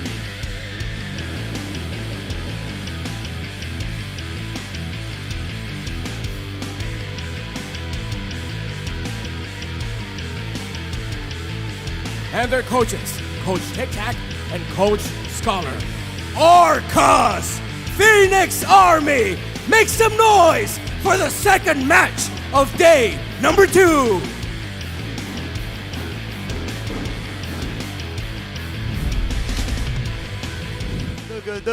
Dug, naririnig nyo na ngayon na ang mga... We witnessed a big upset in our first series, but right now we're already welcoming Echo in our second. We have Benecutie, Carl TZ, Sanji, Sanford, and still in the roam, JP. World Championship teams definitely are something that you have to fear here. Blacklist already, we've seen the upset. Will we see another one today?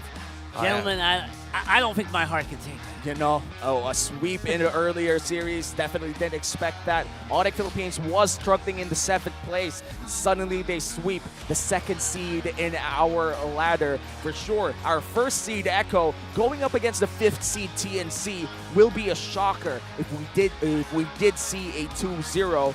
And right now, looking at their stats, it seems very healthy.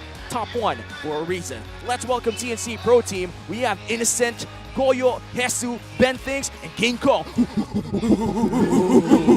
And there's going to be a lot of eyes, of course, on King Kong's performance. Already has a series MVP under his name. Very dependable in the jungle, the roam. And TNC will want to look to supplement his jungle picks with great picks for Goyo and Ben Things. The Ben Things versus JP matchup, there's going to be a lot of eyes there. If I'm not mistaken, that's going to be our focus later on for the keys to victory. Spoiler alert! But Hesu and the Sanford matchup, again, XP lane, XP factor. These two play very similarly. They love setting things up for their team when their roamers can't. Yeah, and speaking of rumors, Ben things, bro.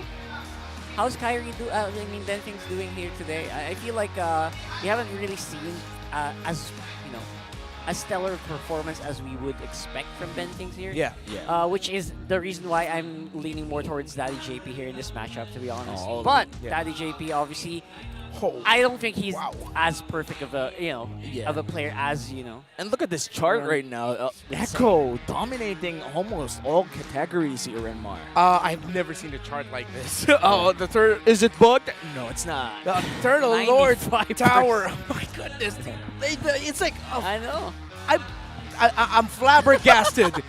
If we're coming from one David and Goliath match to we're going into another one now. Yeah. And then just the stats, that little stat wheel already showed it, proves it. And surely TNC knows this because it's going to be a really tough matchup for them as they fight against the current world champions. And as you said, Rockhart, they're world champs for a reason. And looking at their stats earlier, what do you think is the key factor here in this best of three? I think TNC has to break that Lord control, that objective control around those pits that Echo are just so good at. And Carl TZ has proven he's not just stuck on the Feather, and he's just not stuck on the Baksha. He's proven many times over that he can play a lot of different heroes who will specify, who will actually prioritize that area control. And that's, again, supplemented by the hero pool that the JP has, which is why I'm such a big fan.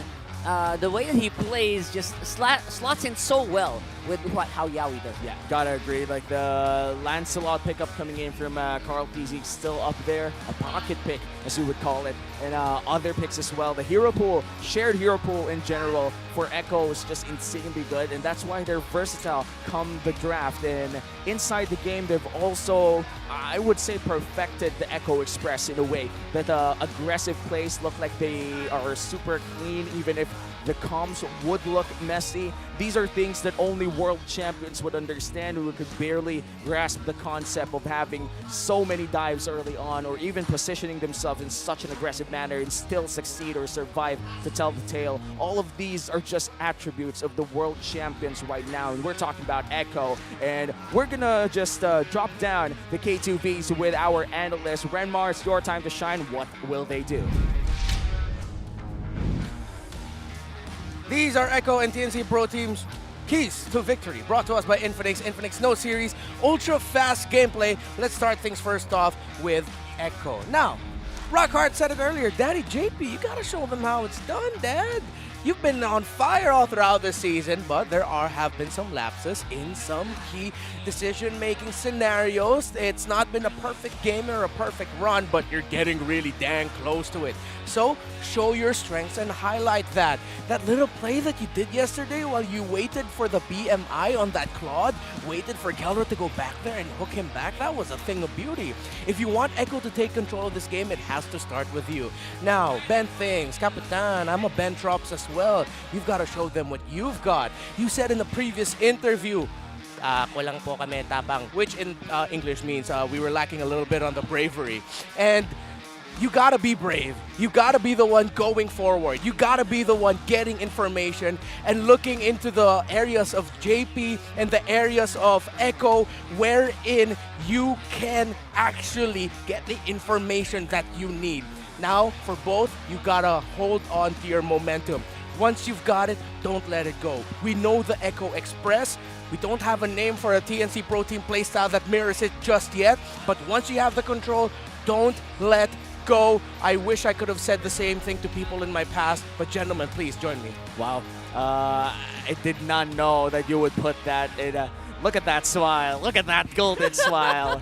It wasn't you. It wasn't you, man. It wasn't your fault. You could have done nothing more. But at this point on, though, TNC, they are yet to show us a signature play style. But I do have to say that I want to echo the idea that Rockhart said. Ben thinks we know that he's a superstar in his own right, a genius, and someone that a lot of other professionals also look up to, but he hasn't really showed that yet in this season. I think he has more to bring up. And in a regular setup, let's say we don't have the superstar Ben Things aura, we would say that he's doing good, he's doing average. But we know that Ben Things is more than capable in doing more than what he's doing right now.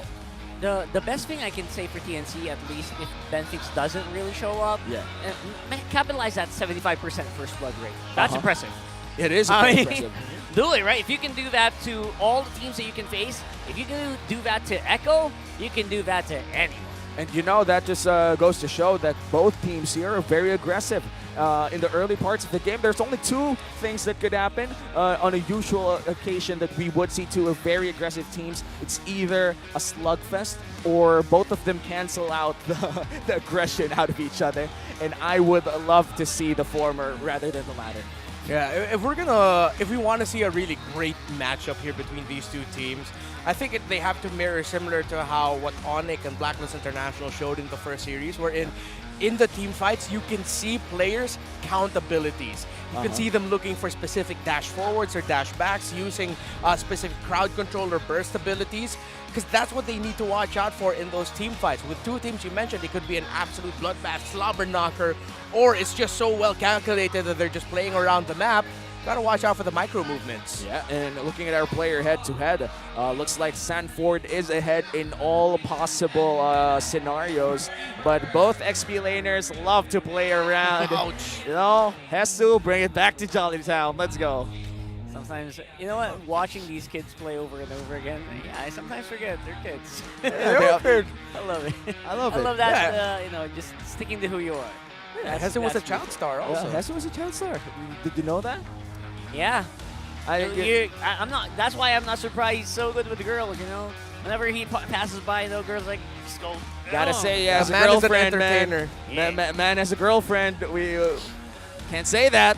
Gotta be a bro. We take that back. No, I'm not gonna take that back. It's true though. It's true. But you know, as fans. Yeah, Rockhart is just saying he's a head turner. He's a head turner. But he doesn't turn his head. He doesn't turn his head. He doesn't. He looks straight ahead. He has his girlfriend. Yeah. Just like that. Just like Nothing that. else. You know? Nothing else. He's loyal. Did not hear. He's loyal. He's not single. Okay. Absolutely. Hesu is the guy. He's a guy. He's just like us. A good-looking guy. But he's an XP laner for a professional team who happens to be a child star and also good at his stuff and is already succeeding in the league. So he's not like us. So, you know, one of a kind guy, I would say to Hesu. But the Game 1 draft is about to start. Once again, it's going to be Coach Tic Tac versus Coach Scholar for TNC Pro Team. It's going to be, I would say, a very aggressive game number 1. What can we expect in the draft, boys? I'm going to just echo before anything starts. I'm going to echo what... Oh, nice noise. I'm going to echo what we said earlier.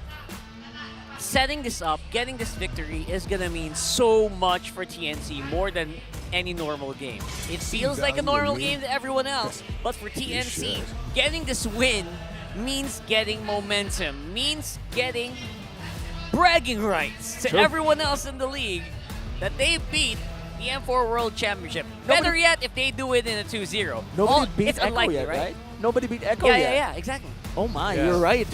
Perfect series record, but they have dropped one game just to ONIC. Just one game to ONIC. Just one game. Imagine if they lose for the first time up against TNC. That's going to be hitting the headlines really fast. That's going to make the other team's heads turn. Yeah, exactly.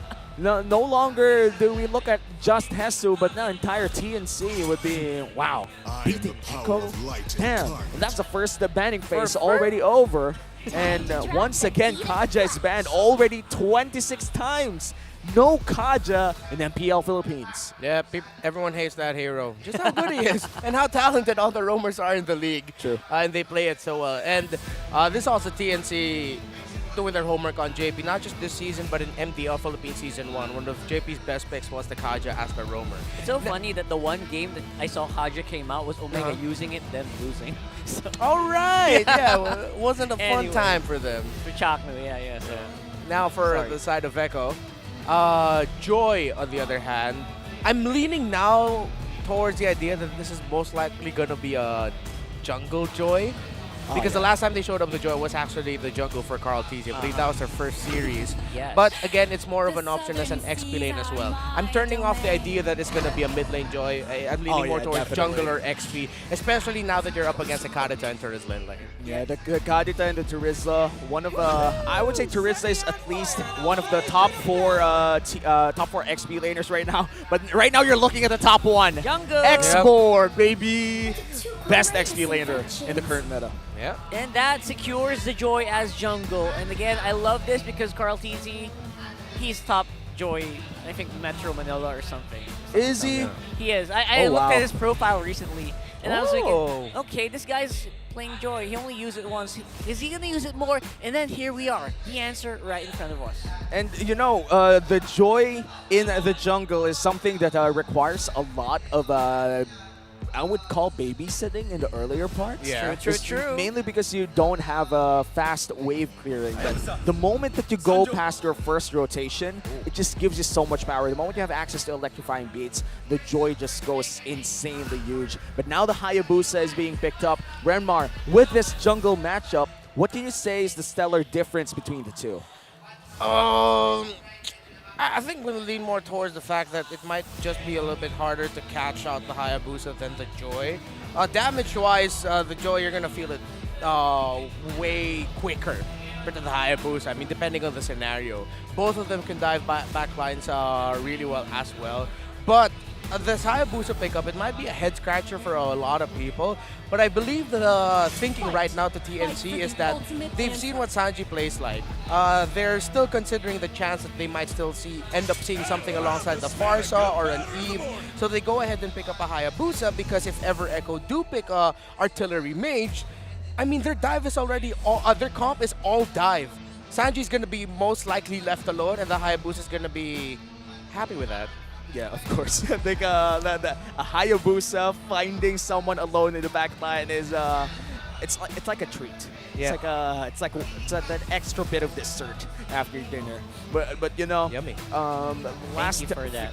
last few bans Haven't for had my shit. this game number 1. The Hilda and the Franco already out. What can we expect as we enter the second picking phase? I do believe that for Echo, they already have their roamer, jungler, and XP. They're waiting for their gold lane and mid lane. Any guesses, boys? Beatrix. Yeah. Lock it in. Agree with Rockhard. The Benny Cutie has been having a fun time with that, and I'm pretty sure TNC would also like to deny it. At the same time, there are also a lot of a lot of other gold lane options that are still on the board. So I won't be totally locked on the Beatrix, but definitely huge advantage to that one. Would have loved to see it, Cho. That's kind of sad for me, for TNC. But Yeah, I wonder if TNC are going to consider potentially a Kufra here for Ben Things. And one thing I'm thinking of, is Echo actually going to do what they did again yesterday and pick up an Ixia in the gold lane? It worked. In a lineup that actually doesn't look like it's good for the Ixia, but somehow it worked. But the Bruno's Like still you open. mentioned. Oh yeah, the Bruno's also still very much open. I'm gonna add on to what he did. There's a Kufra, Ben Finks, very comfort hero. Ixia for Echo can also work because everyone's dive. Yeah. And when everyone's diving, no attention on the back line. Yeah, Usually. but the thing is, no attention to the back line, but you're also alone in that back line. So I would argue that Claude could be a potential pickup as well. Yeah. A lot Considering safer. that it's a lot Yeah. safer. Yeah, you're right, Rockhard. Claude is one of the more safer marksmen out there. But Renmar, what's your pick for the gold lane of Echo? I'm still leaning towards the Ixia. Maybe the Brody. Beatrix is also still very open. If ever going to play something like the Ixia, they might switch it around. This Joy might actually end up going somewhere else because they need one more tankier presence, and that's going to be the case. Or still the Beatrix to be safe. Is that the Minotaur? Minotaur. My bad. So they swing it around. Oh, is that a... You're looking for frontline. is that a mid lane Minnow? I think it's pause for Angela. Yeah, we have not seen that in a long time, but looks like they're putting Sanji in the babysitting sit. You know, like that's a Or- Jella. Interesting. Or actually, Sanji can still use the Minotaur. I mean, it's up to them how they switch it in game. I am It's honestly very switchable. Yeah, because the Minotaur clears lane super quickly. mad. I mean, if ever has a roam, that's do- wild. That's wild. That's I wild. do not want to see this in your ranked games tonight, please. Please, no. No. Just pick Valentina, boys. Like, if you're playing RG, practice this with your friends first before you Farsa. bust up the Minotaur. Farsa. Oh. No, it's a kind Oh yeah, they needed they needed a gold later. My bad. Thoughts on this Irithel? I do think that this is quite the safe marksman, but not necessarily something that could survive on its own still. Kinda does need that setup too. Yeah, the Airville is actually great to bust down walls. Yeah. Which is exactly what they need against Minotaur. Great ISO from TNC means they'll be able to actually just whittle down opponents, especially if they're caught by the Breath of the Ocean. And looking at the audience prediction, 87-13. The fans are looking to vote on Echo. Again, this is a David and Goliath matchup considering how big the scene is, how Echo molded it. We're about to enter game number 1. It's Echo versus TNC Pro Team, and surely our fans who are watching at home would still have their predictions, so just share them down in the comments below. It doesn't hurt to analyze our games yourselves. Let's enter the Land of Dawn. Game number 1. What are the early game expectations apart from this pause? Definitely, you want to get Echo's Carl Teasy into a spot where it's going to be, he already has level 4. So that's the main priority for Echo. You don't need to fight level 2, level 3, level 4. You just got to get that ult. You got to get that dance. You got to get that beat. And then you can just keep going from there. So to do that, maybe these are one of the few opportunities where if Echo's not confident in their laning phase, they can opt to just give away the first turtle. That's okay for me. But knowing Echo, no, they're not going to give that up. Oh, they're going to fight. They're gonna fight. Tooth and nail Yeah. fight for it. And as for TNC's early game, it's very straightforward as well. They have better fights, but it will not be with the Irithel, right? So no Irithel in the fights. Their skirmishes as a 4-man unit will look pretty good. Except for the Hayabusa, obviously, which does take some time. But I see Hayabusas go aggressive in the early game. Especially with the mobility that the Hayabusa innately has. I do believe that Hayabusa is in one of the best assassins right now.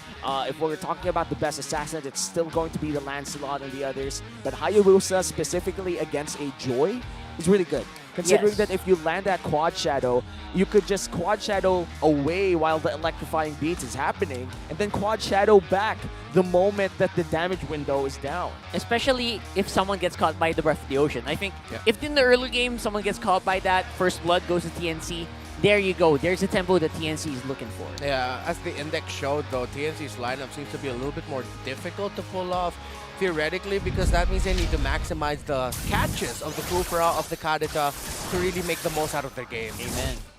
And now we are resuming the game.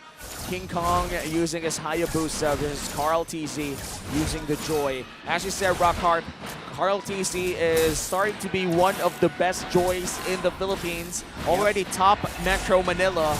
I wonder what the score would be the more that he would use it in his ranked games. I would not want to fight Carl TZ in my RGs. And assuming that I reach that rank, but no, I'm not. I would cry if ever that happens. You'll message me again. Why are you here? Cry, baby. In Tagalog, ba't ka nandito?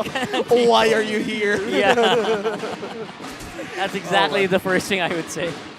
Oh man, you could hear the drums, you could feel the energy. Shooting Gallery Studios, MPL Arena right now is just so alive. Yeah, as Mara Both said teams- earlier, it's lit. Did Mara actually say that? Yep, it was part of her opening. Oh And there my you go. God. It's Sanji on post 4, by the way. Just want to bring that up. Yep. With JP roaming very heavily towards Carl, alongside Carl TZ, which has already activated Electrifying Beat. So I think it's game time already here. Game time already for Carl TC. Renmar, the turtle's about to pop up. Let's look at the emblems. Straight to by FWD Life Insurance. Is there anything that's noticeable for you? Well, I think it really seems like the preferred emblem right now for Kufra Roamers really is the Quantum Charge. For the longest time, it's been shuffled around, but yeah, Quantum Charge is the winner now. Pretty much the only thing. Nothing too crazy. Can I just add to that? Everyone wants Quantum Charge. True. And that's the first thing that comes to your mind when you're on the hero select. Yeah. Can I use Quantum Charge? That's yes true. or no? That's true. In the last series, they had 8 out of 10 heroes. Players who had Quantum Charge in Last game series? number 1. Yeah. It's just In so game number good. 1, 8 out of 10. It's just so good, man. Like, oh, wait a minute, Sanford. Oh, that's big. No Firaga armor. That's pretty big. We still have the Minoan Fury though, but I don't know if they're gonna pull it off soon. So JP trying to buy some time here for Carl TC to get in the position. Does have all the toolkits that he'll need to get this turtle. Carl! Will they have the people to pull it off? Jesus in trouble here. Heart Guard goes in. Oh, wow! Oh, that's Is he, all though? the damage coming in from Goyo, as well as Jesus for first blood. Sanford going in. Last Insanity pops one. They're charring down the members, but looks like Sanford will flicker out. King Kong going in. 2-man knockup by JP. Nice re-engage by JP, but the damage is just not quite there yet. Or is it? My goodness! What is the damage that's coming out from Sanji here on this Angela? They're out of mana though. This could be trouble. Ooh! The Firaga armor went back just in time. And Echo looks like they got the best of that one. What an absolute scrap. And you saw there hitting level 4s at the right times, making most of the damage that they have. The focusing mark from Sanji ended up becoming a game changer as well. The talent that he has on his Angelo, the damage being dished out by Echo just ekes out the damage of TNC this early on just by a little bit. But we were talking about it, guys. This game is going to boil down to counting your abilities and timing it, watching out for those. And these two teams already showcase it with a really scrappy start to the game. And it's just so hard to fight Echo in any extended fight. You're going up against an Angela with an X-Borg as well. The longer the fight goes, the better for Echo. Actually here, Sanford rushed the Dreadnought armor as his first item. So instead of being able to build into things like the Immortality, he built the Dreadnought armor and is already going for the Mystic Container so that he can eventually go for the Ice Queen wand. And this is the full-on utility build coming in from Sanford. Yeah. And the best part about this is something that you only do if you trust your teammates. With this item builder, you could say that Sanford definitely knows that Echo has the damage coming in from Carl Teasy. Yeah, and when Uomi says that, you gotta believe him, guys. He loves this hero. No, I don't. I hate X-Borg, my guy. You know I do. Like, I only play X-Borg because he's meta. But either way, I hate this dude, but you know it works. I know. I'm just messing with you, man. Oh! Oh my goodness! They blew up Benny Cutie! Benny Cutie MIA! Good counterattack there from Carl Teasy. Ben thinks. No! Let's go into a low light reel. Sorry, Ben Things. Oh my. Carl Teasy with the play, and TNC looking to struggle here early on. He does find one. JP might be in trouble, but there's not much damage. Good healing from Sanji, and Flicker will be used just to make sure that he doesn't give away any kills. But so far, so good for TNC. They're holding steady, at the very least. Yeah, and hey, they started off that trade sequence. TNC Goyo, that catch onto Benny Cutie. It was TNC who started it. It just ended up becoming into a trade, and then they almost got JP right after that, but they had the heals. Okay, so Sanford already has his Ice Queen wand. Bro, yes. Once every season, I swear. I don't know why. I'm glad to be part of that once this season too. I'll see you season 13. All right, so TNC, they're very aggressive here, very aggressive positioning. Means that they actually want to contest this one. They're not going to let this go anytime soon. Yeah, that X-Borg, man, it's really stopping their ability to jockey for position. Yeah, it's so annoying, but looks like Ben thinks we'll go for Sanji instead. Echo will be starting the second turtle of the game. They will be pulling it towards their side. Sanford holding on to this turtle, but TNC, they have prime position to go for an aggressive dive. JP, he's going to look into it, finds two people, but looks like he's going to get bursted down. Oh, JP! I don't know if that hard guard's going to be in there. Maybe might be just quite what they need to just hold on while Carl Teasy arrives. Coming into the play, Hesu with the penalty zone. Not really hitting anybody, but look at that. World Championship, the young Carl Teasy right now is going crazy on the cleanup. That is coming from Carl Teasy coming all the way from the top, taking down Innocent, and then going to the mid to get the 3K. We were looking for assassin picks from Carl Teasy. He juked us. He said, oh, I just want to play neutral. I'd rather go for the tanky, the boxer, that guy. Yeah. Bro, it's Carl Teasy back on this joy with a hell of a game. And you know, the best part about this is it resembles his former signature hero. And that's the Lancelot. You dash in, you dash out, you just deal massive damage all out. TNC having trouble securing this early game, and now Hesu might just be bursted down once again. Monster kill for the young GOAT, Carl Teasy. This is exactly the reason why I say you got to look at Daddy JP. Oh, obviously Carl Teasy is going to make the play, but how did that happen? How did that triple, how did that almost maniac happen, right? Oh, yeah. It happened because his team could hold on. They could hold for that long around that turtle area, fake a turtle, and then go for these kills. Yeah, Sanji's role here, as is Angela. It's a variation. Oh, Goyo with the catch. Oh, that's interrupted. Okay, interrupted, but still was able to get that kill. Goyo is going to be in trouble here, making the use of that Hurricane Eye. Oh, that's going to be a Cyclone Eye. Going to go down. It's a 1-for-1. It's a 1-for-1, but TNC, they finally find another kill. A 4K gold lead on the side of Echo Philippines, and this is looking great for the World Championship squad. Early on, a 4K gold lead is something big.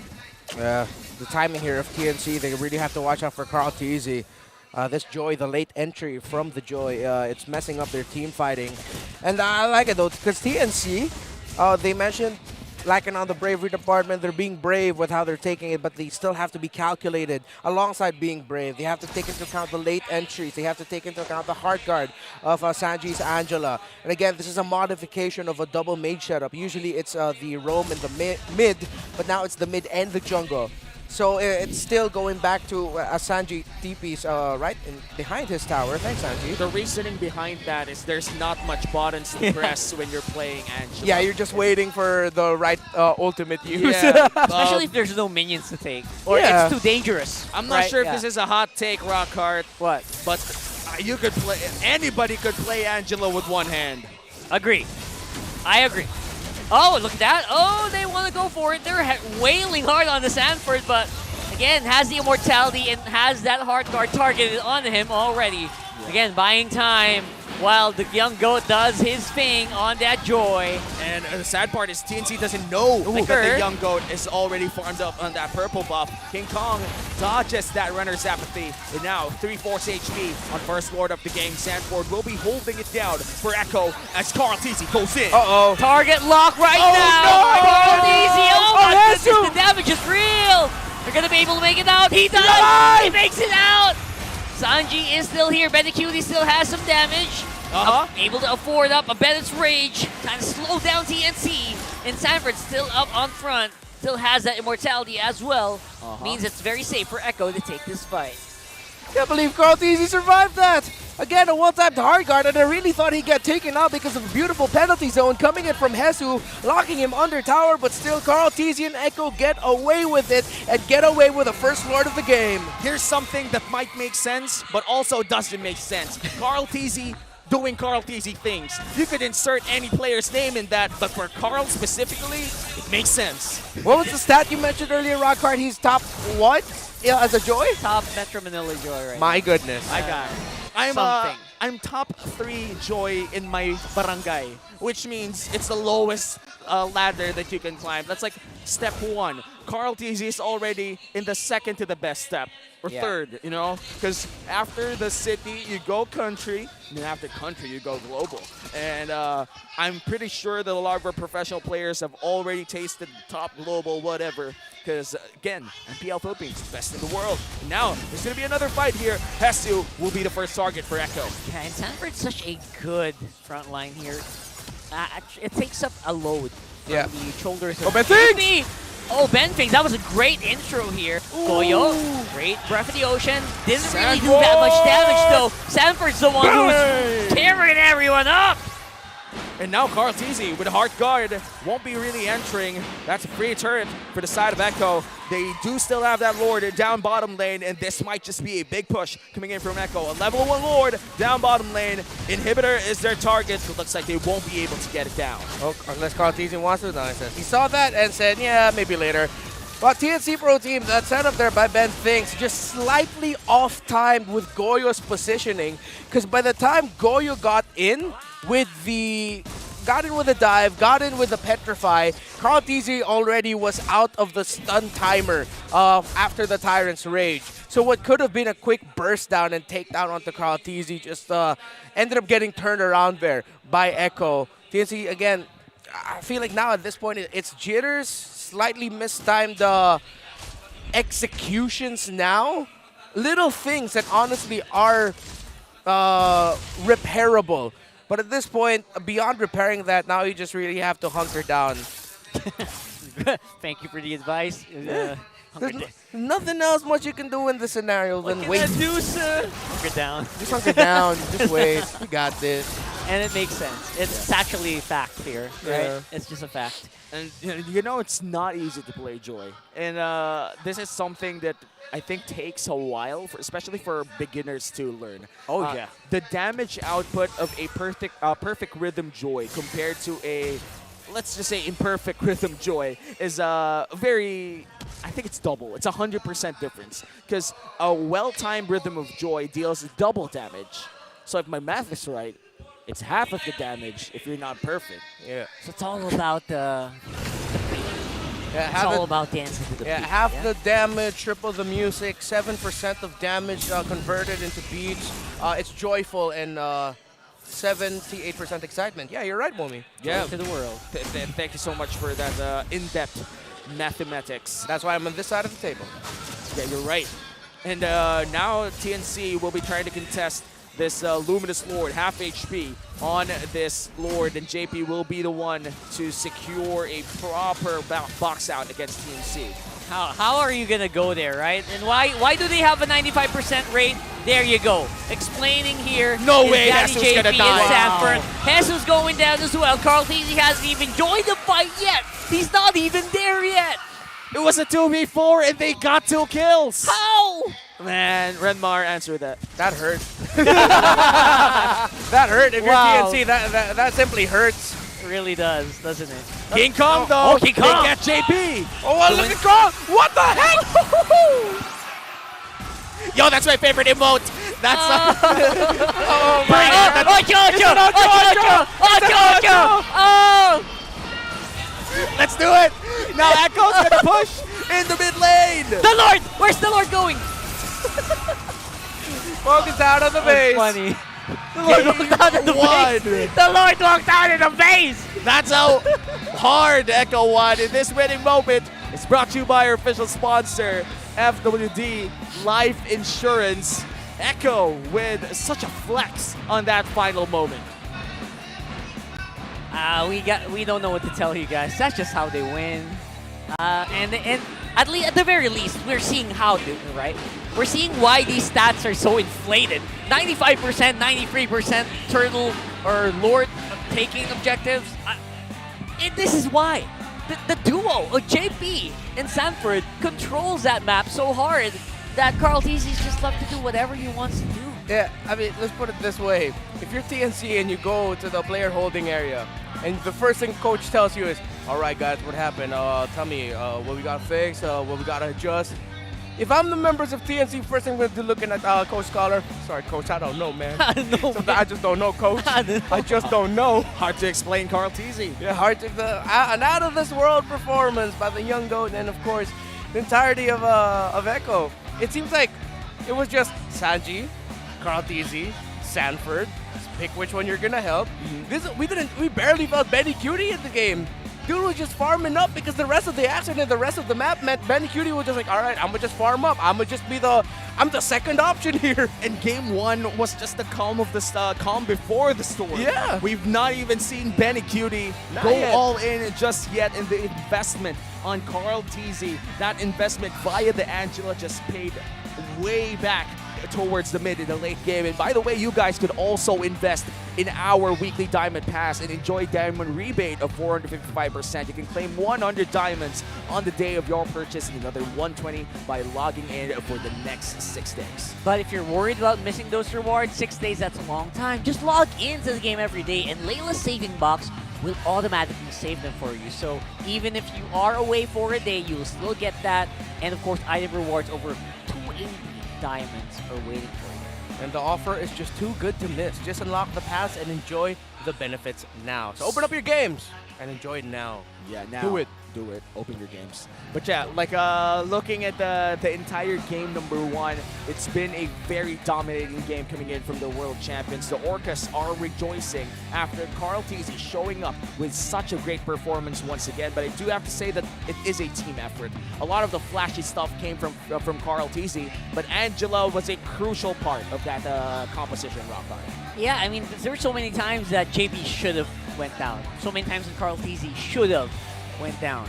And barring an Esmeralda, I'm not really sure how else they're going to counter that Angela aside from banning it out. Well, we're going to know more about game number 1 as we head on to the analyst bit. Renmar, it's time for you to explain game 1. Do it now.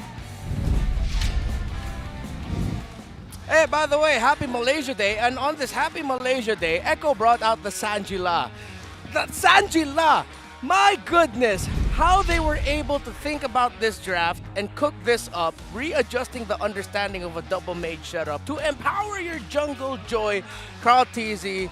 Again, top Metro Manila Joy for a reason, 8-1 and 5. Dude was set up for success. So this was Echo actually drafting a lineup that was quite risky.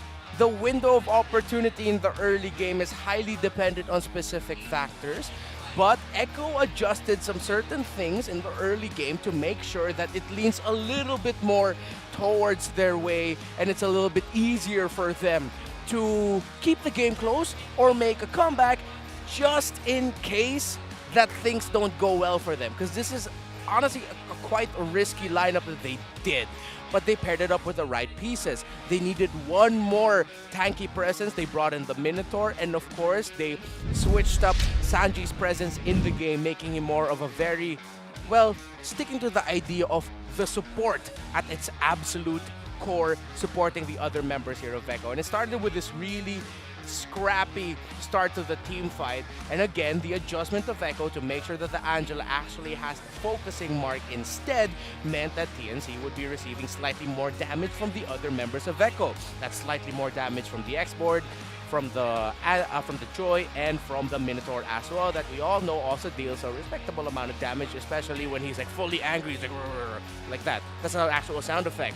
And TNC, you saw them trying to make the right plays, but then eventually, because of the timing, again, to make the most out of the point of timing and really holding on to your key abilities, TNC, with the bravery, just let go of a little bit of calculation, because, especially in the play that you just saw in that mid lane there, they blew out so many of their abilities just to make sure and try to take down the Minotaur of JP, not taking into account the location of the X-Borg and Carl Teasy. Though they knew Carl Teasy was coming from the top lane after just taking down Innocent, you already know that the Joy will respond. They tunnel vision, taking down certain members too hard. And it just got to the point where it became a little bit too much to handle there for TNC, because Ben Thinks and Hesu also needed to work on their distribution of responsibility when it comes to protecting your backline and protecting Innocent.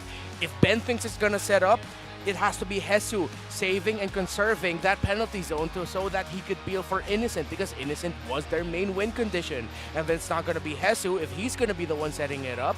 Ben Thinks needed to be sticking to Innocent, holding on to the bouncing ball skill of the Kufra, so that it's going to be even harder for Carl Teasy's Joy, empowered by an Angela, to take him down. And such a great understanding of Echo's strengths here with this Joy in the jungle, knowing that once Carl Teasy already has the hard guard on him, that's the sign. But I believe that the call behind the scenes is, give me the ultimate, we're gonna go for this. They're not gonna put in the ultimate as like a reserve tool. They use it as an initiation tool for Carl Teasy, where it's the sign to go forward, chase down, hunt down Innocent, because the other members of TNC Pro Team are too preoccupied with positioning themselves forward so that they can initiate and start off fights. So that's how Echo, with their great understanding of their lineup, was able to win this game. On the side of TNC Pro Team, there is a universe where they won this game, even a universe where they dominated this game if only they were able to balance things out and time things properly with their entries for Benthings and Goyo. Unfortunately, it was very rare. I believe there was only 1 or 2 scenarios where TNC got to make the most out of the combo of their Kufra and their Kadeta. Now, a potential alternative that we could have presented here for TNC is once you already saw the Joy, Xborg, and Angela, though I myself am alright with the Hayabusa pickup, considering the tendencies of Benecuti and Sanji. I believe they were also kind of blindsided by a Sanji-Angela pick. Hindsight is perfect vision. I know they could have picked up something tankier. The Baksha was open in the jungle. They went for the Baksha in the jungle, could have rounded things out a little bit better. However, then the damage responsibilities would fall more onto Innocent and onto Goyo instead of being distributed into 3 members. Just something that the TNC can consider here. And now that they know that Echo can actually bring out the Angela, my question for TNC is this. One of your tendencies is to ban out a hero that gave you a lot of problems in game number 1. Are you gonna pull the trigger and overreact? And yes, it will be an overreaction if you ban out the Angela of your TNC. Are you gonna ban out the Angela? Or are you just gonna make sure it's covered? That's my biggest question for TNC, because now it's an option for Echo that isn't too difficult to replicate because of the patterns of drafting that we've seen so far this season. This is classic Echo Express in a slightly different flavor. A little bit more sustained focus Sanji, when Sanji so far has the most series MVPs for Echo, and it's come from the fact that he's dealt damage. Now he can do it as a support. Gentlemen, join me, please. Man, I'm not excited to see position 4 Angelas in ranked just yet. You know, we've seen it succeed in the professional scene, but it does take one hell of a Carl TZ jungle for it to actually win. But I do think that they had a second option, and you told us all about it. The Xborg as well was such a big thing for the side of Echo. And by the way, if you're still going in for skins in the current events inside the game, the Nostalgia event is still live in Mobile Legends Bang Bang. Complete tasks to get one of the 4 skins for free. Yeah, and Yisenshin's Roguish Range, Tigreal's Dark Guardian, Hanzo's Undead King, and Cyclops' Super Adventurer. Which one of those would you pick? Let us know right now. Enjoy the event and grab your favorite. Personally, really love that Tigreal. Very armory kind of skin. Very armory. That's one way to describe a Tigreal. And there's also another way for you to support our favorite MPL teams, and that's by buying their limited edition team notification packs for only 58 diamonds. It's one of those notifications. The moment you get a Savage, you see the face of Carl TZ, that's how you know you made it big. Yeah, and sometimes it's just, I wonder if one day we'll get our own killing notification effect. You know, I wish we had like something of a notification and audio, but let's go to our RSG interview with our insider. It is now 1-0 courtesy of the Orcas at nandito ngayon tayo sa may likod, or actually sa harap ng stage, just to give a little bit more information about the MDL Philippines, because they are now ongoing for their 2nd season, at kasama ko ngayon ang dalawang coaches ng ilan sa ating mga MDL Philippines teams. We have, of course, Coach Dart coming in from TNC Z4, and a familiar face galing sa RSG Mista, it's Coach Wright. Boss, kamusta na ba si Zap sa bootcamp? Ba't parang di namin siya nakikita dito? Ayun, trash talker pa din. Trash talker pa din. Trash talk pa yun doon ngayon. Feel ko nga, Zap. Baka naman, kasi miss ka na namin dito. Feel ko nga may utang ka pa dun sa iba eh. Pero anyway, magkikita tayo niyan very, very soon. Coach Wright, it's good to have you back. Kamusta ang experience sa MDL? Okay, wait lang. Sige, tatranslate ko. Sabi niya, okay naman daw. Nakamiss daw kasi galing ka rin dito from before, right? So, again, we did have a bunch of things. And former teammates mo rin yung mga nakaraan, di ba? Yung TNC. So, how do you feel about their performance now? Okay, sige, ito na. Oras mo na. How does it feel to have a very good performance coming in from TNC? Kamusta yung performance nila? Okay naman, bali kinapos lang din sila nung early. Kinapos lang sila ng early, maybe it's something na gagawin din nila or ma-adjust din nila in like the next couple of games. Kasi hindi talaga ako sanay na hindi ka nakabutones. Gusto ko lang i-point out. Kasi recently, from like the previous season, kada panalo nila nagtatanggal ng butones si Coach Wright. But unfortunately, wala na yon ngayon. Naka-t-shirt na siya, major upgrade na. TNC, Z4 also one of the teams sa MDL na talagang namamayagpag. So, if I'm gonna ask the both of you guys, sino sa tingin nyo yung isa sa mga players nyo na kapag nilagay nyo sa MPL, feel nyo papalag talaga? Si Vin. Si Vin. Kasi nakasama na nila yan kaya si Vin. Alright. We'll get a portion of Vane later. At nakita ko ngayon, di ba, nagkaroon din kayo ng matchup before in like a local tournament. So I'm sure na meron talaga siyang ibubuga. Nagkaroon na ba siya ng laro towards the other members of Meron TNC? sa Juicy. Alright, so there you have it. It was one of the local tournaments na ating nasaksihan from before. So Vin, you have to watch out for that guy. Keep it in the back of your minds. Dahil malay nyo, makita natin siya next season. Coach Wright, pagdating naman sa'yo, sino sa tingin mo isa sa mga players na kaya talagang pumalag? Sa akin si Rico. Kasi galing na siya sa MPL before. Tingin ko kaya niya comeback dito sa MPL. Alright, Riku is again one of those major key players na galing din ng TNC and nandito sila sa inyong bandang likuran as they actually prepare for it for just a bit more. Pero I'm sure na talagang pinaghahandaan nila, nasa bandang likuran mo sila. So, anong message mo sa mga brothers mo? Kasi dito ka rin ang galing nung nakaraan How do you feel and anong message mo sa kanila? Nakatingin sa'yo si Bendingson, nakatingin siya kanina. Hindi, kaya nila yung bawi game 2, game 3. Bawi Game 2 and hopefully madala siya sa Game 3. Ikaw naman, encourage mo sila na suportahan Coach Dart ang MDL Philippines. Hello sa mga fans ng TNC Z4. Sana supportahan niyo yung TNC Z4 sa darating na laban namin sa next week, susunod na week, laban sa RSG. They'll be facing off in week number 5 of MDL Philippines Season 2. Maraming salamat, Coach Dart and Coach Wright. Let's throw it over back to our casters. Thank you so much, Hans, and the rest of our MDL coaches. MDL is truly one of those tournaments that we have to watch as well, considering how great of a region MPL Philippines is. All of these players, even in the MDL, could compete in a high level, and I would argue could compete against the entire world. For sure. I mean, getting to the Philippines MDL is no joke as well. I feel like they have so many more games. There are like 12 teams there. So it's really rough. It is rough. Right? So I love that. And you should watch it. If you're not watching here, you should watch it there. Yeah, action is very intense. For me personally, that was very nice to see. Coach Joshua Dart Carriedo was one of my former players back in my coaching days. And to see the progress that he's made now, he's always had a terrific mind for the game. Now to see him as a coach for an MDL team warms my heart. So I wish him, TNCZ, all success. And yeah, it's so great to see Coach Wright back. I miss him seeing him in a button-down. Yeah, I'm not used to seeing him in a normal shirt, honestly. TNC has always been that team that puts up a lot of trends in terms of fashion choices and other jersey equipment and other stuff like that. So hats off to TNC Marketing, not gonna lie.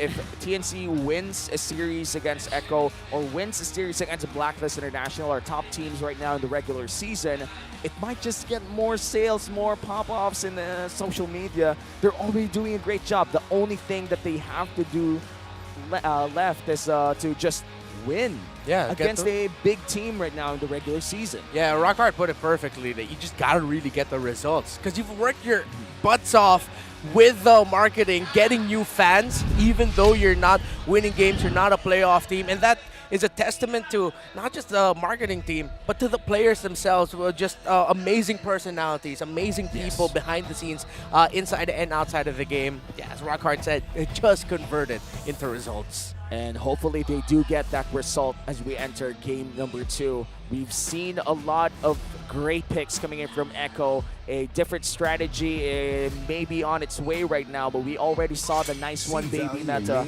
back up online with that Angela. We might even see Ube back again if we just ask nicely. We ask nicely. I love how you put that because it is. There's a reason why we aren't seeing as much now because of the rise of some of the heroes that really do punish this. True. The rise of Terizla, the rise of Export. I hate Export. I get you. Everyone that faces Export hates him. Export. And people who play X-Borg, they're forced to. I'm sure of it. Hey, Yeah. I like X-Borg. Wow. no. Congratulations. You're one of the 1%. I'm super happy with my cyborg body.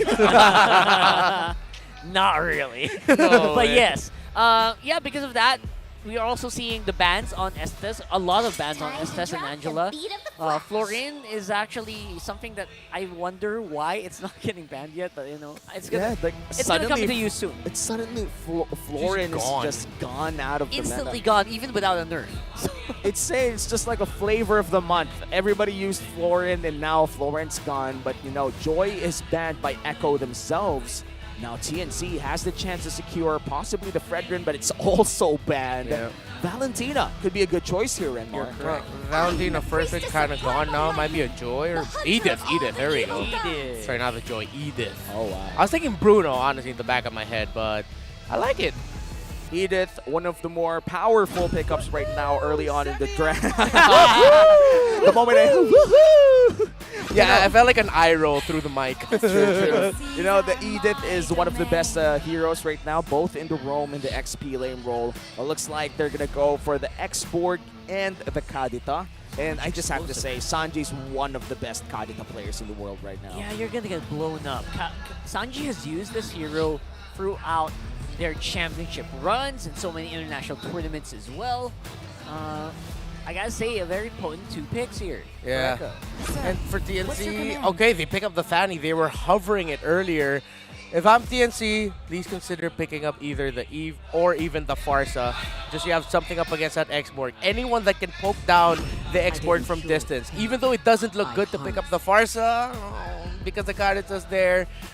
Sure, okay, pick up the Valentina, but your that gold laner pick, man, it has to be something that can take down that X-Borg Faraga armor really quickly. Yeah, and the Valentina already locked in. Let's address this Fanny real quickly. King Kong bringing out the Fanny is something that we waited for quite a while. And this Fanny is something that I would call as a skilled hero. You kind of have to have mastery to play this, especially with the nerfs, the most recent nerfs on this Fanny, mainly with the steel cables. Now you can cancel it with anything. Yeah. So no bakshes, like you mentioned earlier, that's not going to be a thing.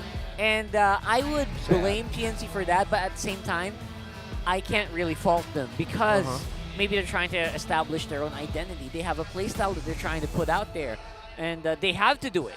They have to show it off here, not just leave it on scrims. What is that?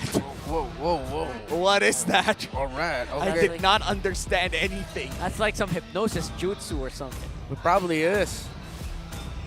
And now I forgot everything I wanted to say. It worked! Dude, it worked! It worked, man. I actually blanked out there a little bit too. And a lot of gold laner bans in our second banning phase. Taking out the Diggy. Echo, this is it smells fishy. Anytime you ban the Diggy, that smells fishy. Like there's something up there the moment that you ban out that Diggy. Yeah, when you pick the Kadita, it's kind of fishy too. Yeah. You're right. Are they gonna go Cho Kadita? I understand. Cho Kadita is actually a nice combo. And we know JP loves that Cho too. Oh my god, what? They ban out the Kufra. That makes the Cho more even viable. There we go. Wipe out all the injustice TNC set Echo up for that. I like it. It's like they chose it though. It's like But maybe they're prepared. yeah, exactly. They chose chose it. it. Yeah, thank you, Rockhard. Nice. I get it now. It completely flew over your head. I'm sorry. No, it's okay. It's that dude with the hand signs and this jutsu earlier. It took me a minute. The jutsu person is just messing my head. He's still in your head. It's still in my head. What is that? I sleep later. I still ask, what was that? Tell me now. Who only suffers because he does not know. He does not know. Ignorance is bliss. Take away my eyes. And now we're gonna look at the last 2 picks coming in from TNC. They're looking for a gold laner and possible XP or roamer. It looks like they're gonna lock in the Uranus. Paired up with Harith? No way. Oh, it's a Harith. First Harith game Second. in MPL. Oh, Second. Yeah, you're right. I told you guys, they're going for an identity. Yeah. And they're not going to go with what everyone else picks. That's the way TNC's playing right now. And I can see the rationale why they're doing this. Everyone's doing this. Why are we going to do that as well? And they're getting beaten by TNC. Let's do something else. And maybe, just maybe, that might be the key. And who knows, looking at the draft index here, Renmar, looks like hero DPS is very much similar, but for TNC, a lot of the other stats, they have a good lead. Yeah, their early to mid is slightly better for them, but Echo has a better early to mid and late game based off of the index. So it's going to be harder for TNC Pro Team, honestly. With that Harith pickup, it switches things up. It's unique. However, if they just get the right first 6 to 7 minutes, they could potentially force a game number 3. But their window is that crucial first 6 to 7 minutes. It has to go right for them. If not, Echo's most likely going to win this game. They need to have a great start as we enter game number 2. King Kong will be starting on his orange buff. Meanwhile, for the side of Carl TZ, he'll be starting on his orange as well, which means they're probably not going to see each other until they fight for that Lethal Wanderer.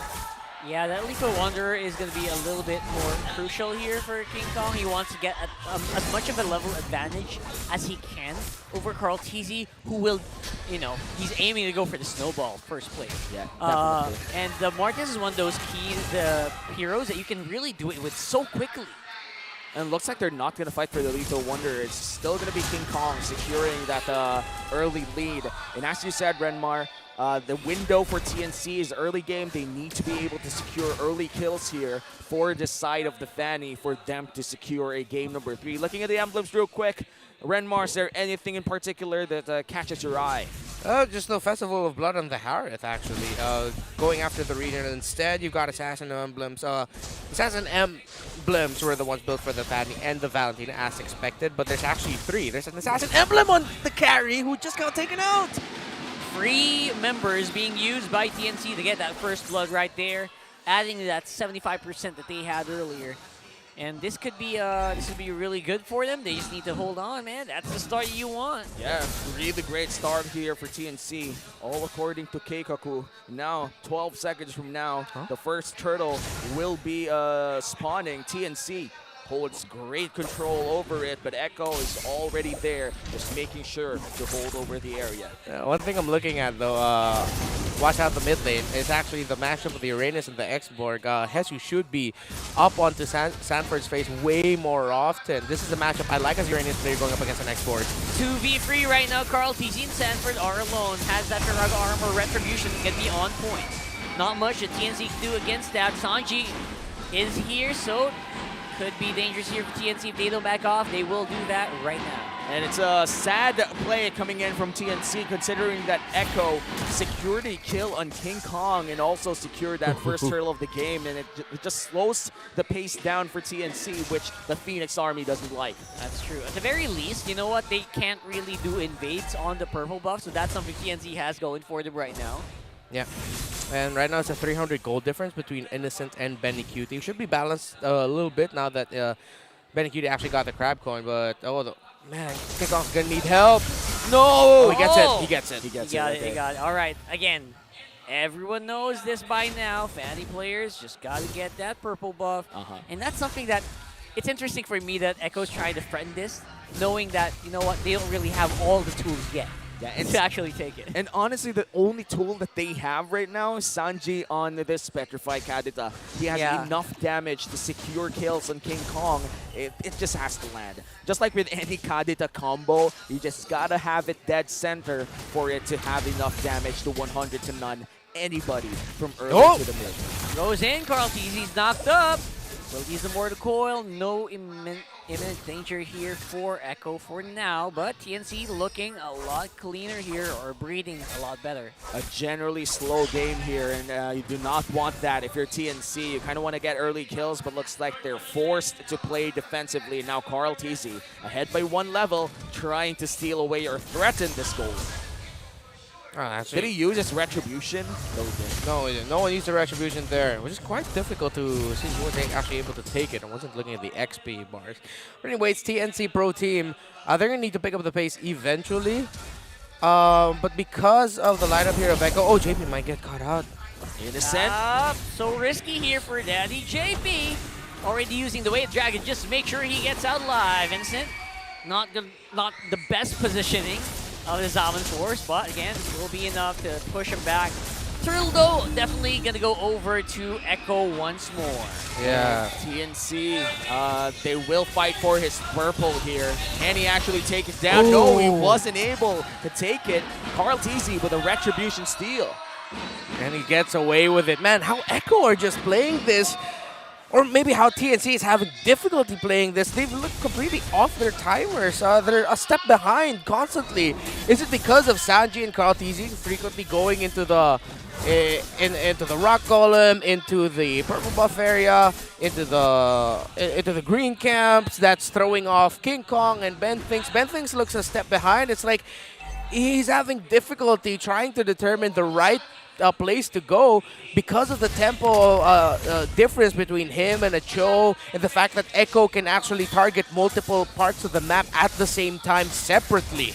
It actually would seem like Benting's just reacting right now, isn't Yeah. it? Oh, Okay. Dash. No flicker anymore on JP. All right.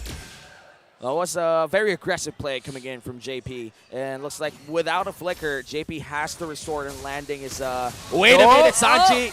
Man, that could have been something there. Nice Petrify, but will be reacted very well by TNC at the end. Yeah, Purify utilized there, and you see now the Uranus just doing Uranus things at this point. But him and Sanford have been effectively left out of this game, just both managing the EXP lane.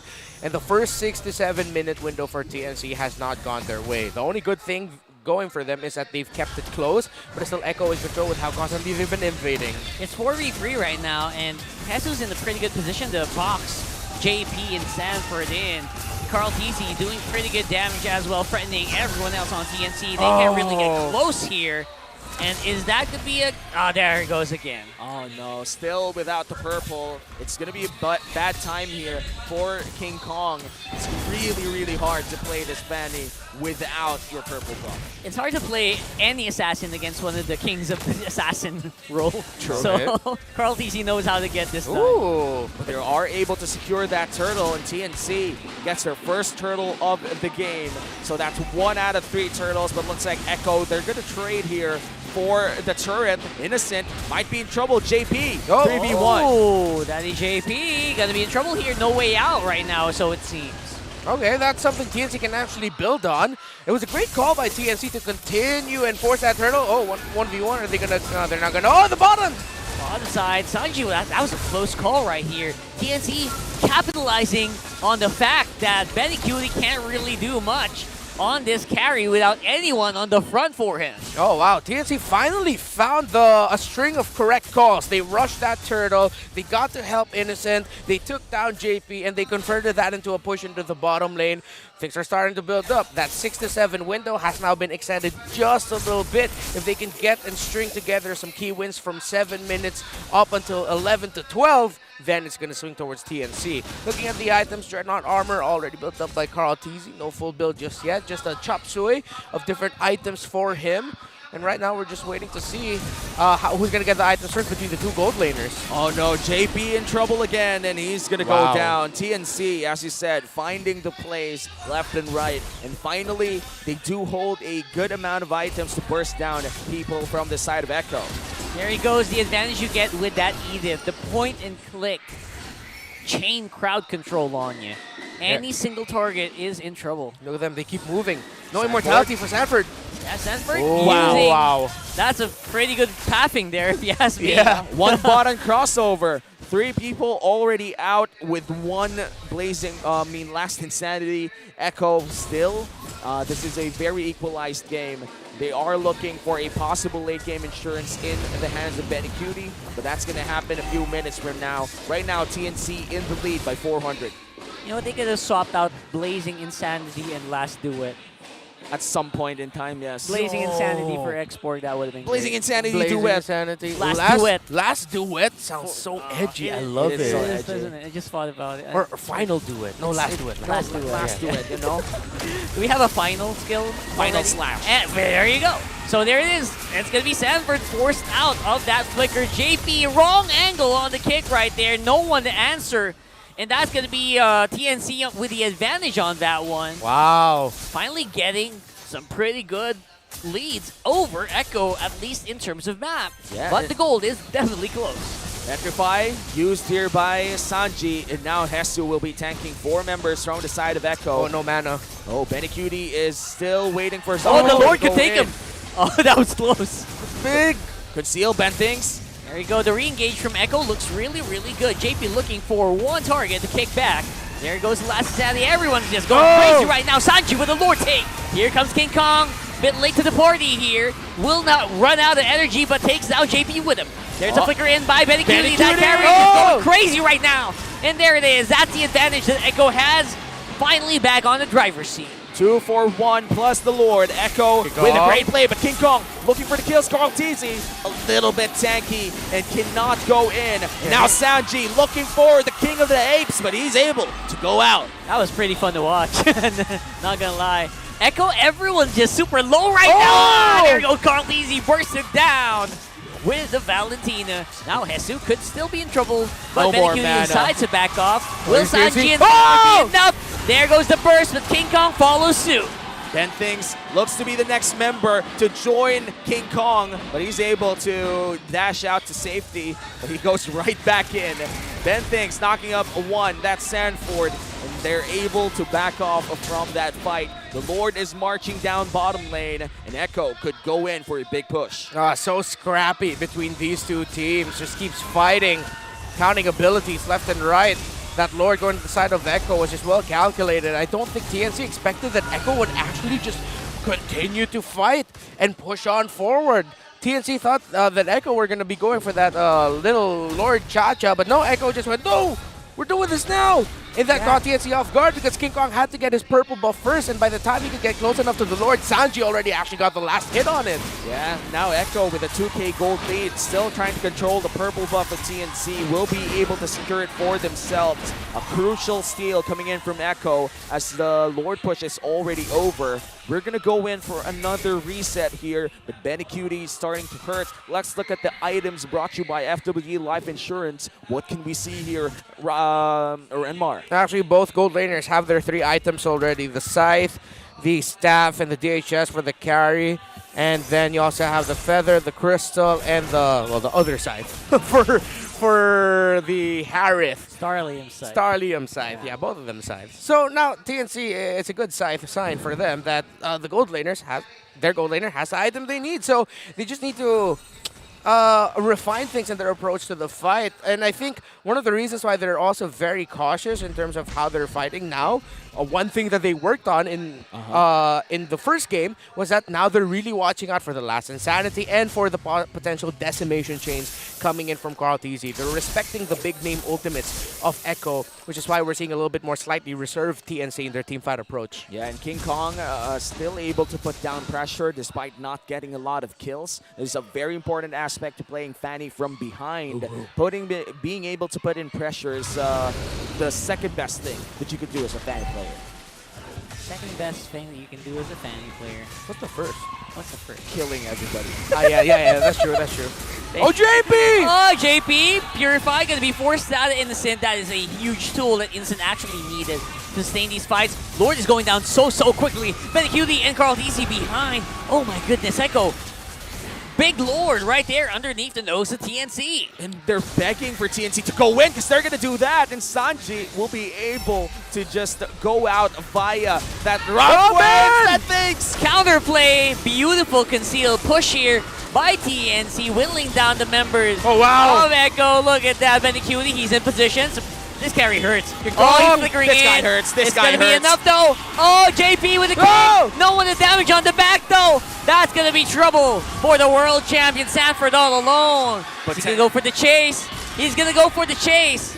All right, he's going to go for the chase, and now King Kong is left to defend against a Lord push, and Sanford will be cashing in on the other things that's left. But TNC, they're able to secure 4 kills against an Echo squad that had all the gold on their side. Actually, you mentioned there earlier, Echo was begging TNC to fight. It looked more like TNC was actually begging Echo to fight. It's like they were deep. Oh, wait, Sanford!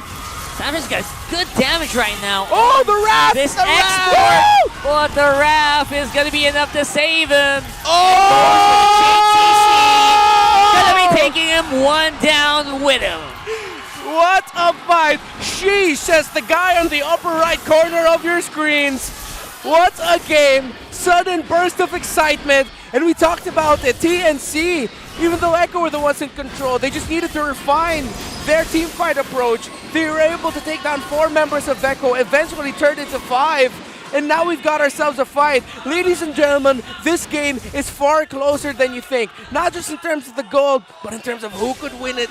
It's just gonna boil down to one fight, going wrong or going right, and both teams acknowledging that the other has a tool to turn it around. You have to watch out for King Kong's late entry, who at this point is already building up to his final item, even built up a rose gold meteor to make sure that he gets a little bit of shielding when he gets bursted down by the magic of the Kadita. Man, this is straight up entertaining. Echo and TNC. Who would have thought that Echo would have this close of a game against TNC, who's currently just Oh, JP! The standings now. Hesu will be surviving that entire burst down, and now Echo. This might just be a fight, Sanji. They're forcing all the crowd controls on Echo, and TNC, they're getting forced on these Purifies. 2 Purifies remaining for Innocent and Goyo. Oh man, Sanji's Petrify actually stopped Ben Fix from being able to combo him. He saved his own life there, and maybe his team's chances. Oh, wow. So. That's just some high-level play that takes high-level eyes to see. Honestly, you could have slowed that down a bit for me to notice. And now Echo, a very equalized game here. And this will be still a Luminous Lord about to spawn in 10 seconds. 2 more minutes before we see that evolve forward. And I do feel like both teams would want to take it a bit slow right now. Maybe give that time, that 2 minutes, for the Lord to evolve and bet it all on that team fight that comes before it. That's going to be a long 2 minutes, I'm going to tell you. True. But again, that all happens while King Kong does not have a purple buff. And JP and Benny Cutie just wailing on Hesu right now, who still has Purify on cooldown, but he's actually going for the re-engage. And don't forget, TNC's re-engage right now just super duper good. Yeah, and Echo not wasting any time, pulling that Lord. And now JP! He's going to go down for sure. 4v5 on the Lord. That is huge here for TNC. Oh, Sanji! 35 seconds, King Kong, half HP. Bursted down by Sanji. Now Carl TZ will be holding down the Lord. Ben thinks on the conceal. Trying to go for Carl TZ, but he has the Mortal Coil! Oh! Finds Innocent! Jeez. Oh my goodness, Carl TZ with the Decimate. He still has that timer up. You gotta be careful if you're TNC. But here comes King Kong. Gotta be taken down by Carl TZ with a double kill. What just happened? Oh my goodness! The humanity! The storm has come, and now Echo has secured their second Lord, no third Lord of the game. After the long calm before the storm, suddenly Carlito the Great, with his 1,600th kill in Mpl-Ph history, came off of the back of a massive double kill. After they took down the jungler of TNC, after they took down Innocent, TNC said, let's take the GOAT down, and they couldn't, and he helped turn it around with Benny Cutie. It's the side laners for the side of TNC to defend their base. No Lord push just yet, but looks like Hesu will be the first target. Will they have enough damage to burst him down? Here comes the King of the Apes, and now King Kong will be going for his buffs instead. You gotta be careful, respect the Decimate. They didn't do that earlier, and they paid for it. And now they will have to face a full force Echo with a Lord walking on the bottom. King Kong, can he get away? Can he get away? Yeah, he's for gonna sure. be, he's gonna be fine. I still have not seen King Kong with a buff all game long. Yeah, massive Lord defense here for TNC Pro Team if they can pull it off. It's gonna come from the back of Ben Things. Max Primal Wrath, make the most of knock-up CC combo that you can get, and that will be your team's best chances! Get Ben Things! They go straight for the jugular, as you say. Ben Things going down, no immortality available to save him. Innocent Carl! Taken out as well, Carl TC in the front, and that might be it. Everyone just waiting and waiting. King Kong trying to clear, but Echo secures the sweep. This winning moment is brought to you by your official sponsor, FWD Life Insurance. Echo with a dominant 2-0, but game number 2 was too close for comfort. Still, our world champions Echo will be securing 3 points after this victory. Ben thinks it was on him. Banking on him staying alive as that Edith to be able to defend properly. But Echo knew that. Echo understood that. And the moment they found Ben thinks, JP, in a snap, kicked him back and took out TNC's chances. Fighting spirit by TNC. They got swept, but that game 2 looked so dang good from TNC Pro Team. That could have been the game that TNC was waiting for, but let's still give a warm round of applause for TNC Pro Team as they exit the stage. A wonderful Game 2 performance. Surely your rise from the dead is still in the process. Echo, on the other hand, the army of orcas that you could see inside the stadium, definitely celebrating after that resounding victory against the Phoenix Army. And for this entire match, of course, FWD Life Insurance is the official insurer of MPL Season 12. In the epic adventure of life, FWD is your expert wingman. Celebrate your victories, celebrate living with FWD. In this matchup, Echo dominated TNC. Rockhard, how do you feel about that? It was actually way too close for comfort for me. Yeah. And the only thing I can think of is I keep going back and back to that right before that match ended. What if King Kong was not Fanny? Yeah. And we was completely denied the buffs, obviously, maybe Baksha. For the Martis, they could have picked up the Martis They could have picked up the Martis. Yeah, that was a third pick for Echo. Yeah, maybe it was more of a let's try this out type of scenario for That's TNC. the only thing. That's the only thing, right? We could always speculate if it's a Baksha or if it's Martis on their hands. But at this point, I would say Baksha could have been a better choice. Baksha's been the safest choice. And if you look at AP Bren, who uses Baksha the most, it has been very effective. And I do feel like TNC could try that out next time around. Going for this identity, though, I don't blame him. They gave Echo a pretty close call. That's the closest that I would ever think that TNC could do, and they did more than I expected they would. Yeah, let's be honest. I feel like one of the reasons why we didn't get to see this Fanny shine was because Echo did respect it. They kept invading the jungle. They kept taking away the purple buffs of the Fanny. If they didn't do that, then King Kong, it would have been a different story. It would have been us praising King Kong's efforts here. In the times where he did have his buff, or sometimes didn't even have it, it was just TNC looking good in a team fight, and then King Kong coming on from a weird angle, looking to gank, and just go straight to the back line. They knew what they were doing here with this Fanny. It's just that Echo marked it really well. Yeah, and I gotta agree with you there, Renmar. King Kong definitely had the skills to play that Fanny.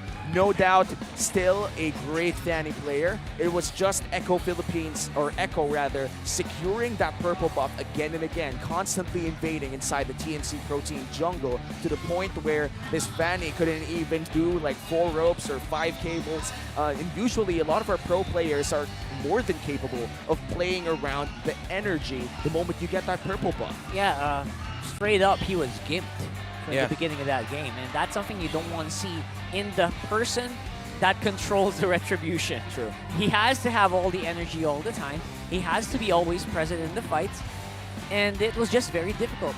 And again, they're facing it against the assassin god himself, Carl Teasy. I don't blame him as well. And I gotta say, Echo right now, I do feel like they're in the best shape that they've ever been.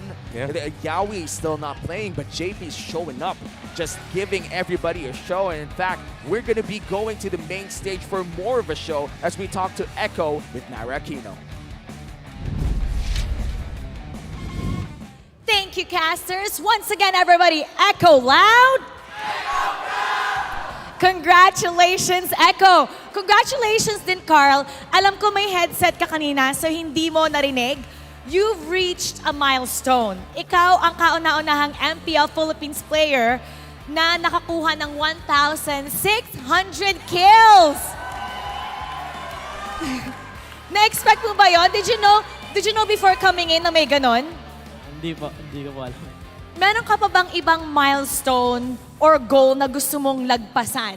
If you were to reach something or malagpasan ng something, certain goal, what would that be? Siguro po, highest assist po, tsaka highest tank damage. Highest assist and highest tank damage. Mamaya titignan natin yung stats doon para alam mo exactly kung nasaan ka doon. Now, congratulations. Job well done. Si Sanji naman. Sanji, first time kita makita mag-Angela. Bakit ka nag-Angela today? Naka-joy po si Kanye. Sobrang lakas niya mag-joy. Napasupport na lang ako. Pero paano mo nagawa na nag-Angela mid ka? Kasi may gumawa nun last time, pero talagang hindi nag-work. Si Rebo ba yun? Hindi nag-work. So, bakit si Rebo hindi niya nagawa, pero ikaw, you were able to do it flawlessly? What was it about that you did that it was so successful? Ano po, kailangan lang po talaga ng chemistry. Kung kailan sasanib, ganun. Okay. Ano yan? Sabi mo? Ano sabi mo? Sabi niya po kasi doon, number 2 lang daw po silang lahat eh. may gusto ka bang sabihin sa dati mong teammate? Parang may gusto kang ano eh. Wala po, taga-palakpak pa lang yan eh. Okay. Uy, nagwa-warm up pa lang, kakabalik lang ng Mpl ko naman, oh. Okay, now, all right, let's reveal kung sino ang ating match MVP. Let me hear some names. Sanford? Carl? Okay. Sanji, tingnan natin kung sino Sanjo ang tama. Okay, tingnan natin. Sino? Si Yawi! Wow! Naririnig niyo ba yan? The crowd is yelling, Yawi! Alright, let's reveal. Sanford!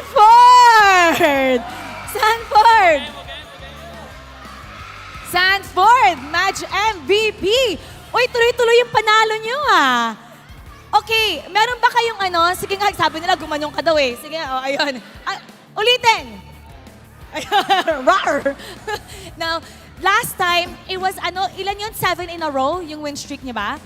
6. Tuloy-tuloy, sunod-sunod na panalo to a point na akala namin matatapos nyo yung entire first round na walang talo. Meron ba kayong pinag-usapan na gusto nyong lagpasan yon or may certain win streak ba kayo na gustong ma-achieve? Ano lang po, parang iniisip lang po namin yung isang game lang po. Wala po kaming goal na about dun sa win streak and wala po kaming pakialam dun. Parang focus lang po, one at a time lang. One game at a time. Once again, everybody, echo loud. Let's give him a round of applause. You may now take your bow.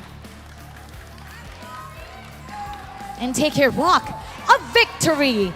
Maganda nga naman ang sinabi ni Sanford. They're taking it one game at a time. And I'm really looking forward to what's gonna happen the next time Echo faces Bren.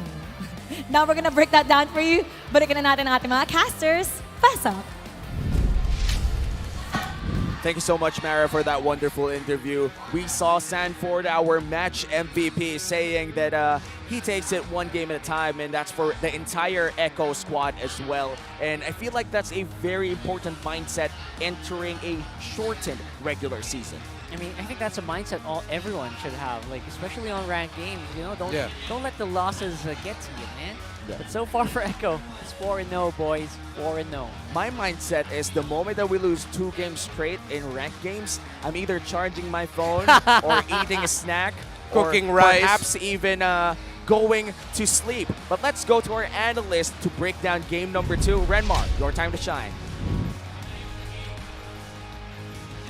You said shine, so that was me shining. I'm never doing that again. TNC Pro Team and Echo. So, again, we talked about TNC Pro Team and their window. 6 minutes to 7 minutes to make this fanny work.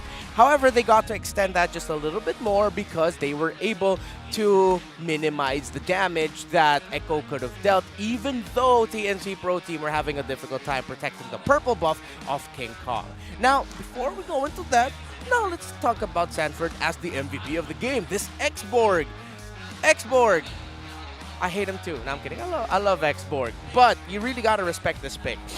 The best way to explain Xborg that all the coaches, even players, if you haven't heard them say it, it's super simple. It will always get to a point similar to an Edith that an Xborg will take so many resources just to take down that it's so costly trying to go up against it because you have to spend so much just to try and take it down, and it increases your opponent's possibility that they'll just be able to counter whatever you tossed if ever you couldn't take down the Xborg, or even if you do take down the Xborg. That's why you really have to maximize your abilities, and which is why there's two approaches that you go into facing an Xborg. Either you build yourself a lot of burst so that you can take away the Faraga armor quickly, which is why TNC ended up building themselves Valentina, Fanny, and the Harith, which, with a lot of damage, theoretically, you'll be able to take down the Xborg Faraga armor very quickly. However, the other approach is that you build a lot of sustained damage, or the damage that isn't just skill-based, it's one thing, it's basic attack. It's damage that it isn't as bursty, but you can just keep on doing and it'll come in so that you can also burn down the Faraga armor before he can get a full blast of the last Insanity. TNC's approach with building burst up against the Xborg, though, but with a lot of it being burst that means that you have to get close to your opponent, meant that TNC was always at risk of a counterplay. And Echo's re-engaged counterplay is very strong with the Kadita and, of course, this one, the Martis, with this key moment here that you saw on the back of a back-to-back double kill, or a double kill from Krautizi, and then a double kill as well from Benny Cutie, the Storm, finally popping. And then, of course, Echo, understanding that the Edith plays such a massive role for the team fighting capability of TNC, with them not having a lot of poke damage and Edith being the closest they have to long range, even though it's more, okay, let's be honest, mid-range poke damage. Echo just said, hey, it's Ben Things. Hey, he's gone. Hey, we win. And yeah, key targeting, even though Edith is tanky, it might take a lot to take her down. But at that point, Echo already had the tools. They found the right target in the defense, hence why they won. The juggling pattern here of Carl TZ, you just felt him everywhere. It wasn't a fast rotation, but he was there at the right times. And hence why going into this, I made a video about it. Echo just seems to be one of those teams, alongside Bren, alongside RSG, that didn't reinvent themselves, but just modernized and slightly updated what we know them to be, just to fit in more current meta picks, just so that they can shine in the way that we know them to shine without having to change so much of who they are. And even though it's JP instead of Yaoi, it still translates very well. You still have Sanford being able to get picks that are a big part of the equation and the success of Echo. You have Benny Cutie being that sleeper hit. Dual strike just when you least expect it, and of course Sanji, who's had an amazing performance so far this season with 2 series MVPs. Hence why Echo was just able to run with it, even though it was too close for comfort. And now this is when we talk about TNC. Though people will look at this and probably, once again, unfairly put a lot of hate towards TNC. Remember, this was much closer at some certain key moments.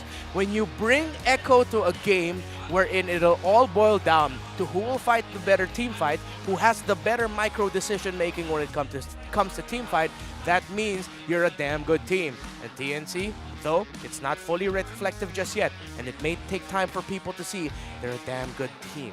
And maybe that's why teams going into MPL Philippines Season 12 were looking at TNC. I feel like I've just decoded something. I had an epiphany just now. Because TNC Pro Team mentioned that they play differently from their scrims to their actual game day performances. Maybe we just saw a glimpse of it. But now we've been seeing a lot of Echo and why they're shining. Again, it's same old, but slightly updated version of it. And that's my analysis for game number 2. Thank you so much, Renmar, for that analysis of game number 2. We saw Echo once again securing that victory, but again, it was a very close game entering game number 2. TNC, we've seen glimpses, and as you said earlier, Rockhard, hopefully we do see more than just a glimpse, as right now they're still in the middle of the pack, and that's still not a safe place as we go closer and closer to the playoffs. I think when I'm watching those replays, I just realized if Sanford hasn't gone ham, And after they took the Lord, they got wiped out. That could have been really bad for Echo. Yeah. I mean, that could have been a game-free ending, a game-free beginning match. So never count out TNC right here is the statement. Despite obviously Echo really, really good in that game. They were also good on their feet, but you got to give it to TNC, man. Watch out for these guys. Now, hopefully they do recover. And another team who needs to recover is MNNE EVOS, still struggling in the stands and has to take their first victory. This is a crucial game for the EVOS squad, and they're going to go up against RSG. What are your quick thoughts in this one? MNNE, come on. Do something, Yeah. you know? I'm gonna be on the other side. I agree with that. On the side of RSG, respect your opponents. The last time you underestimated someone, you lost. We've been your casters for this second series. My name is Zumi. With me is Rockhart and Orenmar. We'll be right back here for MPL Philippines Season 12. The 12th season of MPL Philippines is brought to you by the following sponsors. Smart, the official telco partner of MPL Philippines Season 12. Our official sponsor, Infinix. Infinix Note, ultra-fast gameplay. And FWD Life Insurance. In the epic adventure of life, FWD is your expert wingman. Celebrate your victories living with FWD. Our partners in esports, Maya, it's everything, and a bank. Secret Lab, the official gaming chair of MPL Philippines. And Pi Channel. You can now watch the replays of MPL Philippines Season 12 matches on free TV. Together with the whole family, revisit the intense matches from Monday to Thursday, 2:15 p.m. to 5:15 p.m. on Pi Channel. Experience the Mpl-Ph Season 12 action live at Shooting Gallery Studios. Tickets are now available on our official ticketing partner, Slash. Don't forget to catch all of our official league content on TikTok, Facebook, Instagram, and Twitter. To ensure the equality and fairness of our games, MPL Philippines is also monitored and supervised by the Games and Amusements Board. Habang yung blacklist ay kumakapit pa, ayaw pa rin kita. Napakalakas pa rin ng Pilipinas.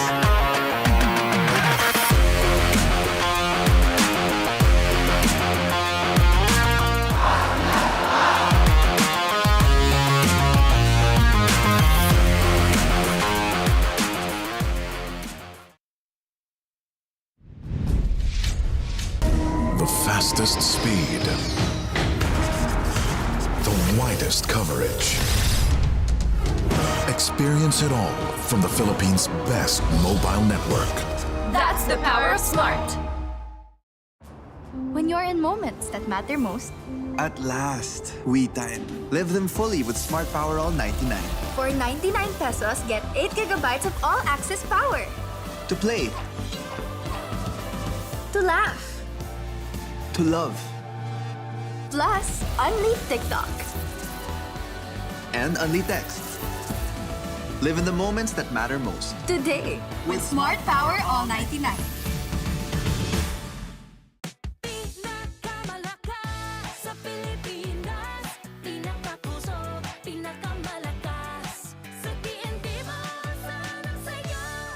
Lipat na sa TNT and register your SIM now.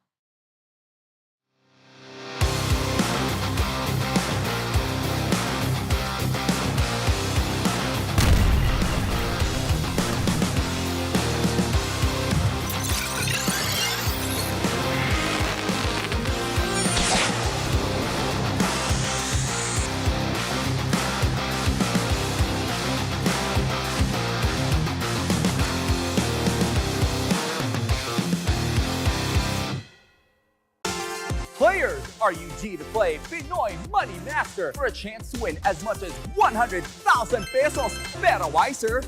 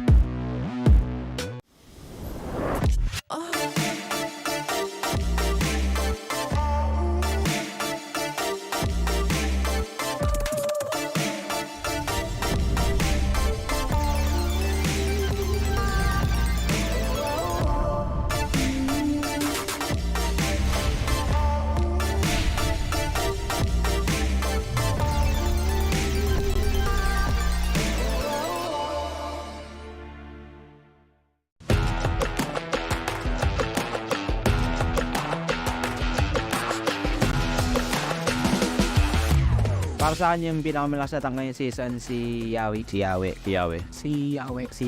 Kasi galing sila sa champion ng MPL. Mas mataas yung confidence niya at saka malakas yung aura niya ngayong season. Grabe yung mga pick-up niya, lalo na pag nawakan niya yung hero niyang Chu. Magaling siya sa mechanically and as a team player. Ilang beses na rin siya nag-champion eh. Mas doon ko nalalabas yung laro kapag siya yung kalaban. Siguro yung top 3 tank ko sa MPL, si Light, si Ogwen, si Bentings. Yawi, si Light at si Ogen. Yawe, Ogwen, ako.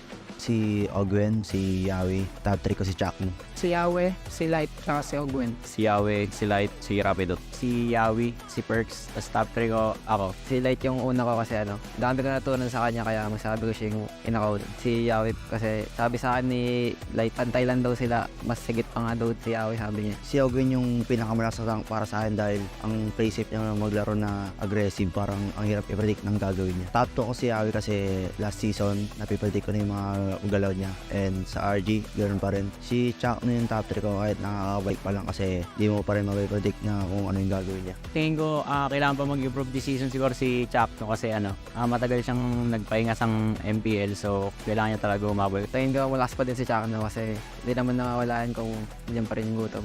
Piling ko kailangan niya pa rin magbata kasi marami rin nakahabol sa laro. Marami na nakasabay sa kanya ngayon. Tingin ko ang kailangan mag-improve ngayong season si Renny J kasi unti lang hero pool niya. Pagtatapatan ko si Chakno, siguro yung mga pinractice ko lang din yung mga papakita ko sa kanya. Gusto ko pang makita yung improvement ni Brusco DR kasi sobrang consistent niya maglaro nung nasa amateur pa lang siya. Kaya hindi ko nasama sila sa top 3. Yung top 3 na pili ko is sobrang aggressive. Play safe siya maglaro. Pinaka gusto ko makalaban siguro si Ogwen kasi last season hindi kami nanalo sa kanila. Mas exposure lang ako ngayon kaya nasama lang ako sa top 3. Yung mga na-improve ko talaga this coming season yung disiplina talaga. Siguro kaya nila ako nasama sa top 3 kapag yung Franco user. Mahilig to make talk sa Franco yung first skill play ka. Hindi lang kasi ako malakas eh. Tingin ko yung lamang ko kay Yawi at kay Perks yung experience ko sa MPL. Si Ogwen hindi ko siya nalagay sa top 3 kasi naglalaban sila sa akin para sa akin si Light kasi Ogwen. Sobrang match silang dalawa. Mas naging impactful lang sa akin si Light dahil alos kapareho siya ng hero pool. Sa tingin ko lamang ako sa mga ibang room this season kasi nung last season kabado ako and ngayon feel ko malalabas ko na yung full potential ko. Magagamit ko rin yung experience ko na laban sa kanila kasi nakakalaban ko na rin sila dati and parang alam na rin yung gagawin ng bawat isa sa akin.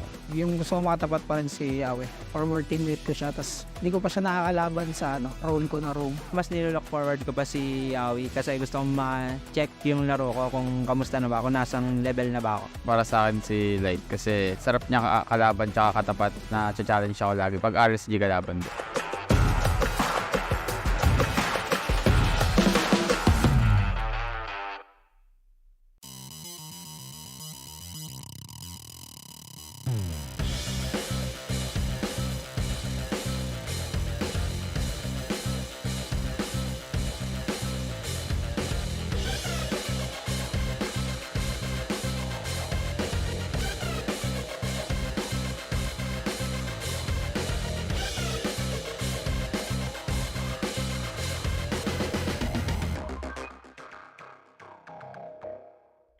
Ako si Oscar Romero, ang IGN ko is Sumpak and ang gold lane ng MNNE boss. Ako po si Lance Aaron Misa, ang IGN ko po Lansu, explain po ng MNNE boss. Ako po si Mark Lawrence ng Kabigting, IGN po Bao, multi-role po ng TNC Pro Team. My name is Kent Anthony Baisa, yung IGN ko ay Soul.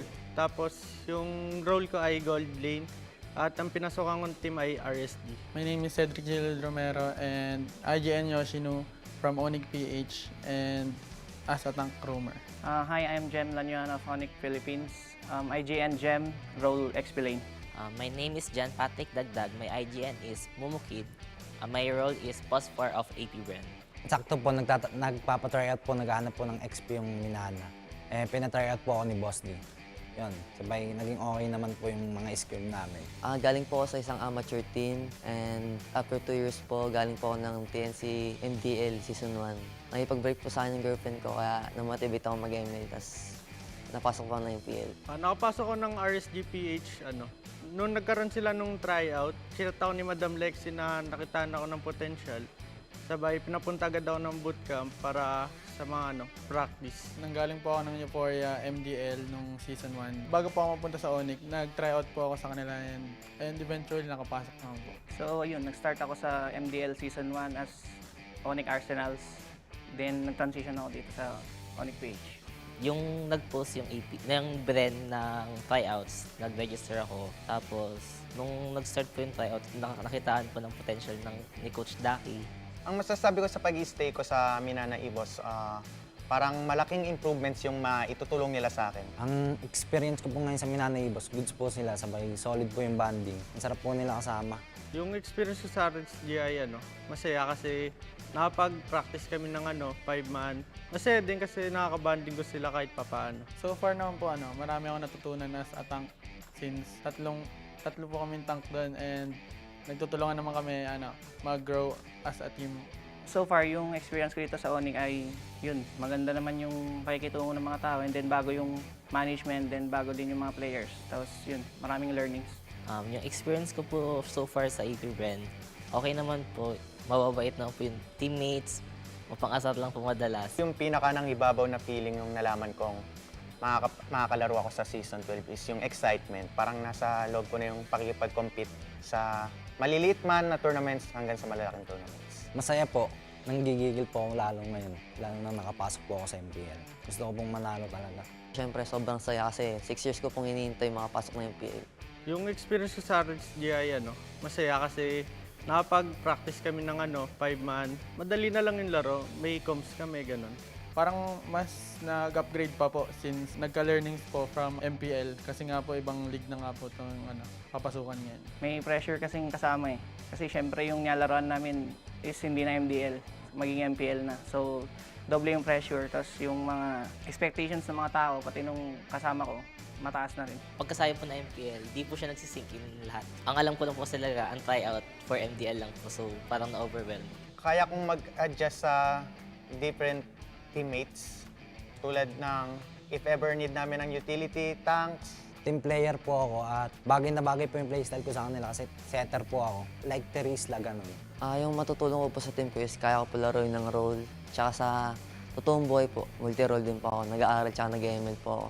Yung madadala kong bago sa RSG-PH ay mas gagalingan ko at masigitan ko si Eman sa paglalaro para mapatunayan ko na hindi sayang yung pagkuha sa akin. Ang madadala ko po sa ONIC-PH this season is yung game style ko na pabago-bago. Kumbaga hindi nila mababasa yung uniqueness na dadaling ko sa laro. Siguro yung madadala kong this season sa Mpl-Ph is yung adaptability ko, mabilis ako maka-adapt, and then yung chemistry dun sa iba't ibang kasama ko.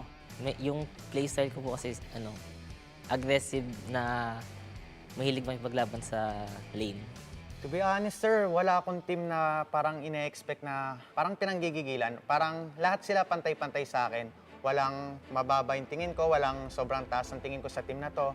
Lahat sila para sa akin, gusto kong makipag-compete sa kanila. Sa darating po na season ngayong MPL, gusto pong makalaban doon ay Blacklist. At si Edward po yung gusto kong makatapat kasi napakagaling po niya. Ang taas ng IQ sa game. Ang gusto ko pong makatapat is Blacklist kasi nandun si Aeon, best friend ko po. Tapos pangalawa naman ang Echo, si Sanford dahil dati ko pa siya nakakatapat. Gusto ko maglaban kami sa MPL. Gusto ko sana makalaban yung Omega, si Kelra. Kasi lagi ko siya nakakatapat sa RG.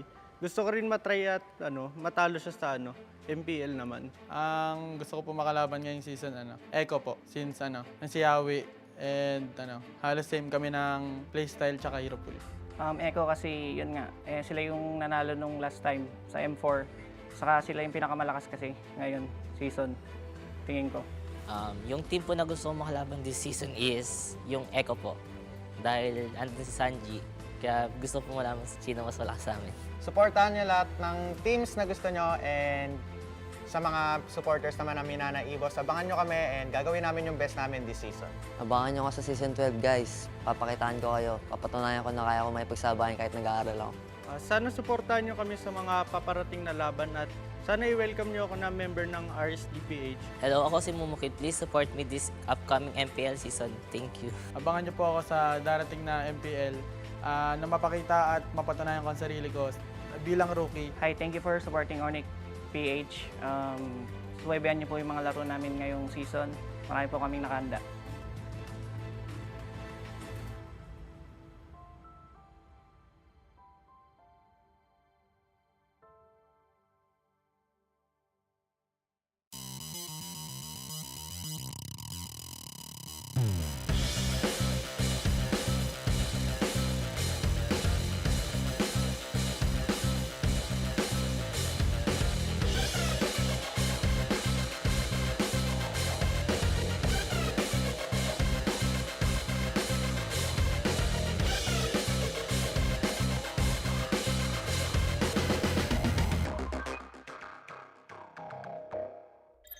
I'm Ayon Usi po. IGN ko Ayon. Mid laner ng Blacklist International. I'm Kim De La Cruz. IGN ko po Kim Poy. Roamer ng Blacklist International. Ako nga po pala si Andrew Pleora. IGN ko po Andorio, ang jungler po ng Smart Omega. Ako nga pala si Ezekiel Cavilan. IGN ko Spidey. Ang role ko ay jungler. Ang team name ko ay Smart Omega. Ako si Brian Miles Santos. IGN ko is Spider Miles. Ang role ko naman is Roamer. Ako si John Marl Sebastian. IGN ko po Lord JM. Ang role ko po Turtle Lane. Si Haji, busy sa MPL. Then nag-looking for phosphors yung sila Coach Bon. Parang rinefer po ako, then nag-try out. Tapos yun, nakuha na po. Piniem po ako ni Coach Bon tsaka ni Haji na mag-try out sa kanila. After nun, pinag-try out ako sa bootcamp.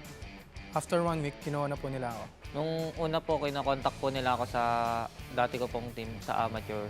Tapos nung nag-end up po yung contract ko sa dati kong amateur team, nag-try out po ako ng jungler sa Smart Omega. So, nag-audition po ako sa TikTok. And then, nanalo po ako sa The Greatest Gamer Philippines. Tapos, kinontak po ako ng Smart Omega na makapaglaro po ng pro scene sa MPL. Galing kaming MDL, tapos nag-champion kami ni Lord JM sa Just ML Tournament.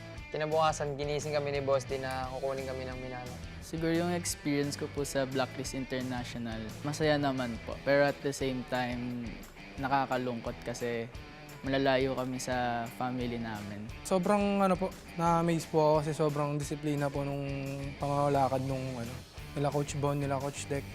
Nung una po na kinakabahan po ako kasi makakasama ko veteran eh. Tapos nung natuloy-tuloy na po yung practice, kumbaga nasasabay ako na. Para sa amin, wala namang bago kasi same cycle lang yung nangyayari katulad sa team namin before. Yung para sa akin naman, onting adjustment lang na ganito pala yung cycle ng pro player at solid din yung bonding kasi mas dumami kami. Masaya naman po. Marami akong natutunang bago. Siguro yung nafe-feel ko lang po ngayon, sobrang excited ako maglaro. Gusto ko ipakita kung yung laro ko talaga. Wala naman po masyadong pagkakaiba sa amateur team. Kumbaga nasa amateur lang po yung paghihirap pero dito na po ako sa pro para magpakitang gilas pa. Sobrang saya ko po kasi hindi ko po in-expect na ako dito sa MPL. Siguro yung gameplay ko na makakatulong sa Blacklist is yung pagiging aggressive ko po sa laro.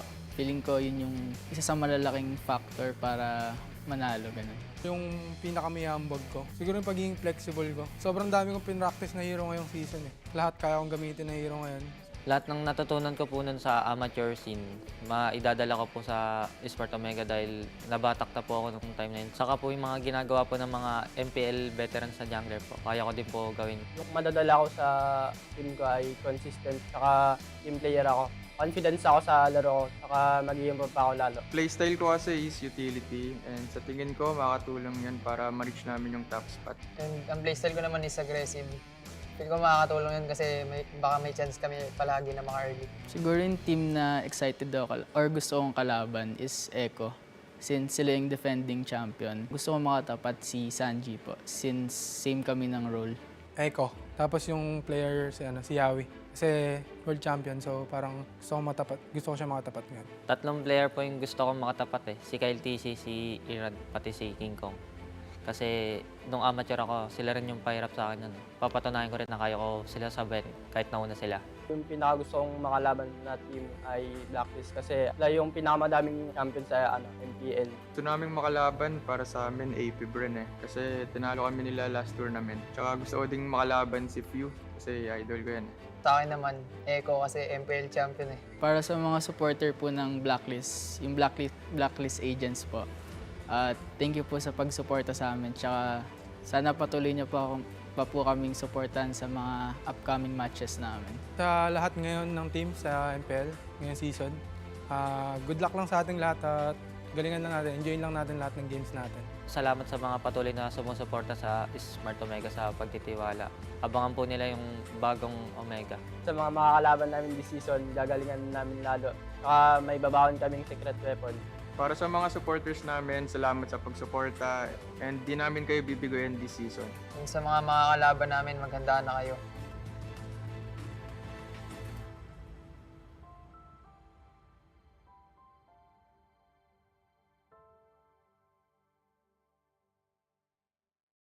The fastest speed. widest coverage. Experience it all from the Philippines' best mobile network. That's the power of Smart. When you're in moments that matter most, At last, we time. Live them fully with Smart Power All 99. for 99 pesos, get 8 gigabytes of all-access power. To play, To laugh, to love, plus unleash TikTok. and only text. Live in the moments that matter most. Today, with Smart Power All 99.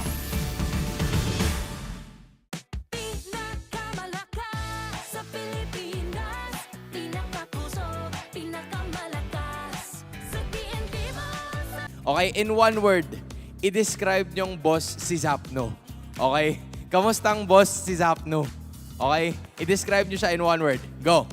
Goods naman po. Goods lang po. Tatlo yun. Pero sige, counted na. Kind po. Hmm? Kind. Kind. Alright. Zapno is kind. Singgero.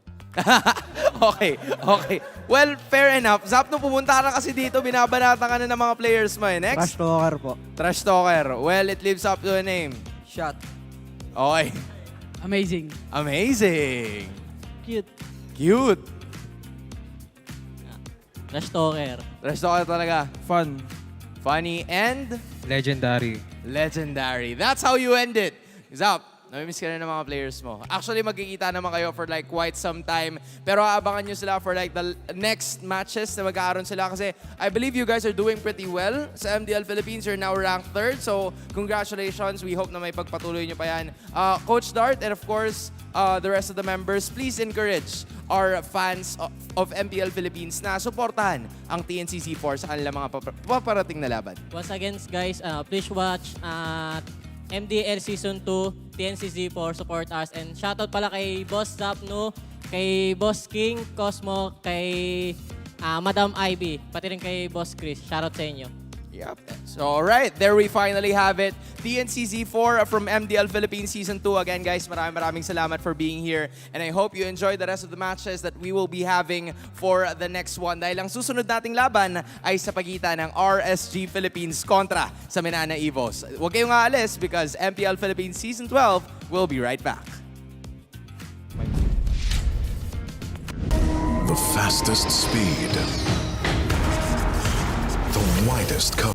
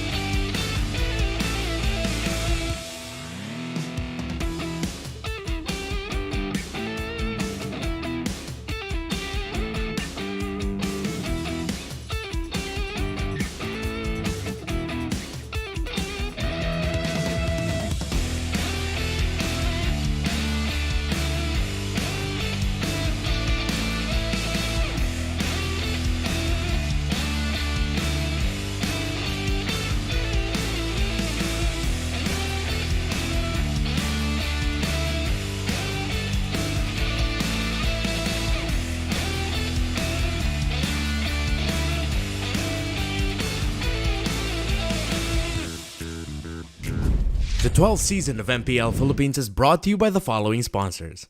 Smart, the official telco partner of MPL Philippines Season 12. Our official sponsor, Infinix. Infinix Note, ultra-fast gameplay. And FWD Life Insurance. In the epic adventure of life, FWD is your expert wingman. Celebrate your victories living with FWD. Our partners in esports, Maya, it's everything, and a bank. Secret Lab, the official gaming chair of MPL Philippines. And Pi Channel. You can now watch the replays of MPL Philippines Season 12 matches on free TV. Together with the whole family, revisit the intense matches from Monday to Thursday, 2:15 p.m. to 5:15 p.m. on Pi Channel. Experience the Mpl-Ph Season 12 action live at Shooting Gallery Studios. Tickets are now available on our official ticketing partner, Slash. Don't forget to catch all of our official league content on TikTok, Facebook, Instagram, and Twitter. To ensure the equality and fairness of our games, MPL Philippines is also monitored and supervised by the Games and Amusements Board. Habang yung blacklist ay kumakapit pa, ayaw pa rin kita na napakalakas pa rin ng Pilipinas.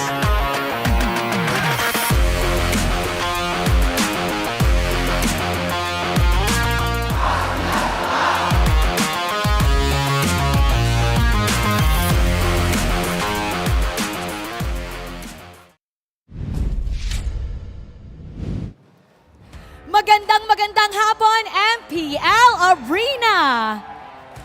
I'm Mara Aquino and you're still watching MPL Philippines Season 12.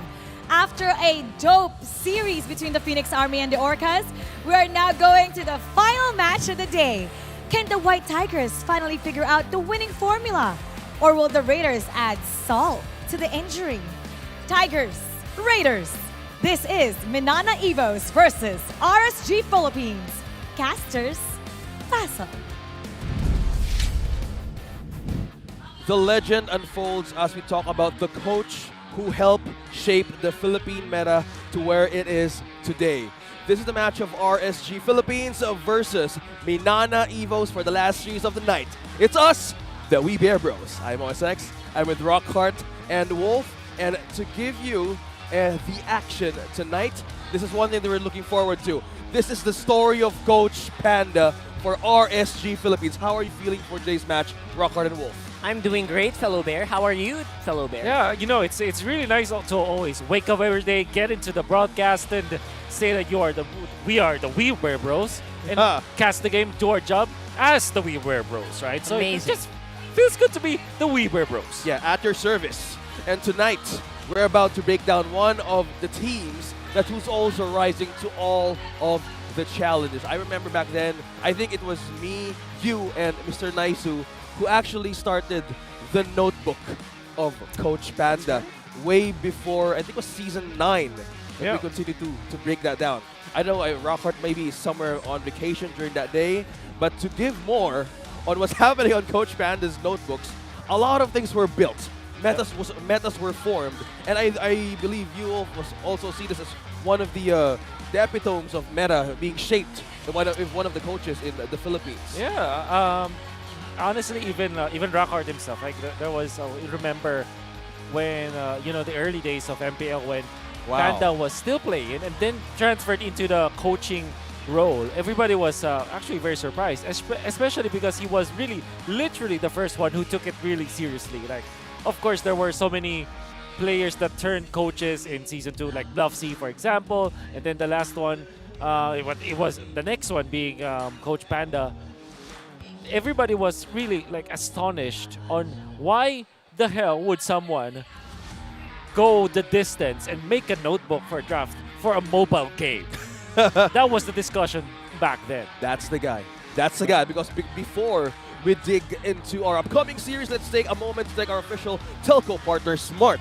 Smart's Giga Arena is now open to all Smart and CH subscribers, where they can join an array of arcade games and esports tournaments like MLBB and many more. And of course, to get started, they just have to create the account on gigaarena.smart using their Smart or TNT mobile numbers. And going back to the point of Wolf there, we're talking about the story of Coach Panda. We're breaking down the story of Coach Panda's notebooks, all just in one set of papers. The headline of today is the story behind Coach Panda's notebooks again.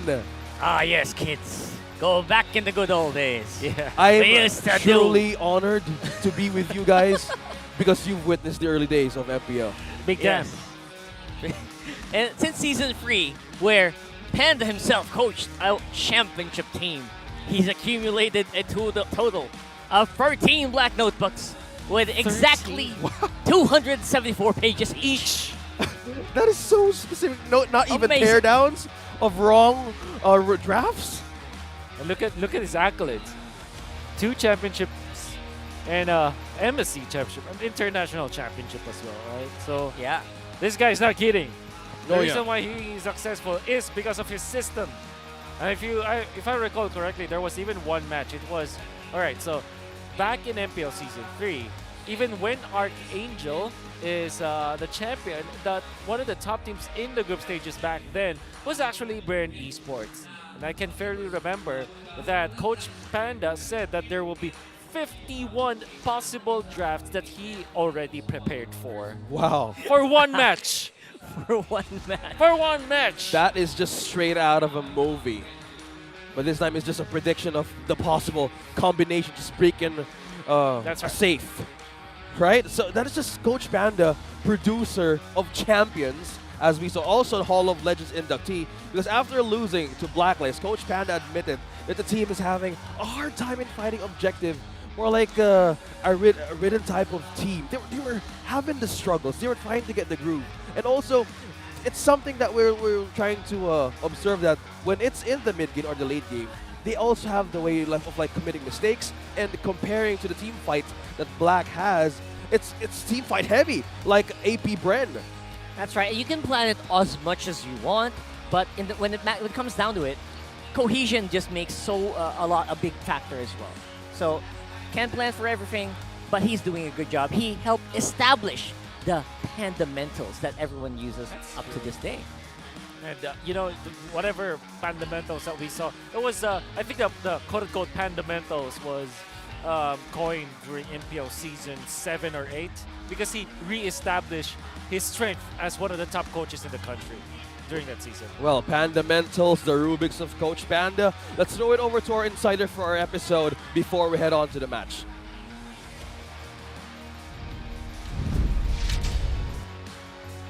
Right over here at the Insider Report kung saan nasa harap tayo ng MPL stage. At kasama natin ngayon ang nagbabalik, but this time as the correspondent for RSG Philippines. Please give a warm round of applause para kay Butters. Butters, kamusta? Welcome back! Ay, syempre, nandito na ako eh. Ako na to eh. Guys, okay, eto lang ang sasabihin ko. Hindi siya nagpunta dito para maging MPL or MDL caster. Ba't ka naka-jacket? Tanggalin mo na. Ha? Tanggalin mo na. Huwag naman. Huwag naman. Huwag Okay. naman. Hindi siya nagpunta dito para maging MPL o MDL caster. Dahil sino bang bias mo ngayon para sa laban na to? Kasi pre, Oh. may nag-PM sa akin nung isang araw. Oh. Sabi nila, kailangan namin ng backup. Okay. Yung may kailangan ng backup, si RSG. So ang ginawa ko, ako na yung naging social media correspondent para sa side ng RSG Philippines. Mahirap kalaban to. Mahirap kalaban to. Handa ang Raiders ngayon kasi mas mainit talaga sila. Lalo na ikaw parang ang tagal mo lang iniintay itong moment na to eh. Kasi, nung pagkakaster ka kasi, merong mga bagay na hindi mo pwedeng sabihin. Gaya ng? Trash talk. Yan. Pero madalas ko pa rin ginagawa yun eh. Tama. Basta madami pa. Madami pa. Ngayong social media correspondent na ako. Natanggalan ng busal ang Wild Dogs. Wild Dogs. Di Eto lumabas na. yung gumano na agad eh. Yan. Ready na. Ready na. Ready ka na makipag-clash ngayon eh. Ready na ako. Tutusin nga, parang upo ka na lang dyan. Oo Tapos nga simulan na natin yung laban eh. Nanonood na lang ako Pero eh. may tanong ako sa'yo. May tanong Ano ako yan, sa'yo. ano yan? Kasi ikaw ang correspondent. Oo. So, gusto lang naming malaman. Kasi napapansin ko din every time since nung nagkaroon ako ng inside report doon kay Coach Panda sa side ng RSG Player Lounge, parang meron silang notebook na lagi nilang hinahawak. Oo. May idea ka ba kung ano nakalagay? Actually, nakita ko yung kanina. Binuksan sa akin ni Panda. Ang laman nun, ang nakalagay lang sa loob is Hindi po pwede kasi alam ko na po yung sasabihin niya. Okay? This time, yung ni-rehearse natin. Okay? Kasi ang sasabihin po niya ay hindi po, Hindi maganda. SPG po. Okay. SPG po. Okay, tuloy mo na. Anong nasa loob ng notebook ni Coach Panda? Walang strat, walang kahit ano. Nakalagay lang doon, RSG Philippines versus Minana 2-0. Okay. So maganda ang nakalagay para kay Coach Panda. Yun lang talaga nakalagay. Okay, sa tingin mo ba, bakit ba nilagay ni Coach Panda yun na 2-0 ang magiging laban na to para sa Minana? Or para sa RSG? Actually kasi sobrang bibilib kami kay Minana Esports. Okay. Kasi sila may sickening consistency na tinatawag. Na kahit anong gawin nila, dumarating pa rin sa point talaga na kahit nananalo na, natatalo pa rin sila. Ako parang iba ka ngayon ah. Ha? Iba ang gising mo ngayon ah. Ngayon sabihin nyo sa akin kung gusto nyo hindi ako nagkakast. Nako. Di ba? Alam mo, pigil na pigil pa to. Partida, Oo. pigil pa to. Na-excite na ako kung ano lang talaga yung masasabi mo later pag nakuha or either ano mang mangyari sa laban na to between RSG and Minana. Pero what do you like so much about the Raider community na tinanggap mo yung task of being the correspondent para sa RSG Philippines? Natutuwa kasi ako sa kanila kasi as one talaga sila lahat. Tapos nagpo-post sila ng mga memes ng mga Titans. So yun yung pinaka-naalala ko sa kanila. So sana may ma-Titan ulit ngayon, mga ganon. Sige.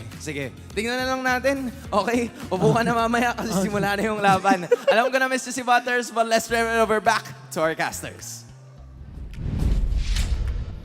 Thank you so much, Hans. It's good to see Mark Adrian Gison not wearing a suit today, but also giving out some spicy bars to Minana Evos today. And I wasn't expecting the amount of words, just RSG 2-0. And I wanted to dwell one question for that interview. Since the play style of Blacklist International and RSG could somewhat be similar, will they struggle against Minana this time? Wow, what a question there. To be honest, Minana, I've been actually just waiting for them to do something. You know what I mean? Minana, do something. Do something. And you know what? It's gonna be so RSG-sided in this matchup just because of Light, I feel like it. He's just grown so much into the player that he's so dependable. Oh, yeah. For RSG, that everyone else just follows. Plus, obviously, the synergy that this team is already built up on, it just screams, it just screams teamwork, it screams victory. And that's what I like about these guys. So, For me personally, what I like about being in the English is I can be a little bit honest, as compared to the Tagalog broadcast. Like Butter said, yeah. Like Butter said. And dare I say...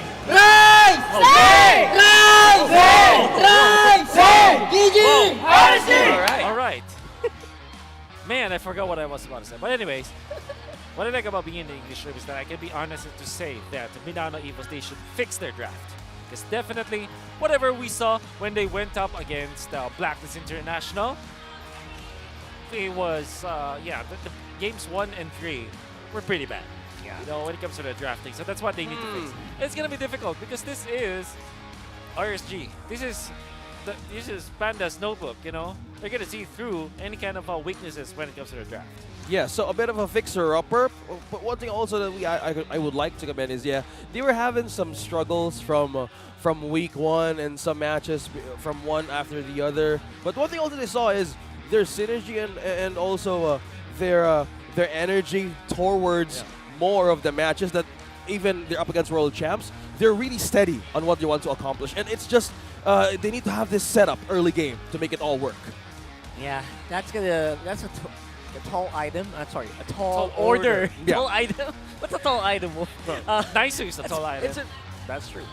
So that's a tall order, but yes, we'll talk about that a little bit more later on for sure. Okay, looks like the teams are ready. Let's call them up on stage. Minana Evos and RSG Philippines.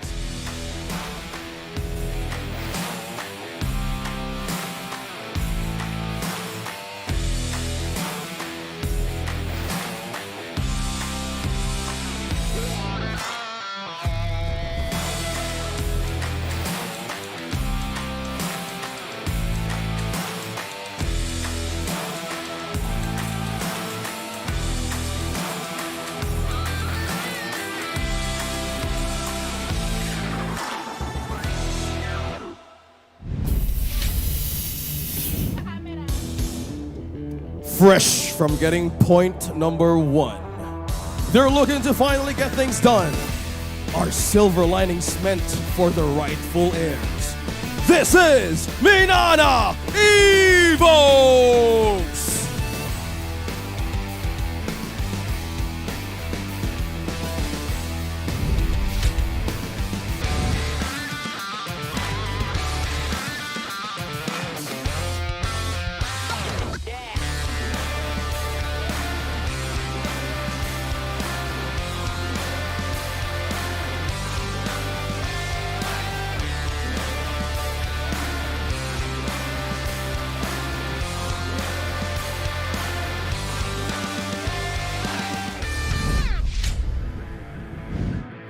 They start their week today after breaking through the hive. Prepared for another raid. They'll be the only ones alive. Rising for another slay, it's RSG Philippines!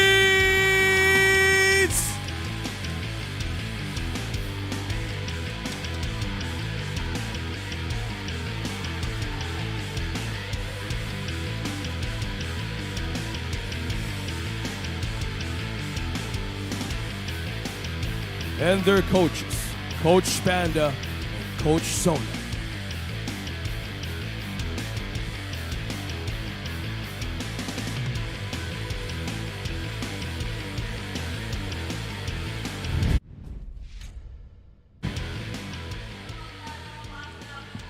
And we are back to the heat of the match. MNNE Evos looking good. Doming DR Boyet, Lancy, Lord, and Brusco. Will something stand out today as we look upon the status of their standings as of this point? They got to emulate what happened yesterday. There was some shining light for them.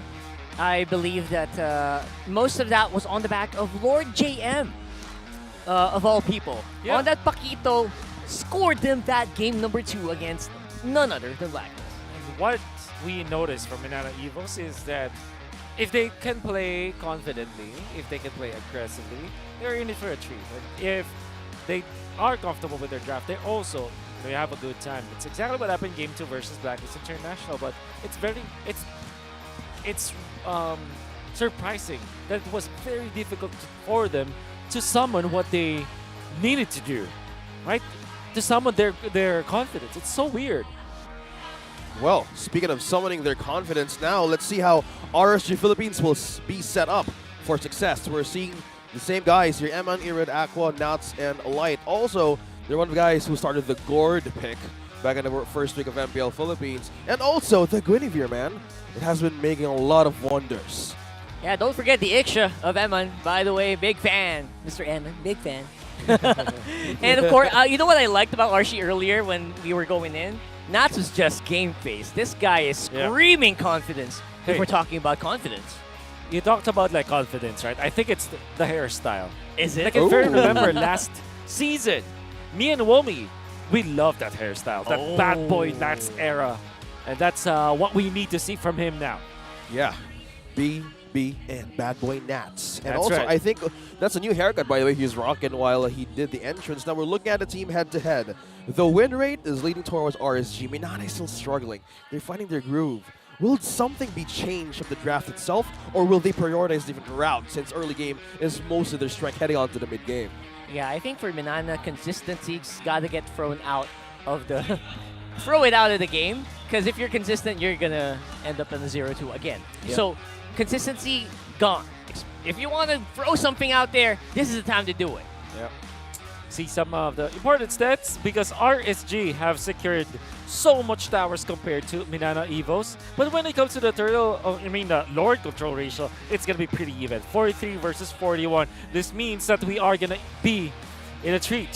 When it comes to the Lord dances, they have to be equally good during those Lord dances. And we know for sure that RSG, they are going to be playing slow, going up against MNNE Evos. And MNNE Evos should play faster compared to RSG. Well, speaking of playing faster, mostly Tower Ranger Secured is leaning towards RSG.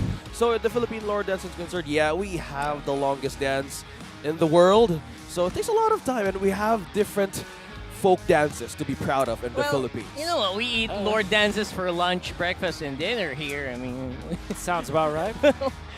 What do you expect, right? I mean, we're the masters of the Lord dance. Oh, yeah. And that's something that definitely other regions should be watching us for. Yeah. How about that, Wolf? Because as we talk about more about this, I think you have more things to break down, especially for our keys to victory. MNNE Evos and RSG Philippines' keys to victory is brought to you by Infinix. Infinix Note Series ultra fast gameplay. That's exactly what MNNE Evos needs to do right now because they have to not hesitate in initiating. Why? Because we know for sure that RSG Philippines, they play slow. But MNNE Evos, if they can overtake RSG's tempo, then they'll have a much better chance going up against RSG and eventually winning the match. You can see this beautiful stare down between two players. And for RSG, the plan is protect MN. But come on, every single game we have to protect MN. But the bigger keys to victory now is who wins this stare down, right? Oh, there it is. The ice to victory. And for both of the teams, the first one to attack will hit the rack. There I say, the first one who blinks will lose this game. And the game is not over. The stare down is not over. They're still doing it. No. How is this possible? This will be a world record. No one is moving. No one is surrendering. They're still fighting. Nobody wins.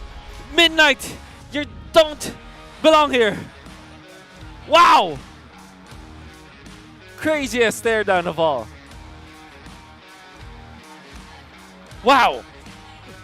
The ice of victory. Wow. Man. Wow.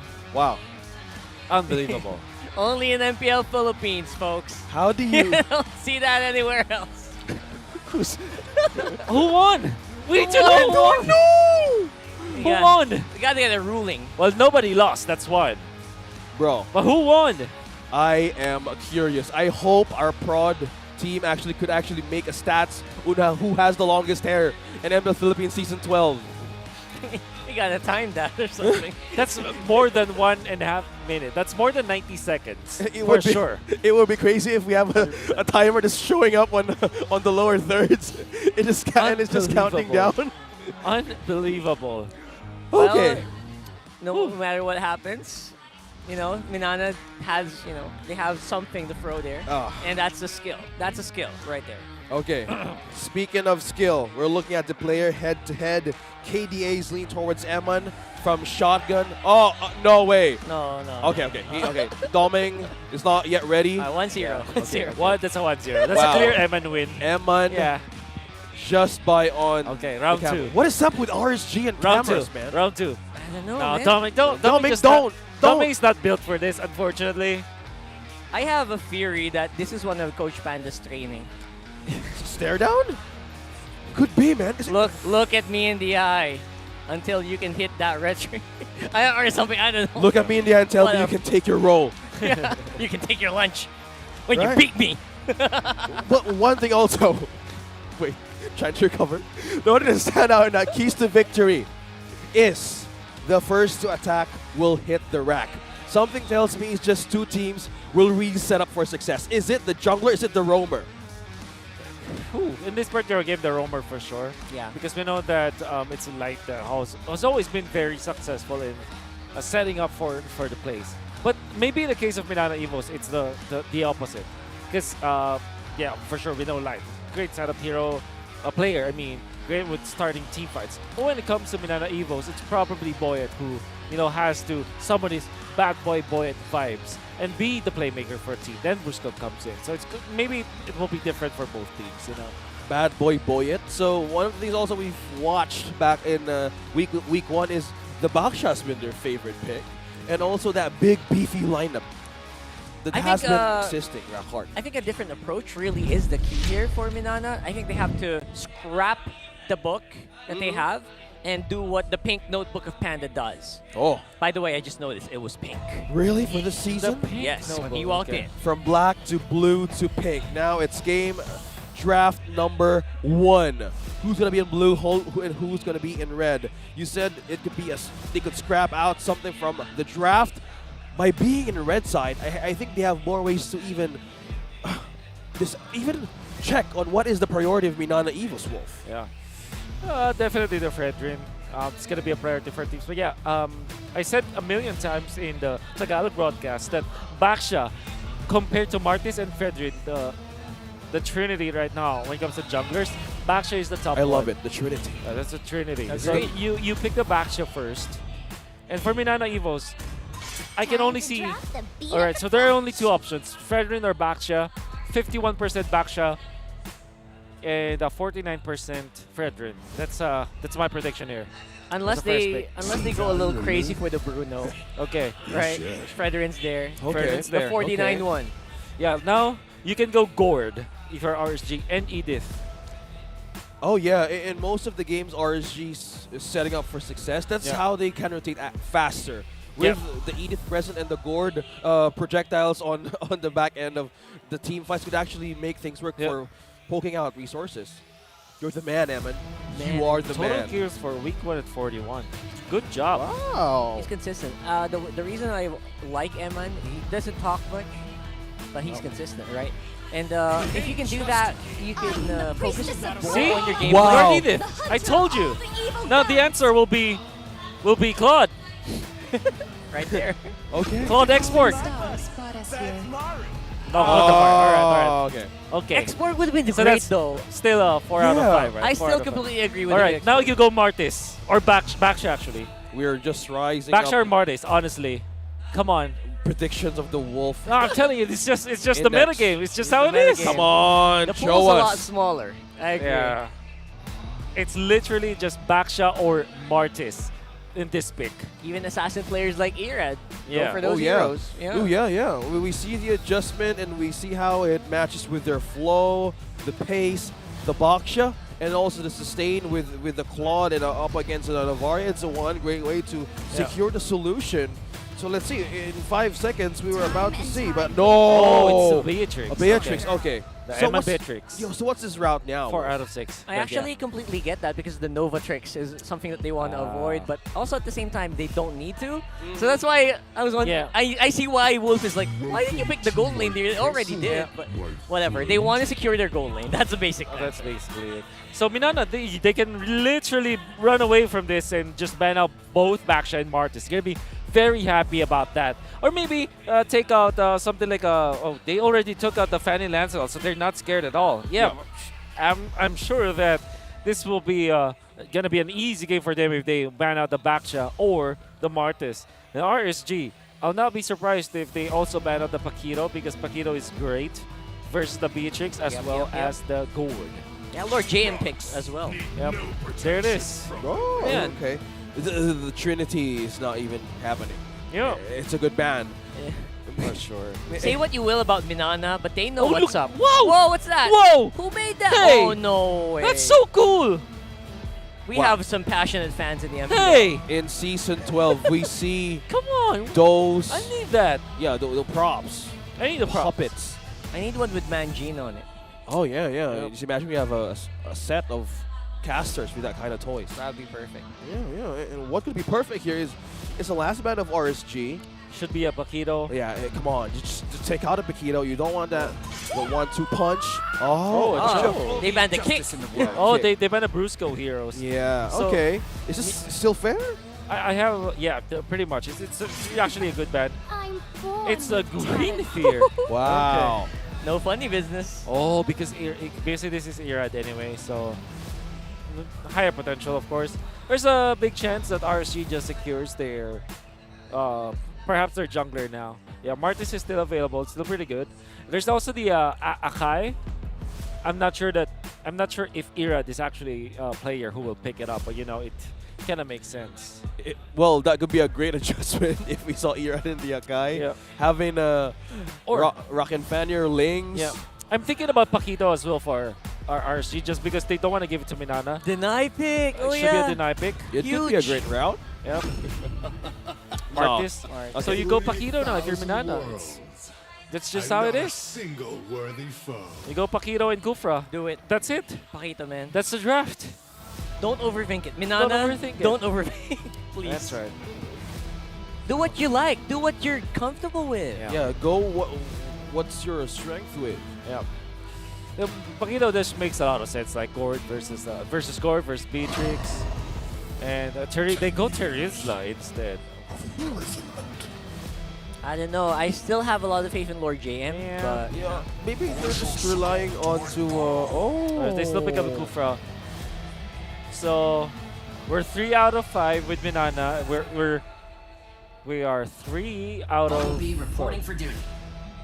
Export. All right, yeah. They still export. All right. They still pick. I mean, that's good. Because the Teresa was the pick for Minana.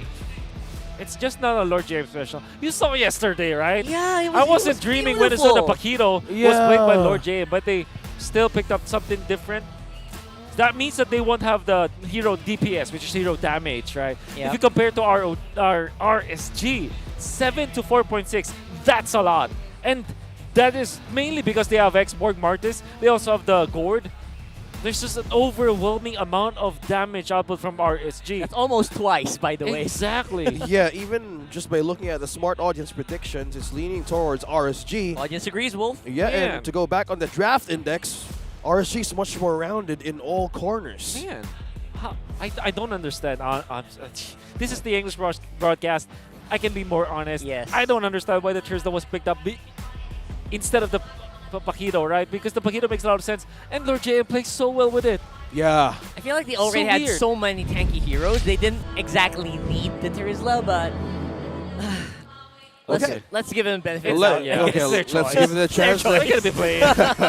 Let's see how it goes. Game number 1, it's Minana versus RSG. Now we're looking at our junglers both taking their oranges. I say if we go back on the index, as we're trying to break down the choice of Minana Evos, I think it's more of the team fight composition, but slowly going to early to mid. I don't know how will that actually blend with the rotation of RSG has. Well, if you look at Minana, there's 3 huge frontliners available for them, but only Lancy as well as the Claude for their backline damage. That's the reason why they're so behind on the index, and the index has rarely been wrong as for recent. So is that true? Really? Yeah, you have to look at the tape. You want to look at the tapes? Yeah. Okay. But how about the emblem build? Is there something different here, Wolf, that you're seeing? Well, I did notice that the Aqua went for Mpl-Ph and Weapons Master instead of the Inspire, which means that he is definitely going for the big damn, as a Bear Bro would say. The big damn emblem. Ah, yes, the fellow Bear Bro. Yeah, the fellow Bear Bro. Oh yeah. So it's more on to the penetration. It's more on to amplifying his kits on the item. So I say it's gonna be a busy Gord going around the map just to get his items. It's just what he's doing right now, just circling mostly on the bottom lane. Yeah, I know Gord lost last game, last series, but he's still 6 out of 7. That's still a pretty good win rate, so that means the damage is very reliable here. Yeah, speaking of, that's a flicker. Forced out the resource out of Lord JM though, and also forced a rotation down bottom. But in the meantime, we're looking at 2 junglers eyeing on the first objective. That's a jump, Brockhart. Yeah, you see the big difference that they're playing right now. Aqua with the flicker forward. Very aggressive for the first blood. Whoa. Okay, Aqua setting the pace. Looks like RSG has more ways. And that's a secure straight into that turtle. This is the reason why Wolf just cringed, right? You're seeing it right here. The evidence is so apparent 2 minutes into the game that they don't have any sort of control in early to mid. Maybe in the late game with this Claude, but other than that, it is open hunting season for RSG. Even the world's best Terizla will struggle in that scenario. And you cannot blame Lord JM for being in a bad spot this time and not able to contribute to the team fight. It's because he's facing up against the X-Borg. X-Borg will win that matchup almost any time of the day. There will be some teams that are fond of the of the Charizard, even despite the export being available. But it's far too easy for the export to have a lot of impact in a team fight, especially the first team fight, which generally happens during the first turtle timing. Okay, speaking of turtle timing, just by looking at the items, you're going with a slow and steady pace here. RSG's on the lead with 1.3k, and I see just want more coverage of the map right now. Just have everything set up for them. Yeah, the minor advantage that you get, the enhanced advantage rather that you get when you get that first turtle is not negligible anymore. So that's something that really is going to start to make marks here, especially on their laners, gold lane and XP lane. Itemization, the penetration's better now, obviously, for the Beatrix, as well as the export. RSG is gonna just be grouping up. They now have access to 2 lanes for Eman. You can see that this is gonna be a problem for the Claude because, Eman will have his flash farming capability, sped up. As you're noticing. Oh, Yep. That's gotta hurt. That's gotta hurt for sure. BOD 4 minutes. So, let's go ahead and check that out. The main goal right now, apparently, of MNNE is survival of Lord JM. Remember, Lord JM already used the flicker here, so yeah, he's very vulnerable, at least for the next few seconds, where it is now up. And now, MNNE can actually think of getting something done here, although Light is doing a good job, zoning everyone out, trying to get into the pit here, making sure that RSG will secure turtle number 2. MNNE Evos went for the top lane. Look at the top. Oh, dive. wow. Are able to take it. Yep. But they did have to give up the turtle control. Well, speaking of control, that's another knock-up. Oh my boom, god. Boom, boom, goes the dynamite. Domeng, quick revenge here coming in from Light, as well as Aqua for that hit on Eman. What a way to start the fights, right? Light with a suplex. Eventually, Aqua will be utilizing his projectile. And they are just boxing out. The top lane, paving the way for Eman to be back at top. And now, RSG will have the control of the game once more. Yeah, speaking of control, they are also in control of the lead, slowly building onto 2K. Now we're 1.7, and Light on a conceal though. He's sensing something. Sensing 2! He missed on the Earth Shatter. That's a big no-no. Flicker out just for safety. Oh, a nice follow-up there from Aqua. I love what he did there, making sure that, they can't do a really scary dive, which RSG, if you know them from history, they can dive very, very well. Yeah. Especially with, of course, this Edith. Yeah, the lineup, the nature of the lineup of RSG, no matter that Light loses a suplex or trying to hunt someone down from the bush, the follow-up itself of the projectile on this gourd could just really make a massive stun or even a hold. Oh, Earth Shatter! Oh man, Light made up for that missed Earth Shatter with a good one. Although a lot of resources already used up by MNNE just to stay alive, means that maybe, just maybe, RSG still got the better of that last exchange. And this is going to be really good for Panda's squad, especially because now they're setting up for the 3rd turtle of the game with almost 2,000 gold in the lead. It's going to be easy for them to get back into action, especially because Nats is a level ahead of Lord JM. Ooh. Yes, this is just the natural progression Yeah. that an X-Borg has against a Turisla. Natural, baby. Oh, look at this. Nando, very aggressive Okay. position on this turtle. It's like Oh, they're Brusco. daring RSG to go in. Oh! Brusco, nice 2-man Tyrant's Rage, secures Boyet, that turtle, and the fight will be ongoing. So the knockup means that that's going to be Brusco going down. Was that worth it for MNNE though? It felt like it was. It was, because they're trailing behind. Taking out the turtle means that they will have extra gold across the map. And they only lose the roamer anyway, so it's not the biggest of deals, right? So overall, I think MNNE, even when it wasn't perfect, they still are happy with that result. Yeah, speaking of results, and even to go back to the nature of their own competition, it's more likely on the team fights, right? Hold that thought, penalty zone. 1v2. We've seen Eman or Nats do this over and over again. Down goes the Appraiser's Raft. Pushed in, or pulled in rather, by the Man Explosion. And he's going to survive, at least for now. But here comes Wave number 2. Oh, we got back they up, though. overstayed. Light is there. That could have been bad. Yeah. Good thing they had good presence of mind in that last one. Yeah, good response onto the bottom lane. There's just 2 members just eyeing on Nats. But either slowing down and taking them down. Meanwhile, up top, Dominic DR is is doing some work. Clearing an objective in a turret up top as well. Oh, here's the blowback here coming in from RSG. It's a 1v3. Flicker Force from Lord JM means that this turret is going to go down. Both the big damage dealers of RSG are safe on mid, which means RSG not giving up anything in that one. Now, very clean take, very clean trade. Now, we have the second item for the Beatrix now available. Does have 400 gold lead over the Claude, which is not the biggest of deals, especially with what happened to MNNE Evos, but it still is a problem as RSG are now grouping up. They want to take the middle route. Speaking of the route that we're looking, the gold building on the 2 marksmen onto this match, MNNE Evos and RSG Philippines. Just waiting for chances by just taking a peek out of the Astral Echo.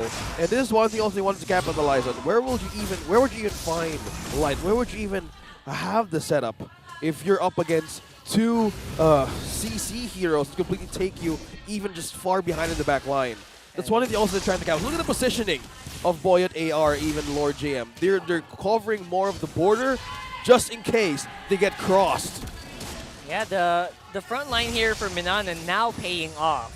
Now that we're reaching almost 10 minutes in the game, Boyet, Brusco, and of course Lord JM, that's a tough trio to take down. You're gonna need a lot of DPS to burn through him. Yeah, but 4-man have been revealed. Oh, that's the jump. Brusco misses. Nice try from Brusco. Here's Domeng though with a blazing duet straight to Eman, and no resistance whatsoever from the RSG gold laner. Oh, speaking of the gold, and now it's just MNNE Evos looking for a way to take this objective for themselves. A conceal from 4v5. Brusco. The 4v5 right now. I'm not sure what RSG is going to do here, but they are in trouble. Aqua's also very far behind. Revealed by the Astral Echo. Here comes the team fight. Boom! One big last insanity there. We'll make sure Lord JM goes down, but the turtle is still up for grabs. RSG's members are now low on HP. Will Irad get it? Good positioning here from MNNE, and they get that Lord. Yeah. And another follow-up goes to with a projectile. Brusco trying to bounce back out. Nats as well using the poke. Wow, still Lightus was the only casualty for that one. And definitely now it's MNNE's turn. You see that the jump coming up from Doming eliminated Eman immediately, and that's great. Now he has the lead with no Wind of Nature in sight for Eman, whereas there will be Wind of Nature available for Doming AR. Additionally, they forced the Retribution onto Ira. That's why Ira didn't stand a chance during the 50-50 battle against the Lord, because he didn't have the Retribution anyways. But also, someone is being taunted here. Look at that. Nats being targeted by Boy. No immortality for Nats. Last insanity being used for safety, though. Still maintaining the whole top lane. Oh, flicker on the penalty zone. Oh my god. That's all crushing down Lord JM. A follow-up as well. Immobilized. Boyd AR is trying to go back. No, he won't escape. Eman makes the final shot. You got to bring up that dodge from Nats. You saw that, right? He flickered out of penalty zone range. Exactly. Beautiful re-engage from RSG. They got baited so much. That was gonna be a good turnaround for RSG. They have taken back the tempo of the game. Might be even pushing for a steal on the purple. We're equal. We're definitely equal here on this game, and to me, that's a good sign for MNNE. You know, taking it equal at this point. Yeah, that's an achievement. Yeah. Speaking of achievements, Light has been there in that bush, waiting for the night opportunity, but now they just take on to this first-tier turret in mid. Oh, they're not letting go of yet. Just as the second, MNNE still holds this lane. Holding steady right now is going to be RSG, waiting for everyone to get back into form here. RSG is also kind of on the clock here. They're waiting for Irad to get in a good position to go berserk on that decimate. He's 2-0-0, but like we mentioned in the beginning of the game, we got 3 beefy boys here for MNNE. It's hard to get those guys down to low HP. That'll be very close match, and this is what we wanted between two teams. But of course, the Lord Dances matter so much, and the next Lord Dance is gonna happen in 42 seconds. You have to be waiting for your immortalities if you're RSG. Especially Nats, who seem to be lacking that immortality at 13 minutes. That's not a good sign. He does have it, but it was popped early. Yeah, you don't have it yet. Oh, look at that Doming TR. Doming, AR. what? He just melted that turret quickly up top. Just few seconds. He only needs a space and time to just keep on pushing. Man, that was fast. I know Claude by lore is a thief, but that was faster even by by our standards. Yep. Okay. Wave clear. I think this is just MNNE Evos making their way to the base of RSG. Although we were kind of thinking, how will this mix go? I think with all the items being built up, and as Wolf said, we're on a steady pace of the game, which is actually close. I think they have all the taps in check. It's going to be a setup for the Lord, and feels like it will be an even matchup. But Nats already losing the Firago armor. This is bad. Oh, they no. don't even have the bench rage now. They're going to have to TP back and reset here. And MNNE, they seem to be happy. Doming is in position. He is up front alongside Boyet, JM, and Brusco. So, yeah, that's going to be a Lord secured here for MNNE. Looking really good right now. Here, it's going to go down. They lost the jungler, but MNNE Evos having the lead on their side. They also have a push, and the eye on this purple for themselves. It's looking bad now for RSG. MNNE Evos won the 2 Lord fights. Wow, that is just something. What I see different from Doming here, he plays a lot more confidently. I think he knows that he is 2K behind or ahead of Eman, and he's making Eman feel it. And he's making everyone from RSG feel it right now. Eman, oh no. The plan is to protect Eman. Are they slowly failing at this point, Wolf? Definitely. For RSG, they're not able to utilize Eman to his full potential. Like the usage of the ultimates, right? It's premature, typically for RSG, and that means that they are getting poked down and they are losing control of the game. Yeah, they've been forcing Light onto that Primal Wrath so often before the game starts. I think MNNE, they know the flow now, right?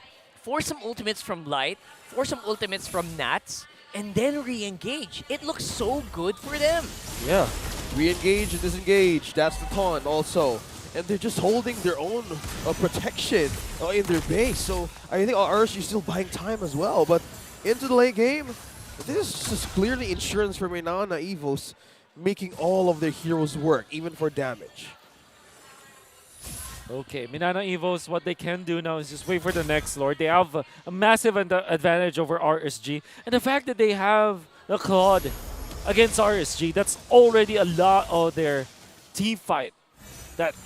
A lot of the team fight that they can easily win. A lot of big part of the team fight that they can easily win. Because they have AoE damage. Whereas for RSG, they do have it. And it should come from the Beatrix. But it kind of feels like RSG are not being on point with the usage of their Beatrix. Yeah, even by just looking at the item build of Edith for Light, we are actually waiting for most of the initiations could come from Edith. But one thing that also they're not sacrificing is if Light keeps being taken down most of the time, the only thing they can rely on for a setup is actually even for Irad or Aqua. But it's a big of a responsibility to even just share. Yeah. Even on this late game entry. Speaking of late game, it's perfect late game right now for Lancy and as well as Doming. MNNE's lineup has reached the point where, yeah, everyone's just happy.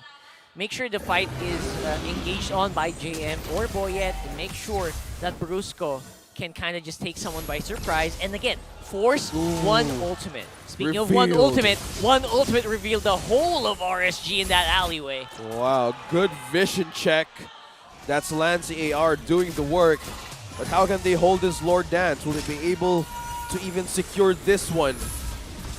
Nats has the immortality, Light has the immortality. We're looking for possible layers of setups.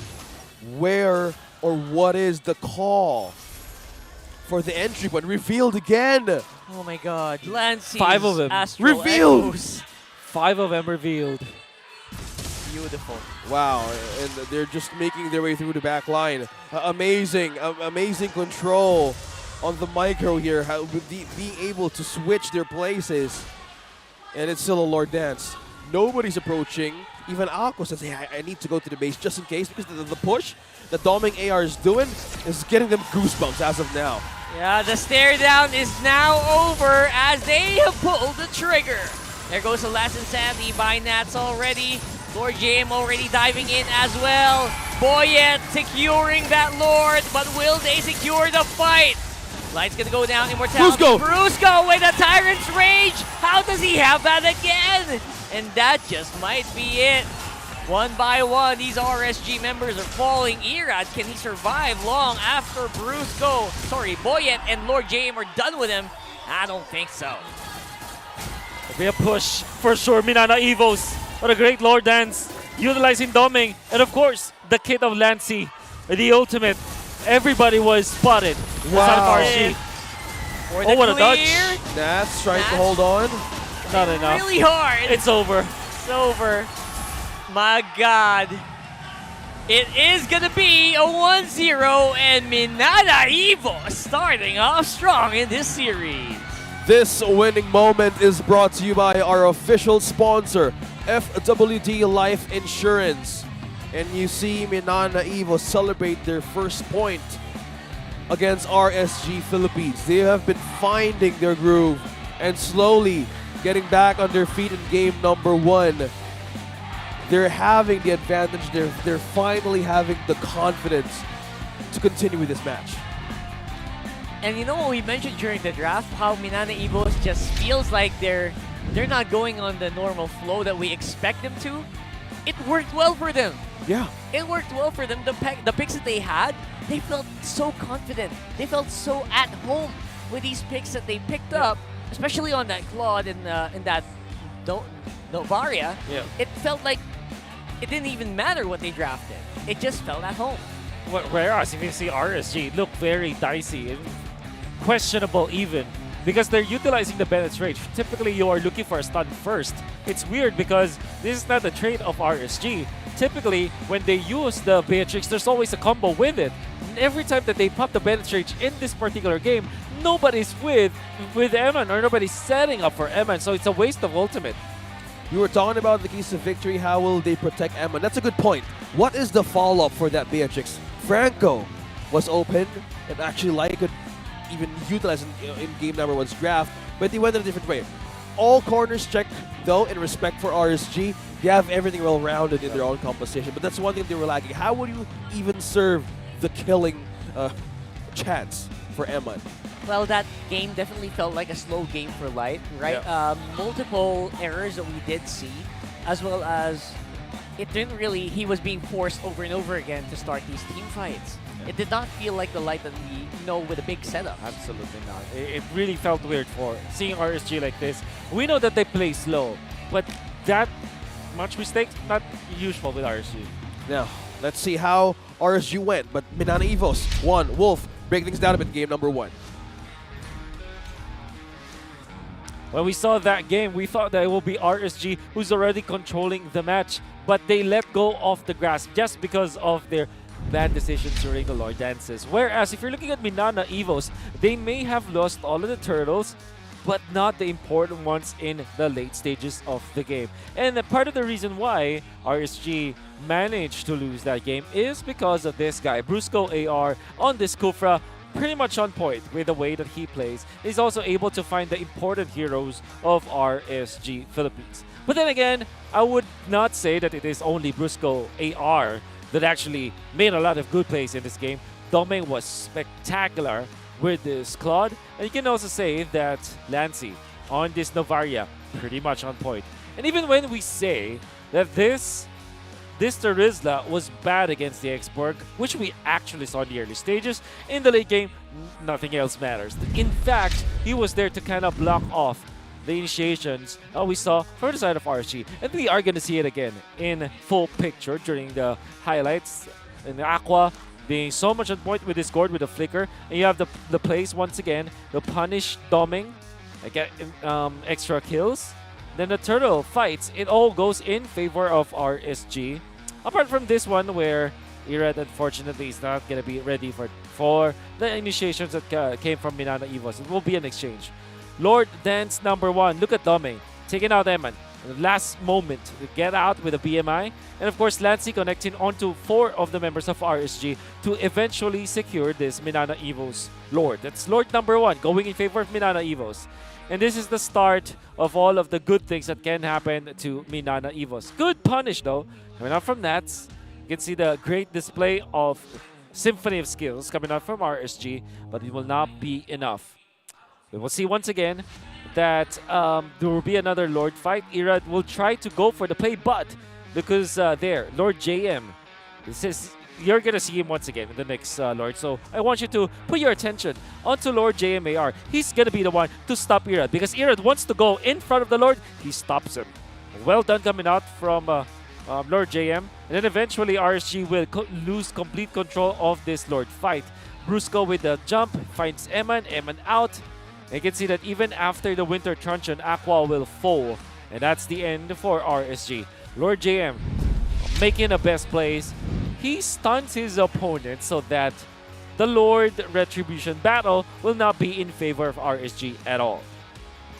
Now you're going to see some important stats like the emblems chosen by the teams. You can see Rapture and the Festival of Blood for Lord JM. So a little bit of damage, more lifesteal of course.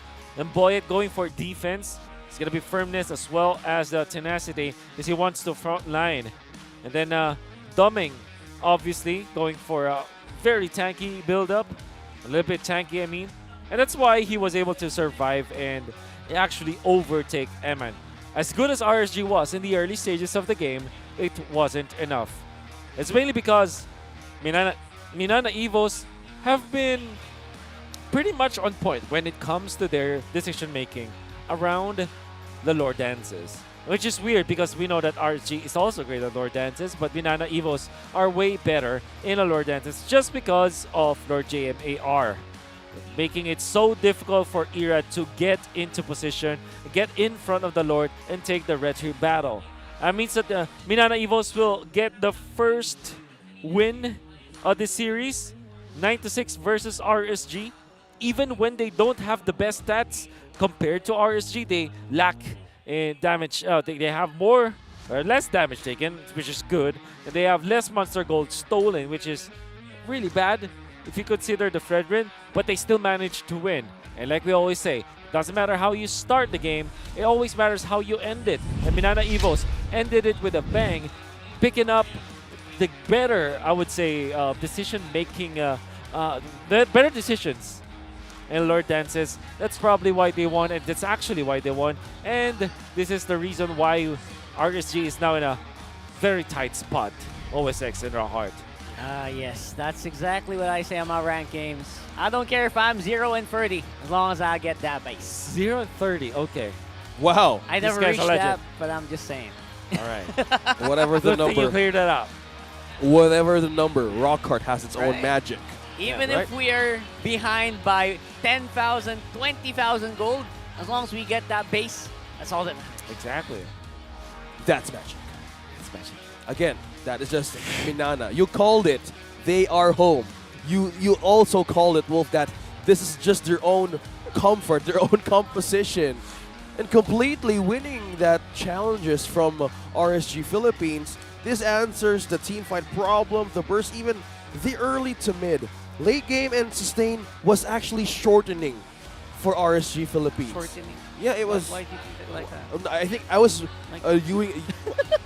I was doing the graph of okay, the index. Yeah, it's the arrowhead. So if you want to pay like a legend, do it with Maya and MPL Philippines. Score your own limited edition MLBB card exclusively available on Maya. Gotta get those cards right away. I haven't gotten that since.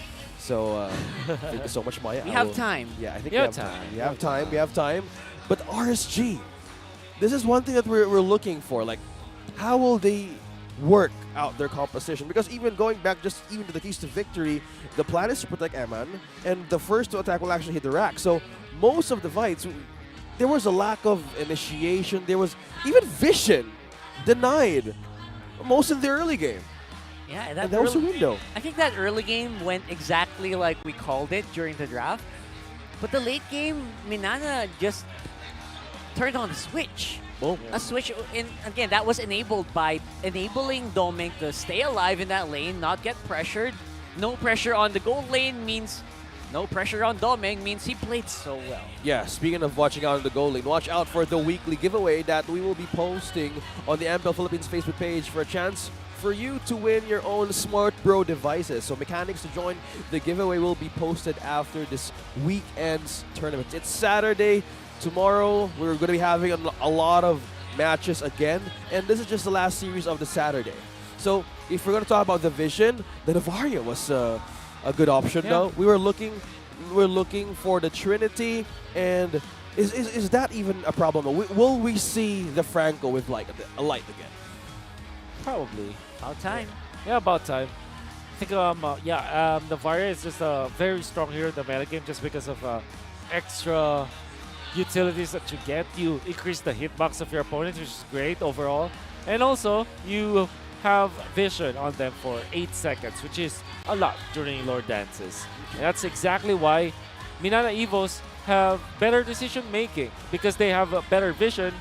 They know where they should be fighting, and that's the reason why they were winning. Well, speaking of winning, looks like our audience is ready for the game face of the day, brought to you by Smart MPL Arena. Who's going to be the next game face of the day? Just flash the hashtag Power of Smart on your devices in the green background. Put your game face on to win a redeemable in the in-game coin. There you go. That's the in-game. That's the game face of the day. There you go. We haven't seen that emote in a long time. Now it's back. Congratulations, sir. Pro players love that emote, didn't they? They do. What does that mean?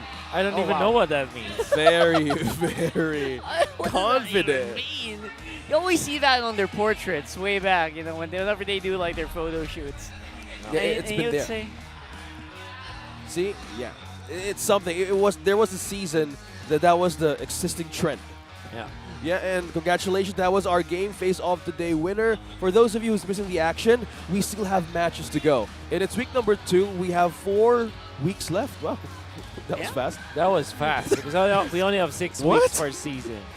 For this alone, regular season, and before you know it, we have the M5 around the corner. By golly. And it is being hosted right here in the Philippines. Amazing, amazing things happening. But how about for RSG? How are they going to bounce back? Will we see the roam changes for light? Was that even a problem? Because in isolation or even pickoffs, that was one thing that they needed to capitalize on, even for Emma. To be completely honest, I don't think it was the draft that they needed to fix. It was their gameplay. Because in game number 1, early stages, it looked really good already for RSG. They were winning the team fights. They have a good setup. The rotation was good. But when it comes to the late game, that's when they faltered. And that's only the thing that I think that they should be fixing. It's not their draft. It's how they play. They look very discoordinated in that particular game where they weren't able to utilize the Bennett's Rage in conjunction with a stun, which is weird because that's a basic thing to do, right? Well, uncanny. It's uncanny for them. Very actually. So we need to reverse the key now. For RSG Philippines, do not hesitate to initiate. Exactly. That's actually a good one. I like that. That's right. Where's the keys to victory? As Wolf says, well, that's the thing that we can do. There's nothing to change. And we're looking at RSG's way. It's just completely pandamental. Everything was covered. Yeah. So let's see how they fix these hesitations working during game number 2. It felt easy for them, especially with the execution. The ease of execution in this is better compared to if you have a Kufra, because the Edith crowd control is targeted. It's so hard to... It's just right there. You miss it, it's easy to get out. Compared to a Kufra where you land, and it takes a while for you to move again. Or whether or not you hit the crowd control, those are the big questions, right? For me, this game was a lot easier for Light, which is a big wonder. Yeah. Why? And for Nats. For Nats as well, exactly. Maybe, He was just... I think it... You were mentioning, Wolf, that even the greatest Arizla could even struggle. Exactly. That's what we saw, right? That's Yeah. what we saw in the early stages. Nats was one level ahead of the Thems, of the Turtles, I mean, which is interesting because maybe Nats is not fit for a hero that only does that.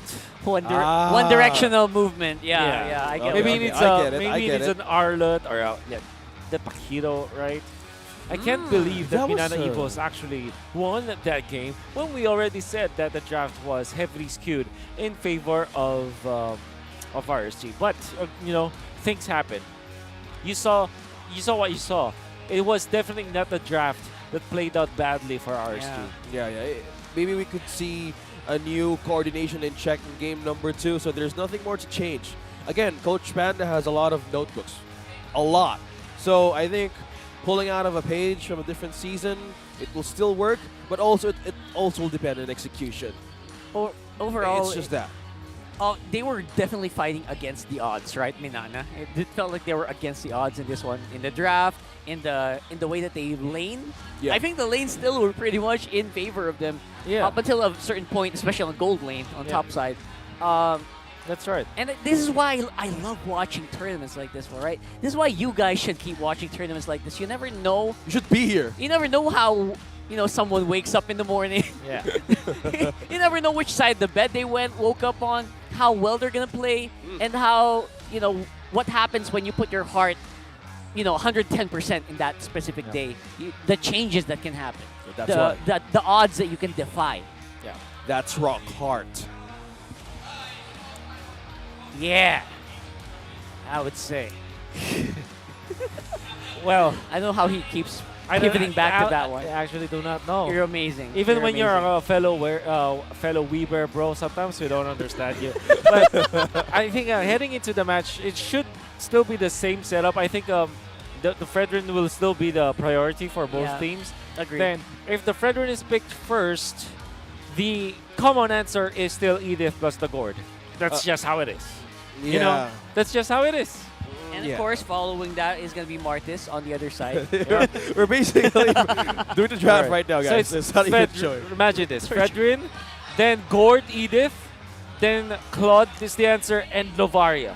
But if the Novaria is banned out, it'll be different. I think the only change up maybe the priority on the Gord or the Edith. And who the Bruno. gets it first? The Bruno. Oh, that's a good point, Rockhard. We keep But I think point. the Bruno should be should be banned, right? Yeah, it will be. 100%. Should be.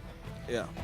Being present, it's a threat even on this meta. Let's see, it's game number 2. Let's see how this draft goes. Will it be the same as we have been mentioning a few seconds ago? Who will take blue? Oh, okay, that's the bans. Right on point, guys. Oh, the Bruno is out. Even the Edith. Edith first pick. First pick. But one thing also, they banned out the Kadita even. Yeah. Just like Wolf said, Novaria as well. Novaria. Okay. That is so funny. An early Claude from set of RSG and the Fredrin, of course. Gord is still pretty good. Come on. Gord Martis. Pick it up. Minana Evos, just pick it up. Come on, Gord Martis. It's just an exchange that we're seeing here. Even the Claude is back with Eman. Or Gord Baksha, actually. That is a good point because Is Gord banned out? Gord's not banned, right? Oh, Mr. 51%. Yeah, he's Yeah. not no, banned he's out. not banned. Okay. Somebody's So so there's the happy. Baksha. Oh, this is a good start here because if you pair it up with the Baksha, Oh, Valentina instead. Okay. Understandable. I think it's still Understandable. good. Okay. But now you can pick up the Gord for RSG. Really a good hero right now. And we're hovering. Will this be a Gord? Well- We're about to see. Oh, that's a suspense cover. That's The only thing that would discourage them from picking up the Gord is giving the Valentina a good ultimate, which some teams think that way. But yeah, I think having the Gord is still the best option here for RSG. You gotta agree with that one. Yeah, we just need to prepare though to soak up that damage, just in case it goes both in their Or way. dodge it. Yeah. Yeah, get some heroes that force can dodge it. Dodge it. Oh yeah, there's the Gord. Right on point, guys. So there's an exchange with the Trinity that you guys been mentioning in game number 1's draft. So, but still a good eye on this Paquito. You guys have been mentioning it. Now they take it out of the game. Yep. Good ban coming out from RSG. Now Minana Evos gonna be looking for XP lane bans. Gunning out the X-Warg. Maybe a Terizla ban now for RSG. Yeah. That makes sense, right? And following that, we can also kind of... Oh, whoa, look at this guy. Oh. This OG. Look at that OG flexing right there. He's just your president in all the games Having a of lot of Minana Evos. Yeah, going back to your point. So why the EXP lane? So even the Paquito, they have all the eyes on this lane, and even in that game, they were even ahead. Oh, Terizla. Yeah. They're banning it out. And they're taking out of the picture. There Okay. it is, Terizla. Okay. What a huge focus here Yeah. on. Whoa, whoa, Whoa. Wow. Okay. Oh. Hey. Filipino fans would know. Yeah. That Hey was, man, hey, that's yeah man, right? That's yeah man. Yeah, That's that's yeah man. Yeah man from RSG. Man, we like you a lot. Please take care of yourself. You're going up against someone like Doggy, so You don't want to Chill. do that. Take it from Chill. me. yeah. Actually, Take it from me. That It's is- not fun to play against. Yeah, yeah. Yep.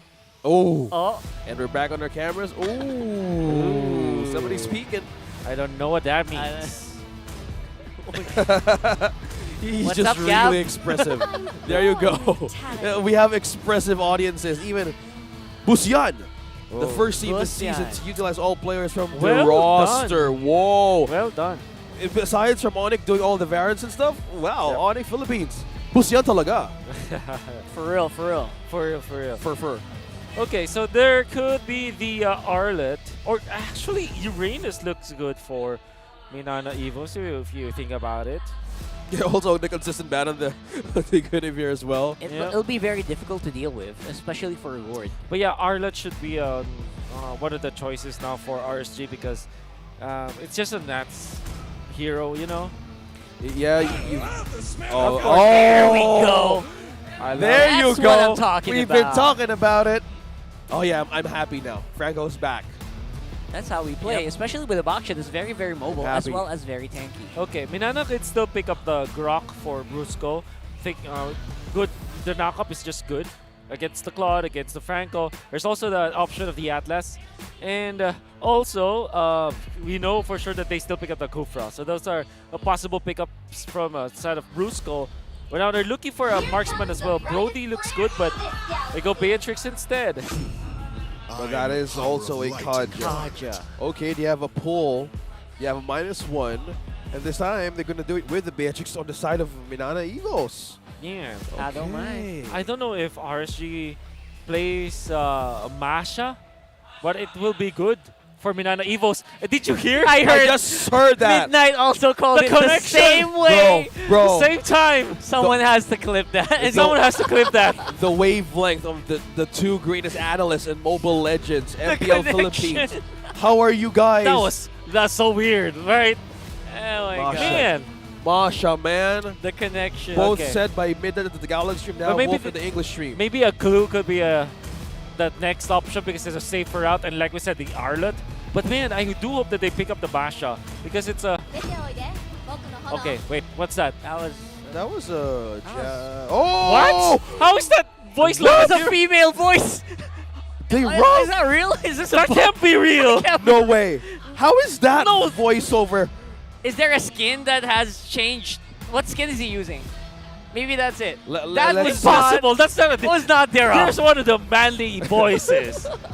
Deep, like brooding kind of voice, like almost like an evil villain, you know? That blew my mind. A boy being a prince being in the abyss could actually have a deeper voice. That blew my mind. If that is the case, I will play Mobile Legends How Bang is Bang, this and a I will pick debut? Deer off later, just for that. a debut pick, guys. Wolf, Rockhard. What does this mean? Hey, I actually love the Dira. It makes more sense than the Masha if you think about it. And we know that Nats plays it well. Only problem I have with this is it's going to struggle in the late game. But Yeah. they do have Claude, so maybe they're happy about that. So I guess the Deer off is just going to be something to get them through the early to mid, right? Yeah. Because the late game, it's going to be the Claude's turn to really dominate. They're thinking about laners that can sustain well against the E-Diff, and I gotta agree. You know what? It's one way to do it. Lifesteal per lifesteal. The Deer off will get stymied a little bit. It'll get slowed down because of the items like Dominance Eyes, right? Yep. And maybe if they go for Necklace of Durans, but it will get them through the early to mid, and that's so crucial for RSG. Well, Let's see how will they bounce back. It's Minana Evos. Whoa, wait. 55 seconds was in the game. Oh! Whoa! Light! What? We just got in the game. What is happening here? They're fighting off. Okay, we were just about to set up. This game it's been a minute and 9 seconds. Spicy. And now Gold Lane. Oh, has that. Another kill for Banana. 2-0. Okay. Speed is what they're eyeing. And you know what happened? This is really a surprise for RSG. We're 4 members into that spot because Kaja and Edith started into the top lane. That meant that there is a lot of wave clear that you saw from the Edith. And Lord JM eventually was fast enough to get into the point where they can contest. They took the first blood, they get 2 kills, and they're ahead by almost 1,000 gold in the first minute of the game. That's massive. Yeah, completely a great start for Minana Evos. Just by getting onto this game. This is match point for Minana Evos, ladies and gentlemen. Oh, someone got stunned. Nice pull up there by Irad with the energy eruption, but he's running out of health. He cannot sustain against the Gord here, and that's going to be free for Minana and possibly a turtle. Typically, you pick the Gord versus the Valentina because Gord wins over the Valentina. But Minana Evos, what they did was do a classic where they put their mid laner in the XP lane. Lancey is a level ahead of Ira. He got the Gord ultimate before the Gord got it. Minana just having a fun time engaging left, right, and center. They want to pick up fights even before they start. And RSG, they're just not ready, Wolf. No, Wow. definitely not. We're just seeing the emblem build now. A difference, Wolf, or it's still the same thing? Mystery shop for the Valentina. That's or the bargain hunter. Actually, it's called now. As the kids would say. That to me is very surprising. Because normally you go for damage build-up, but we'll see how that actually helps Aids Lancy. Oh, here we go. We got some pretty good stuff here coming in from Light. Nice hook, but it led to his demise instead. Even under the tower. Wow, that flicker from Lord JM. That was a good hook from Light, but you can't go wrong with that onward flicker combo to get that response. That was the ultra fast response right on our screens. This is exactly what we were expecting from Light earlier in game number 1. It's not coming out here. Lord JM, though, will be in trouble. And there it goes. Can't sustain against the Praesor's Wrath. Damage coming in from the Fredrin as well as the Dira. Well done coming out from RSG, but still, those kind of kills, it's okay. Of course, they get bonus gold. But Lord JM still managed to clear out the minion wave. They got the XP. Got the XP, got the gold, got everything he needed even after he died. There's no penalty on dying, so it's going to be Minana Evo's happy for that one. They will even be able to deny Oh my God. a gold card Whoa. away from the Claude as they push down bottom. Minana Evos, this is definitely not what we know. This is not how they perform. Bro. They just big damn. Completely a big damn right on the gold lane. We were talking about the progress, but the pressure onto that gold. Minana was just going aggressive and covering most of the defense. A pull! That's a pull! a nice pull. That's all the pull that you need coming in from the team that does not have the Franco. Interestingly enough. And now it's going to be RSG who are struggling to stay alive here. The Earth Shatter bringing up Irad to the air. And just nothing with RSG. They don't care. How are they going to survive this now? 3.6k for the Minana squad. Wow. Wow. By just looking at the progress of doming, how is this, Wolf? How is this against the Claude? And yeah, we were talking about doming. Of course, you can see that doming's already like winning when it comes to like gold earn, the damage. Here we go again. They're not stopping. Boyet went for the blade armor first, which is the natural counter to MN, but also is against Nats. Nats, as the Diroth, you always want to hit people, right? You want to always kill. Oh my God. Forcing a flicker out of Aqua as well. The hook doesn't even matter. Earth Shatter will be missing. RSG will have to back off. That's going to be another turret going over to the Tigers. Yeah, your thoughts, Wolf, on that blade armor. Yeah, I love it. High stats on armor as well. Exactly, high stats on armor. You get free leather jerkins, which is immense amount of armor, and you're leading by a lot, so you're not really dependent on tanking up first. There's no reason for you to be afraid of RSG now, because even when RSG lands a good hook coming out from light, Brusco as well as Boyd just counters it. Oh no.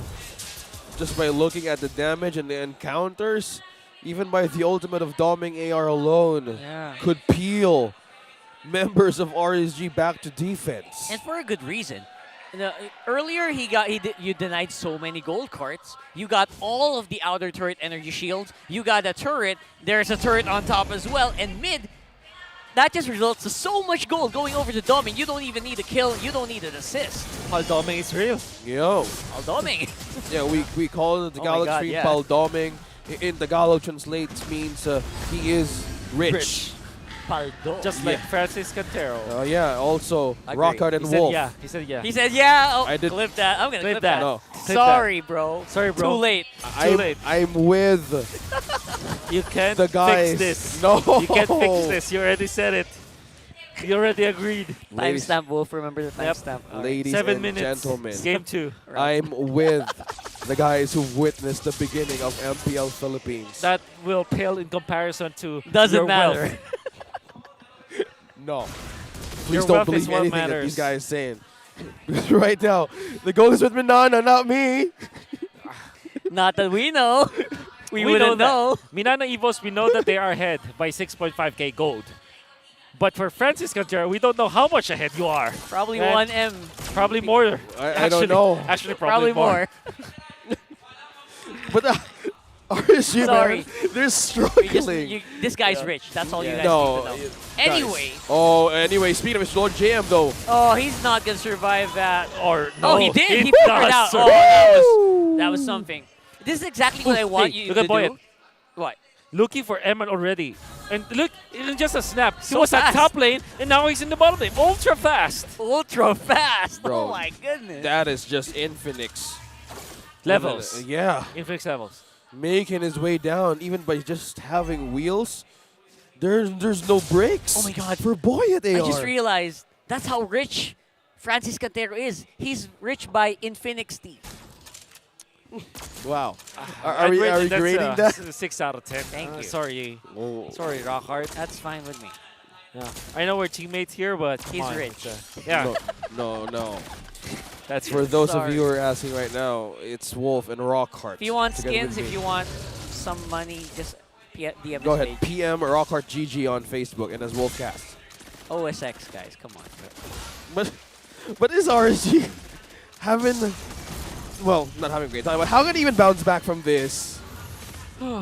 Well, Eman should be their win condition. At this point, Nats is not Oh. going to have a good time. Yes. They need a hook. They need a miracle play. Lord JM is not stopping. Look at that guy. Oh, look at him go. Oh, intercept! Interception! They want Eman. They want Eman. They don't need light. Yeah, They want lights gonna Eman. go down. Lord JM Eman, found where him. is he? Eman, Chase. you gotta It's a run! chase. Oh, can he survive though? Woo! Yes! What the heck? The interceptor! Where are you going? Where are you going? Look Says at Boyd, Eman. But Eman's still on the run. He's a thief in the night. He's making a run for it. And Gets he's out. away. He lives! He lives. Wow! Another day. Stop! You live for what? You live for what, says Dominic. What? All of that and for what? Where did that lead you? Back to me. Unbelievable from Doming. Last possible fraction of a second.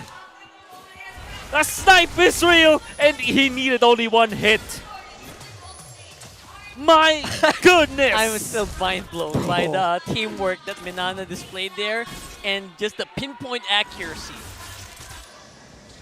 Back to me. Oh, that, my friends, is an Another MPL snipe Philippines hits. marathon run. Oh, from Light.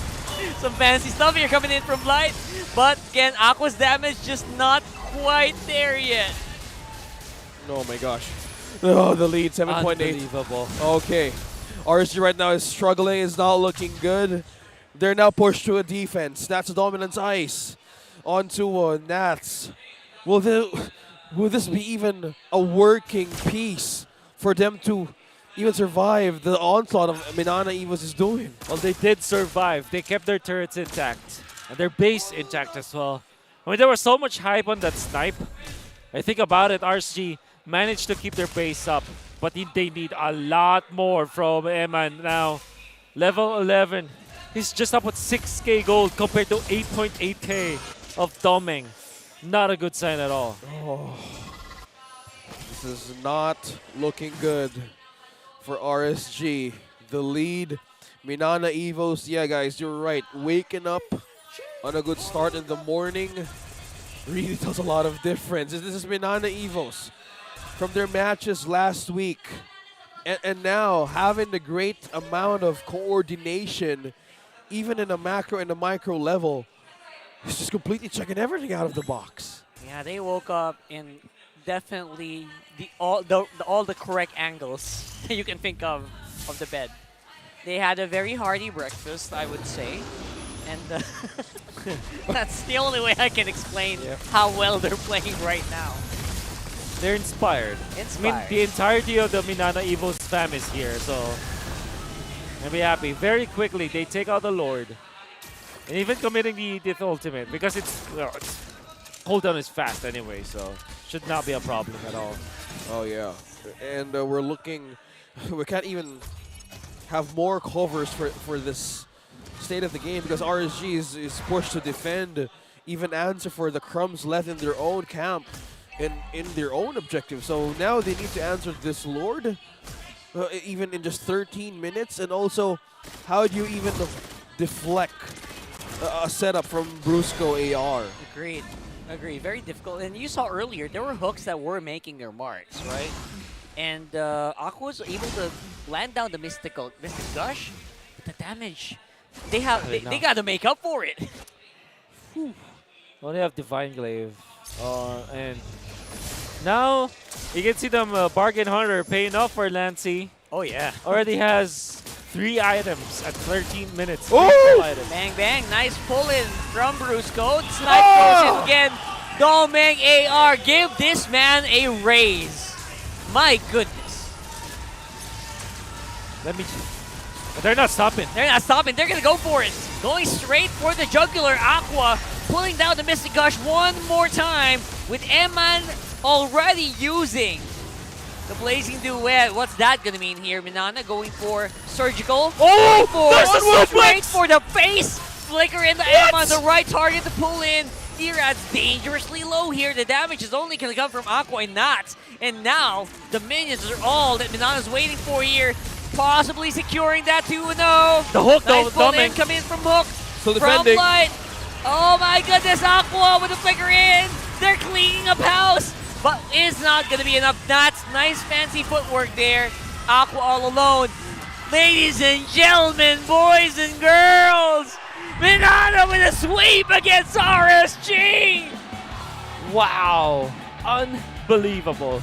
This winning moment is brought to you by our official sponsor, FWD Life Insurance. The smiles on their faces, the relief. MNNE having a sweep, 2-0 on week 2. They mentioned do not hesitate. There wasn't any hesitation at all. No. The entirety of MNNE Evos. And now they will join a kind of ONIC that did not have any wins in the past week. Now they do have it, 1 apiece. That's gonna be great for the MNNE Evos. What a way to start off the week for MNNE. Man. Redemption week, looks like that's the theme of this. Redemption it is. Wow, what is up with Saturdays, man? Man. Okay. Overall, I would say this is exactly the form that we, I guess, expected MNNE to play here. Yep. But definitely RSG. Huge props to these guys. Yep. Man, they were put through the ringer in that one, but they were able to at least punch back a few times. They played too slowly. Yeah. Well, we know that they are successful even when they're slow, but man, MNNE Evos. Yeah, have you seen John Wick 4? Yeah. Yeah? Or was An it instant 3? classic. Yeah. When Lawrence Fishburne said, "Somebody please get this man a gun." That's exactly what you need to do for Dominic. Give him the Beatrix. He's gonna make magic out of it. What a sight to see, and we all lost Oh, it. that's what that was for. Yeah, okay. That was okay. That was Okay. A calling for something, and Alright. and we all lost it from that chase that Eman did. Huh. I'm calling it the MPL Philippines fun run, and he was just completely Man, gunned down. I'm just so happy because there was a big adjustment on MNNE. The speed that they played in, especially with rotating, utilizing Lord JM, even in the last clash, the way that they found Eman was because of a flicker play coming out from Lord JM. Lord JM is definitely, making waves in his rookie season. Yes, please give Lord JM a good micro hero. Oh, Don't yeah. give him heroes like the fan, the terrorist. No. He was great with Give it, him- but he was good, but Paquito, man, and that Edith, so many buttons to press. He loves that. Bro, on the game series 2 of the day, we were having a discussion with Theo Ignacio that how will a flicker suplex would actually be work. It takes precision, it takes timing, and with that, even in the last moment, he just making flicker right onto the base, and he gets one. Oh, wow. Man, it's good. I can't believe that. I think that ever since the Doming play that we saw, we just lost it. We just lost the ability to can. I'm out. Yeah. Yep. Yeah. Agreed. All of us were just completely watching the Doming Nation. Man. I'm sure a lot of our viewers are like rewinding right now. Whoa, what the heck just happened there? Wow. That's all I can say. Yeah. Wow. But don't rewind because, as you can see right behind them, that's the first time that they're gonna be there. Exactly. It's gonna be fun. It's gonna be fun. They called in the gang. I'm seeing Banoob's already been there. Yeah. I'm sure Oh, Doggy yeah. will be up. I think he would be present as well. We have a good audience for MNNE this weekend, and also they've been really present in most of their matches. Yeah. And today, surely nobody let anyone down. Yep. 2-0, man. Also ONIC Philippines. 2-0. Ooh. We had all sweeps today, bro. Beautiful. What a sheeshable moment. It is. And tomorrow we're expecting more of the action to continue. And it's so great to see that the redemption and even the bounce back for the teams heading into week 2 is just completely faster compared to the season that we all witnessed. Yeah, even if you asked me to write the story, I wouldn't be able to write it this way. I think people's expectations are just so set from that previous week that we forgot. This is MPL Philippines we're talking about.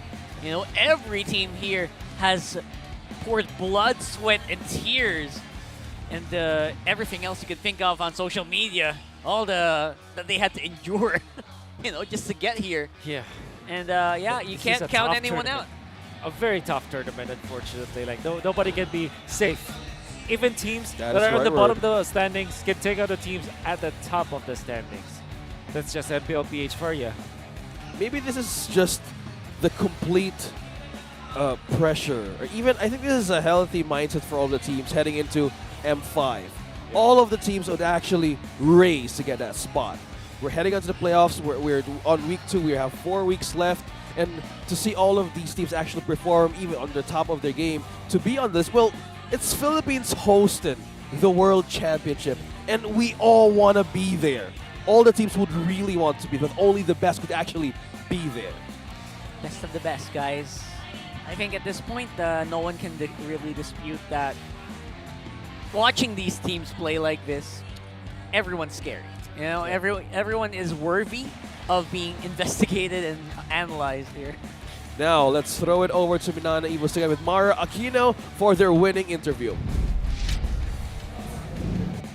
Thank you, casters. Well deserved. Let's give a round of applause to MNNE Evos.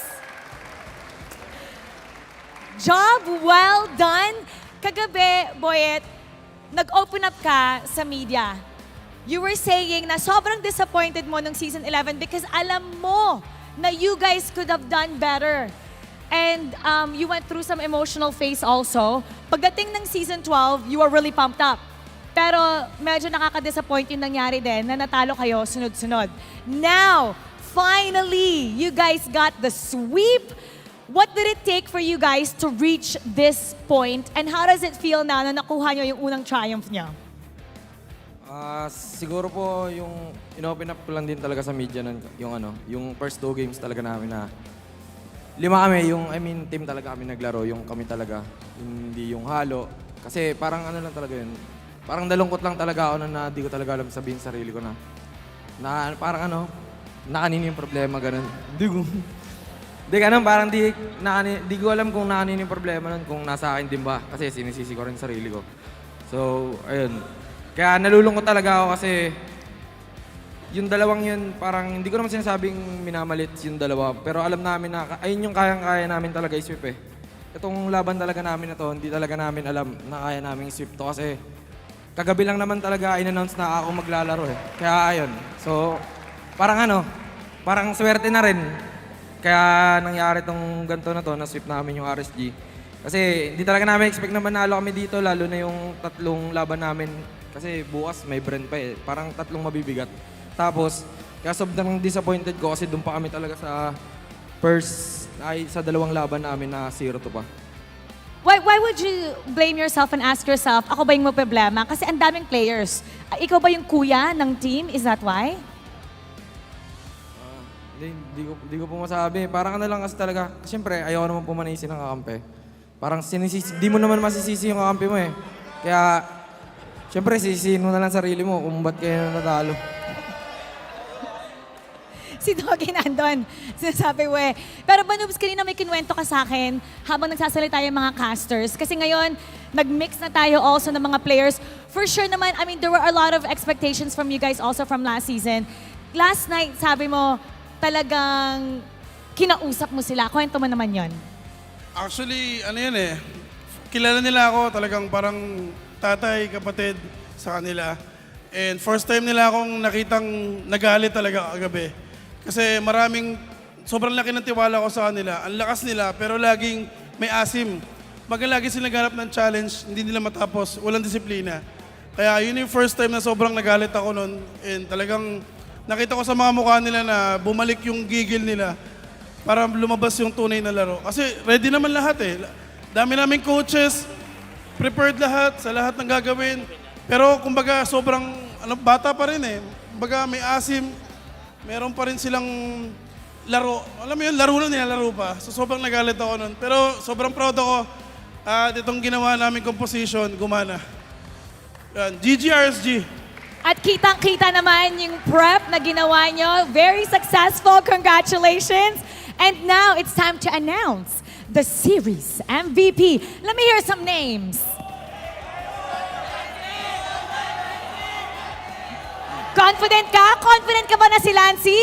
Parang Lancy daw. Okay, tignan natin. Let's take a look at the screen for the match MVP. Lancy!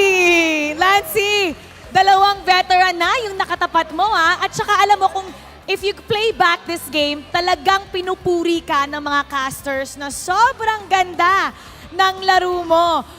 If you can big up your team, MNNE Evos, what else can we see? Abangan lang nila, mas gagalingan ko pa po. Sino ba sa mga hindi mo pa nakakatapat that you're really looking forward to facing? Actually po, lahat naman po eh. Name ka ng isa. Even player. Siguro si Pew. Si Few. At bakit si Few?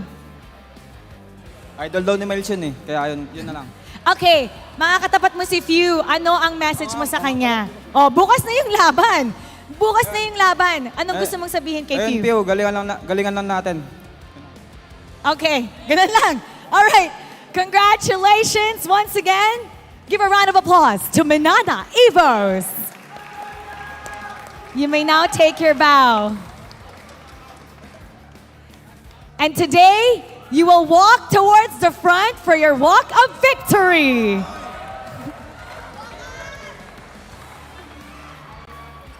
Congratulations.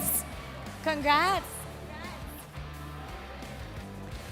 You know, this season is really full of surprises. Talagang umaangat ang ating mga koponan. Pinapatunayan na mas Pinas lakas.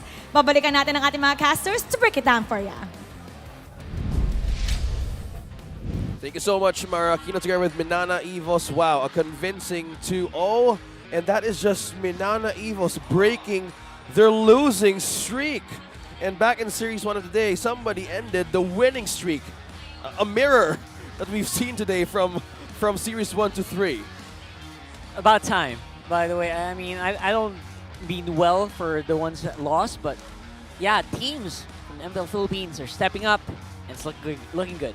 Well, speaking of looking good, it's Minana Evos. We'll break things down. How did they go in game number 2? For me personally, it was Minana Evos exploiting the draft issues that RSG actually played themselves into. And it all started with the Diroth pick, right? We know that we were all surprised with what happened in there. And Domeng actually made it sure, and he led the pack, dealing the damage, that he will be uncontested. We were saying, what if it will be a Masha? Or maybe some hero that can dive into the backlines, maybe something like an Ardent, that can actually one-shot Domeng. If we're looking at the composition of RSG, no hero can get into the backlines and contest this guy, especially if he has the flicker. And that's why Domeng was so uncontested this game. Won his lane and easily got the W for the team. But it's not just that.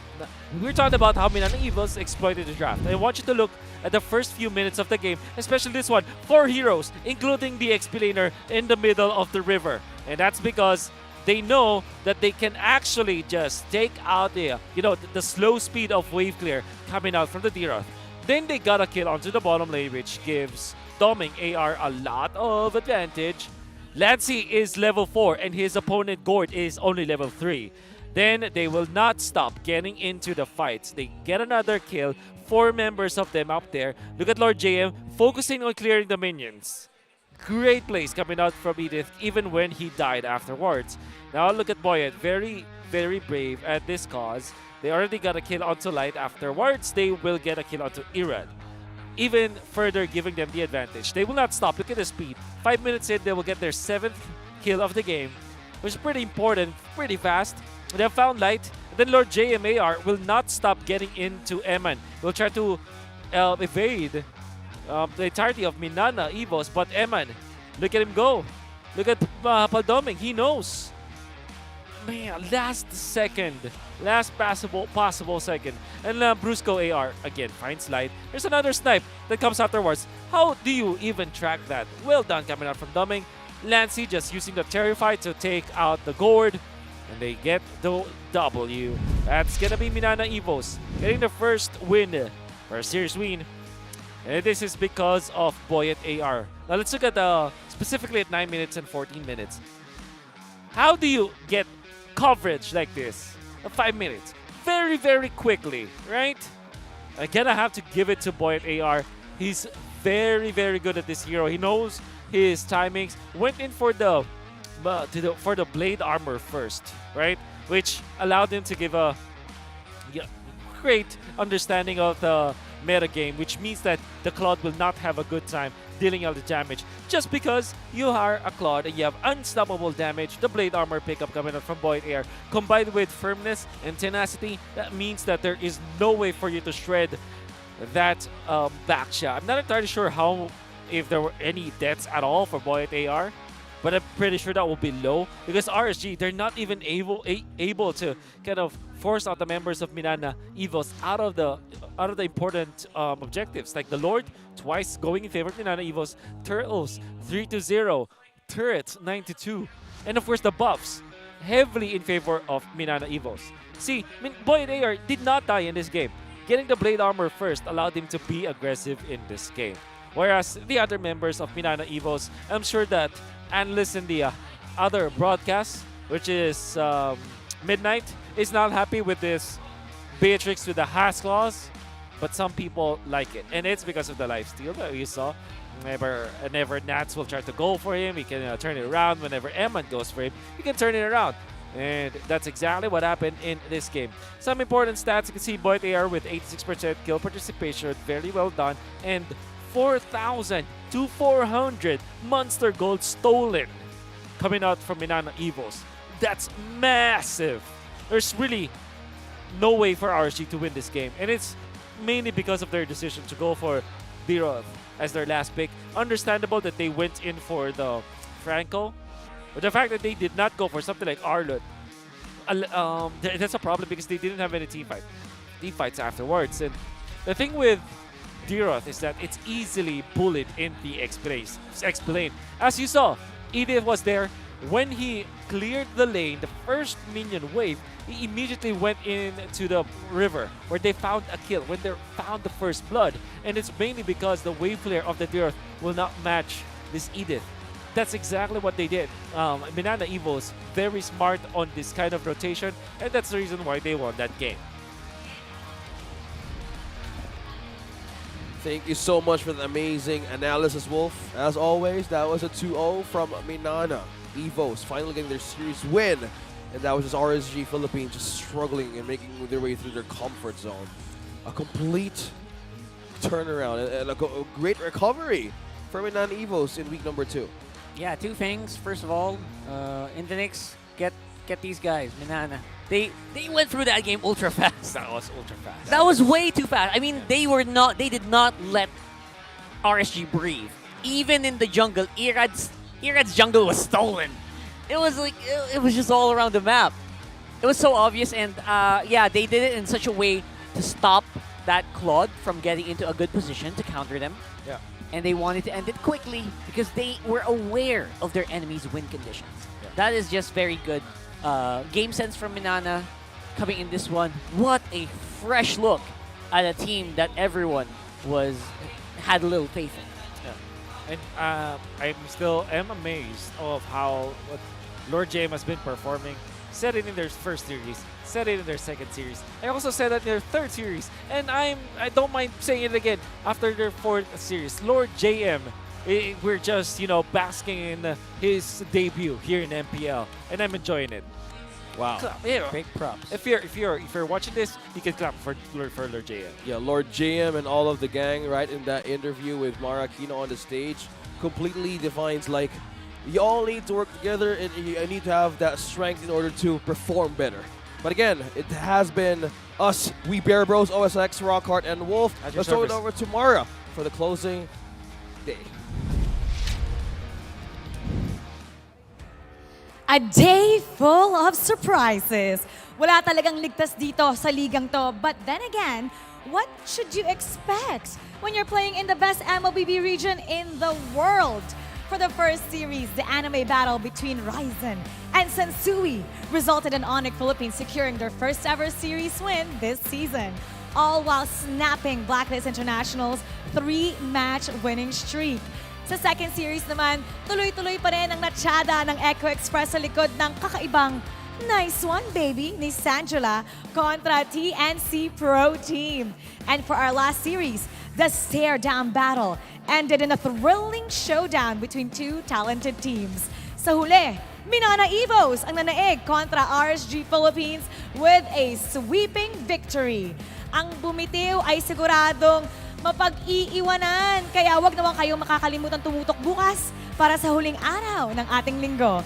Muli, ako po si Mara Aquino, nagpapaalala na ang tahanan ng pinakamalalakas na MLBB player sa buong mundo ay mas Pinas Lakas. See you tomorrow, everybody, and keep it good vibes!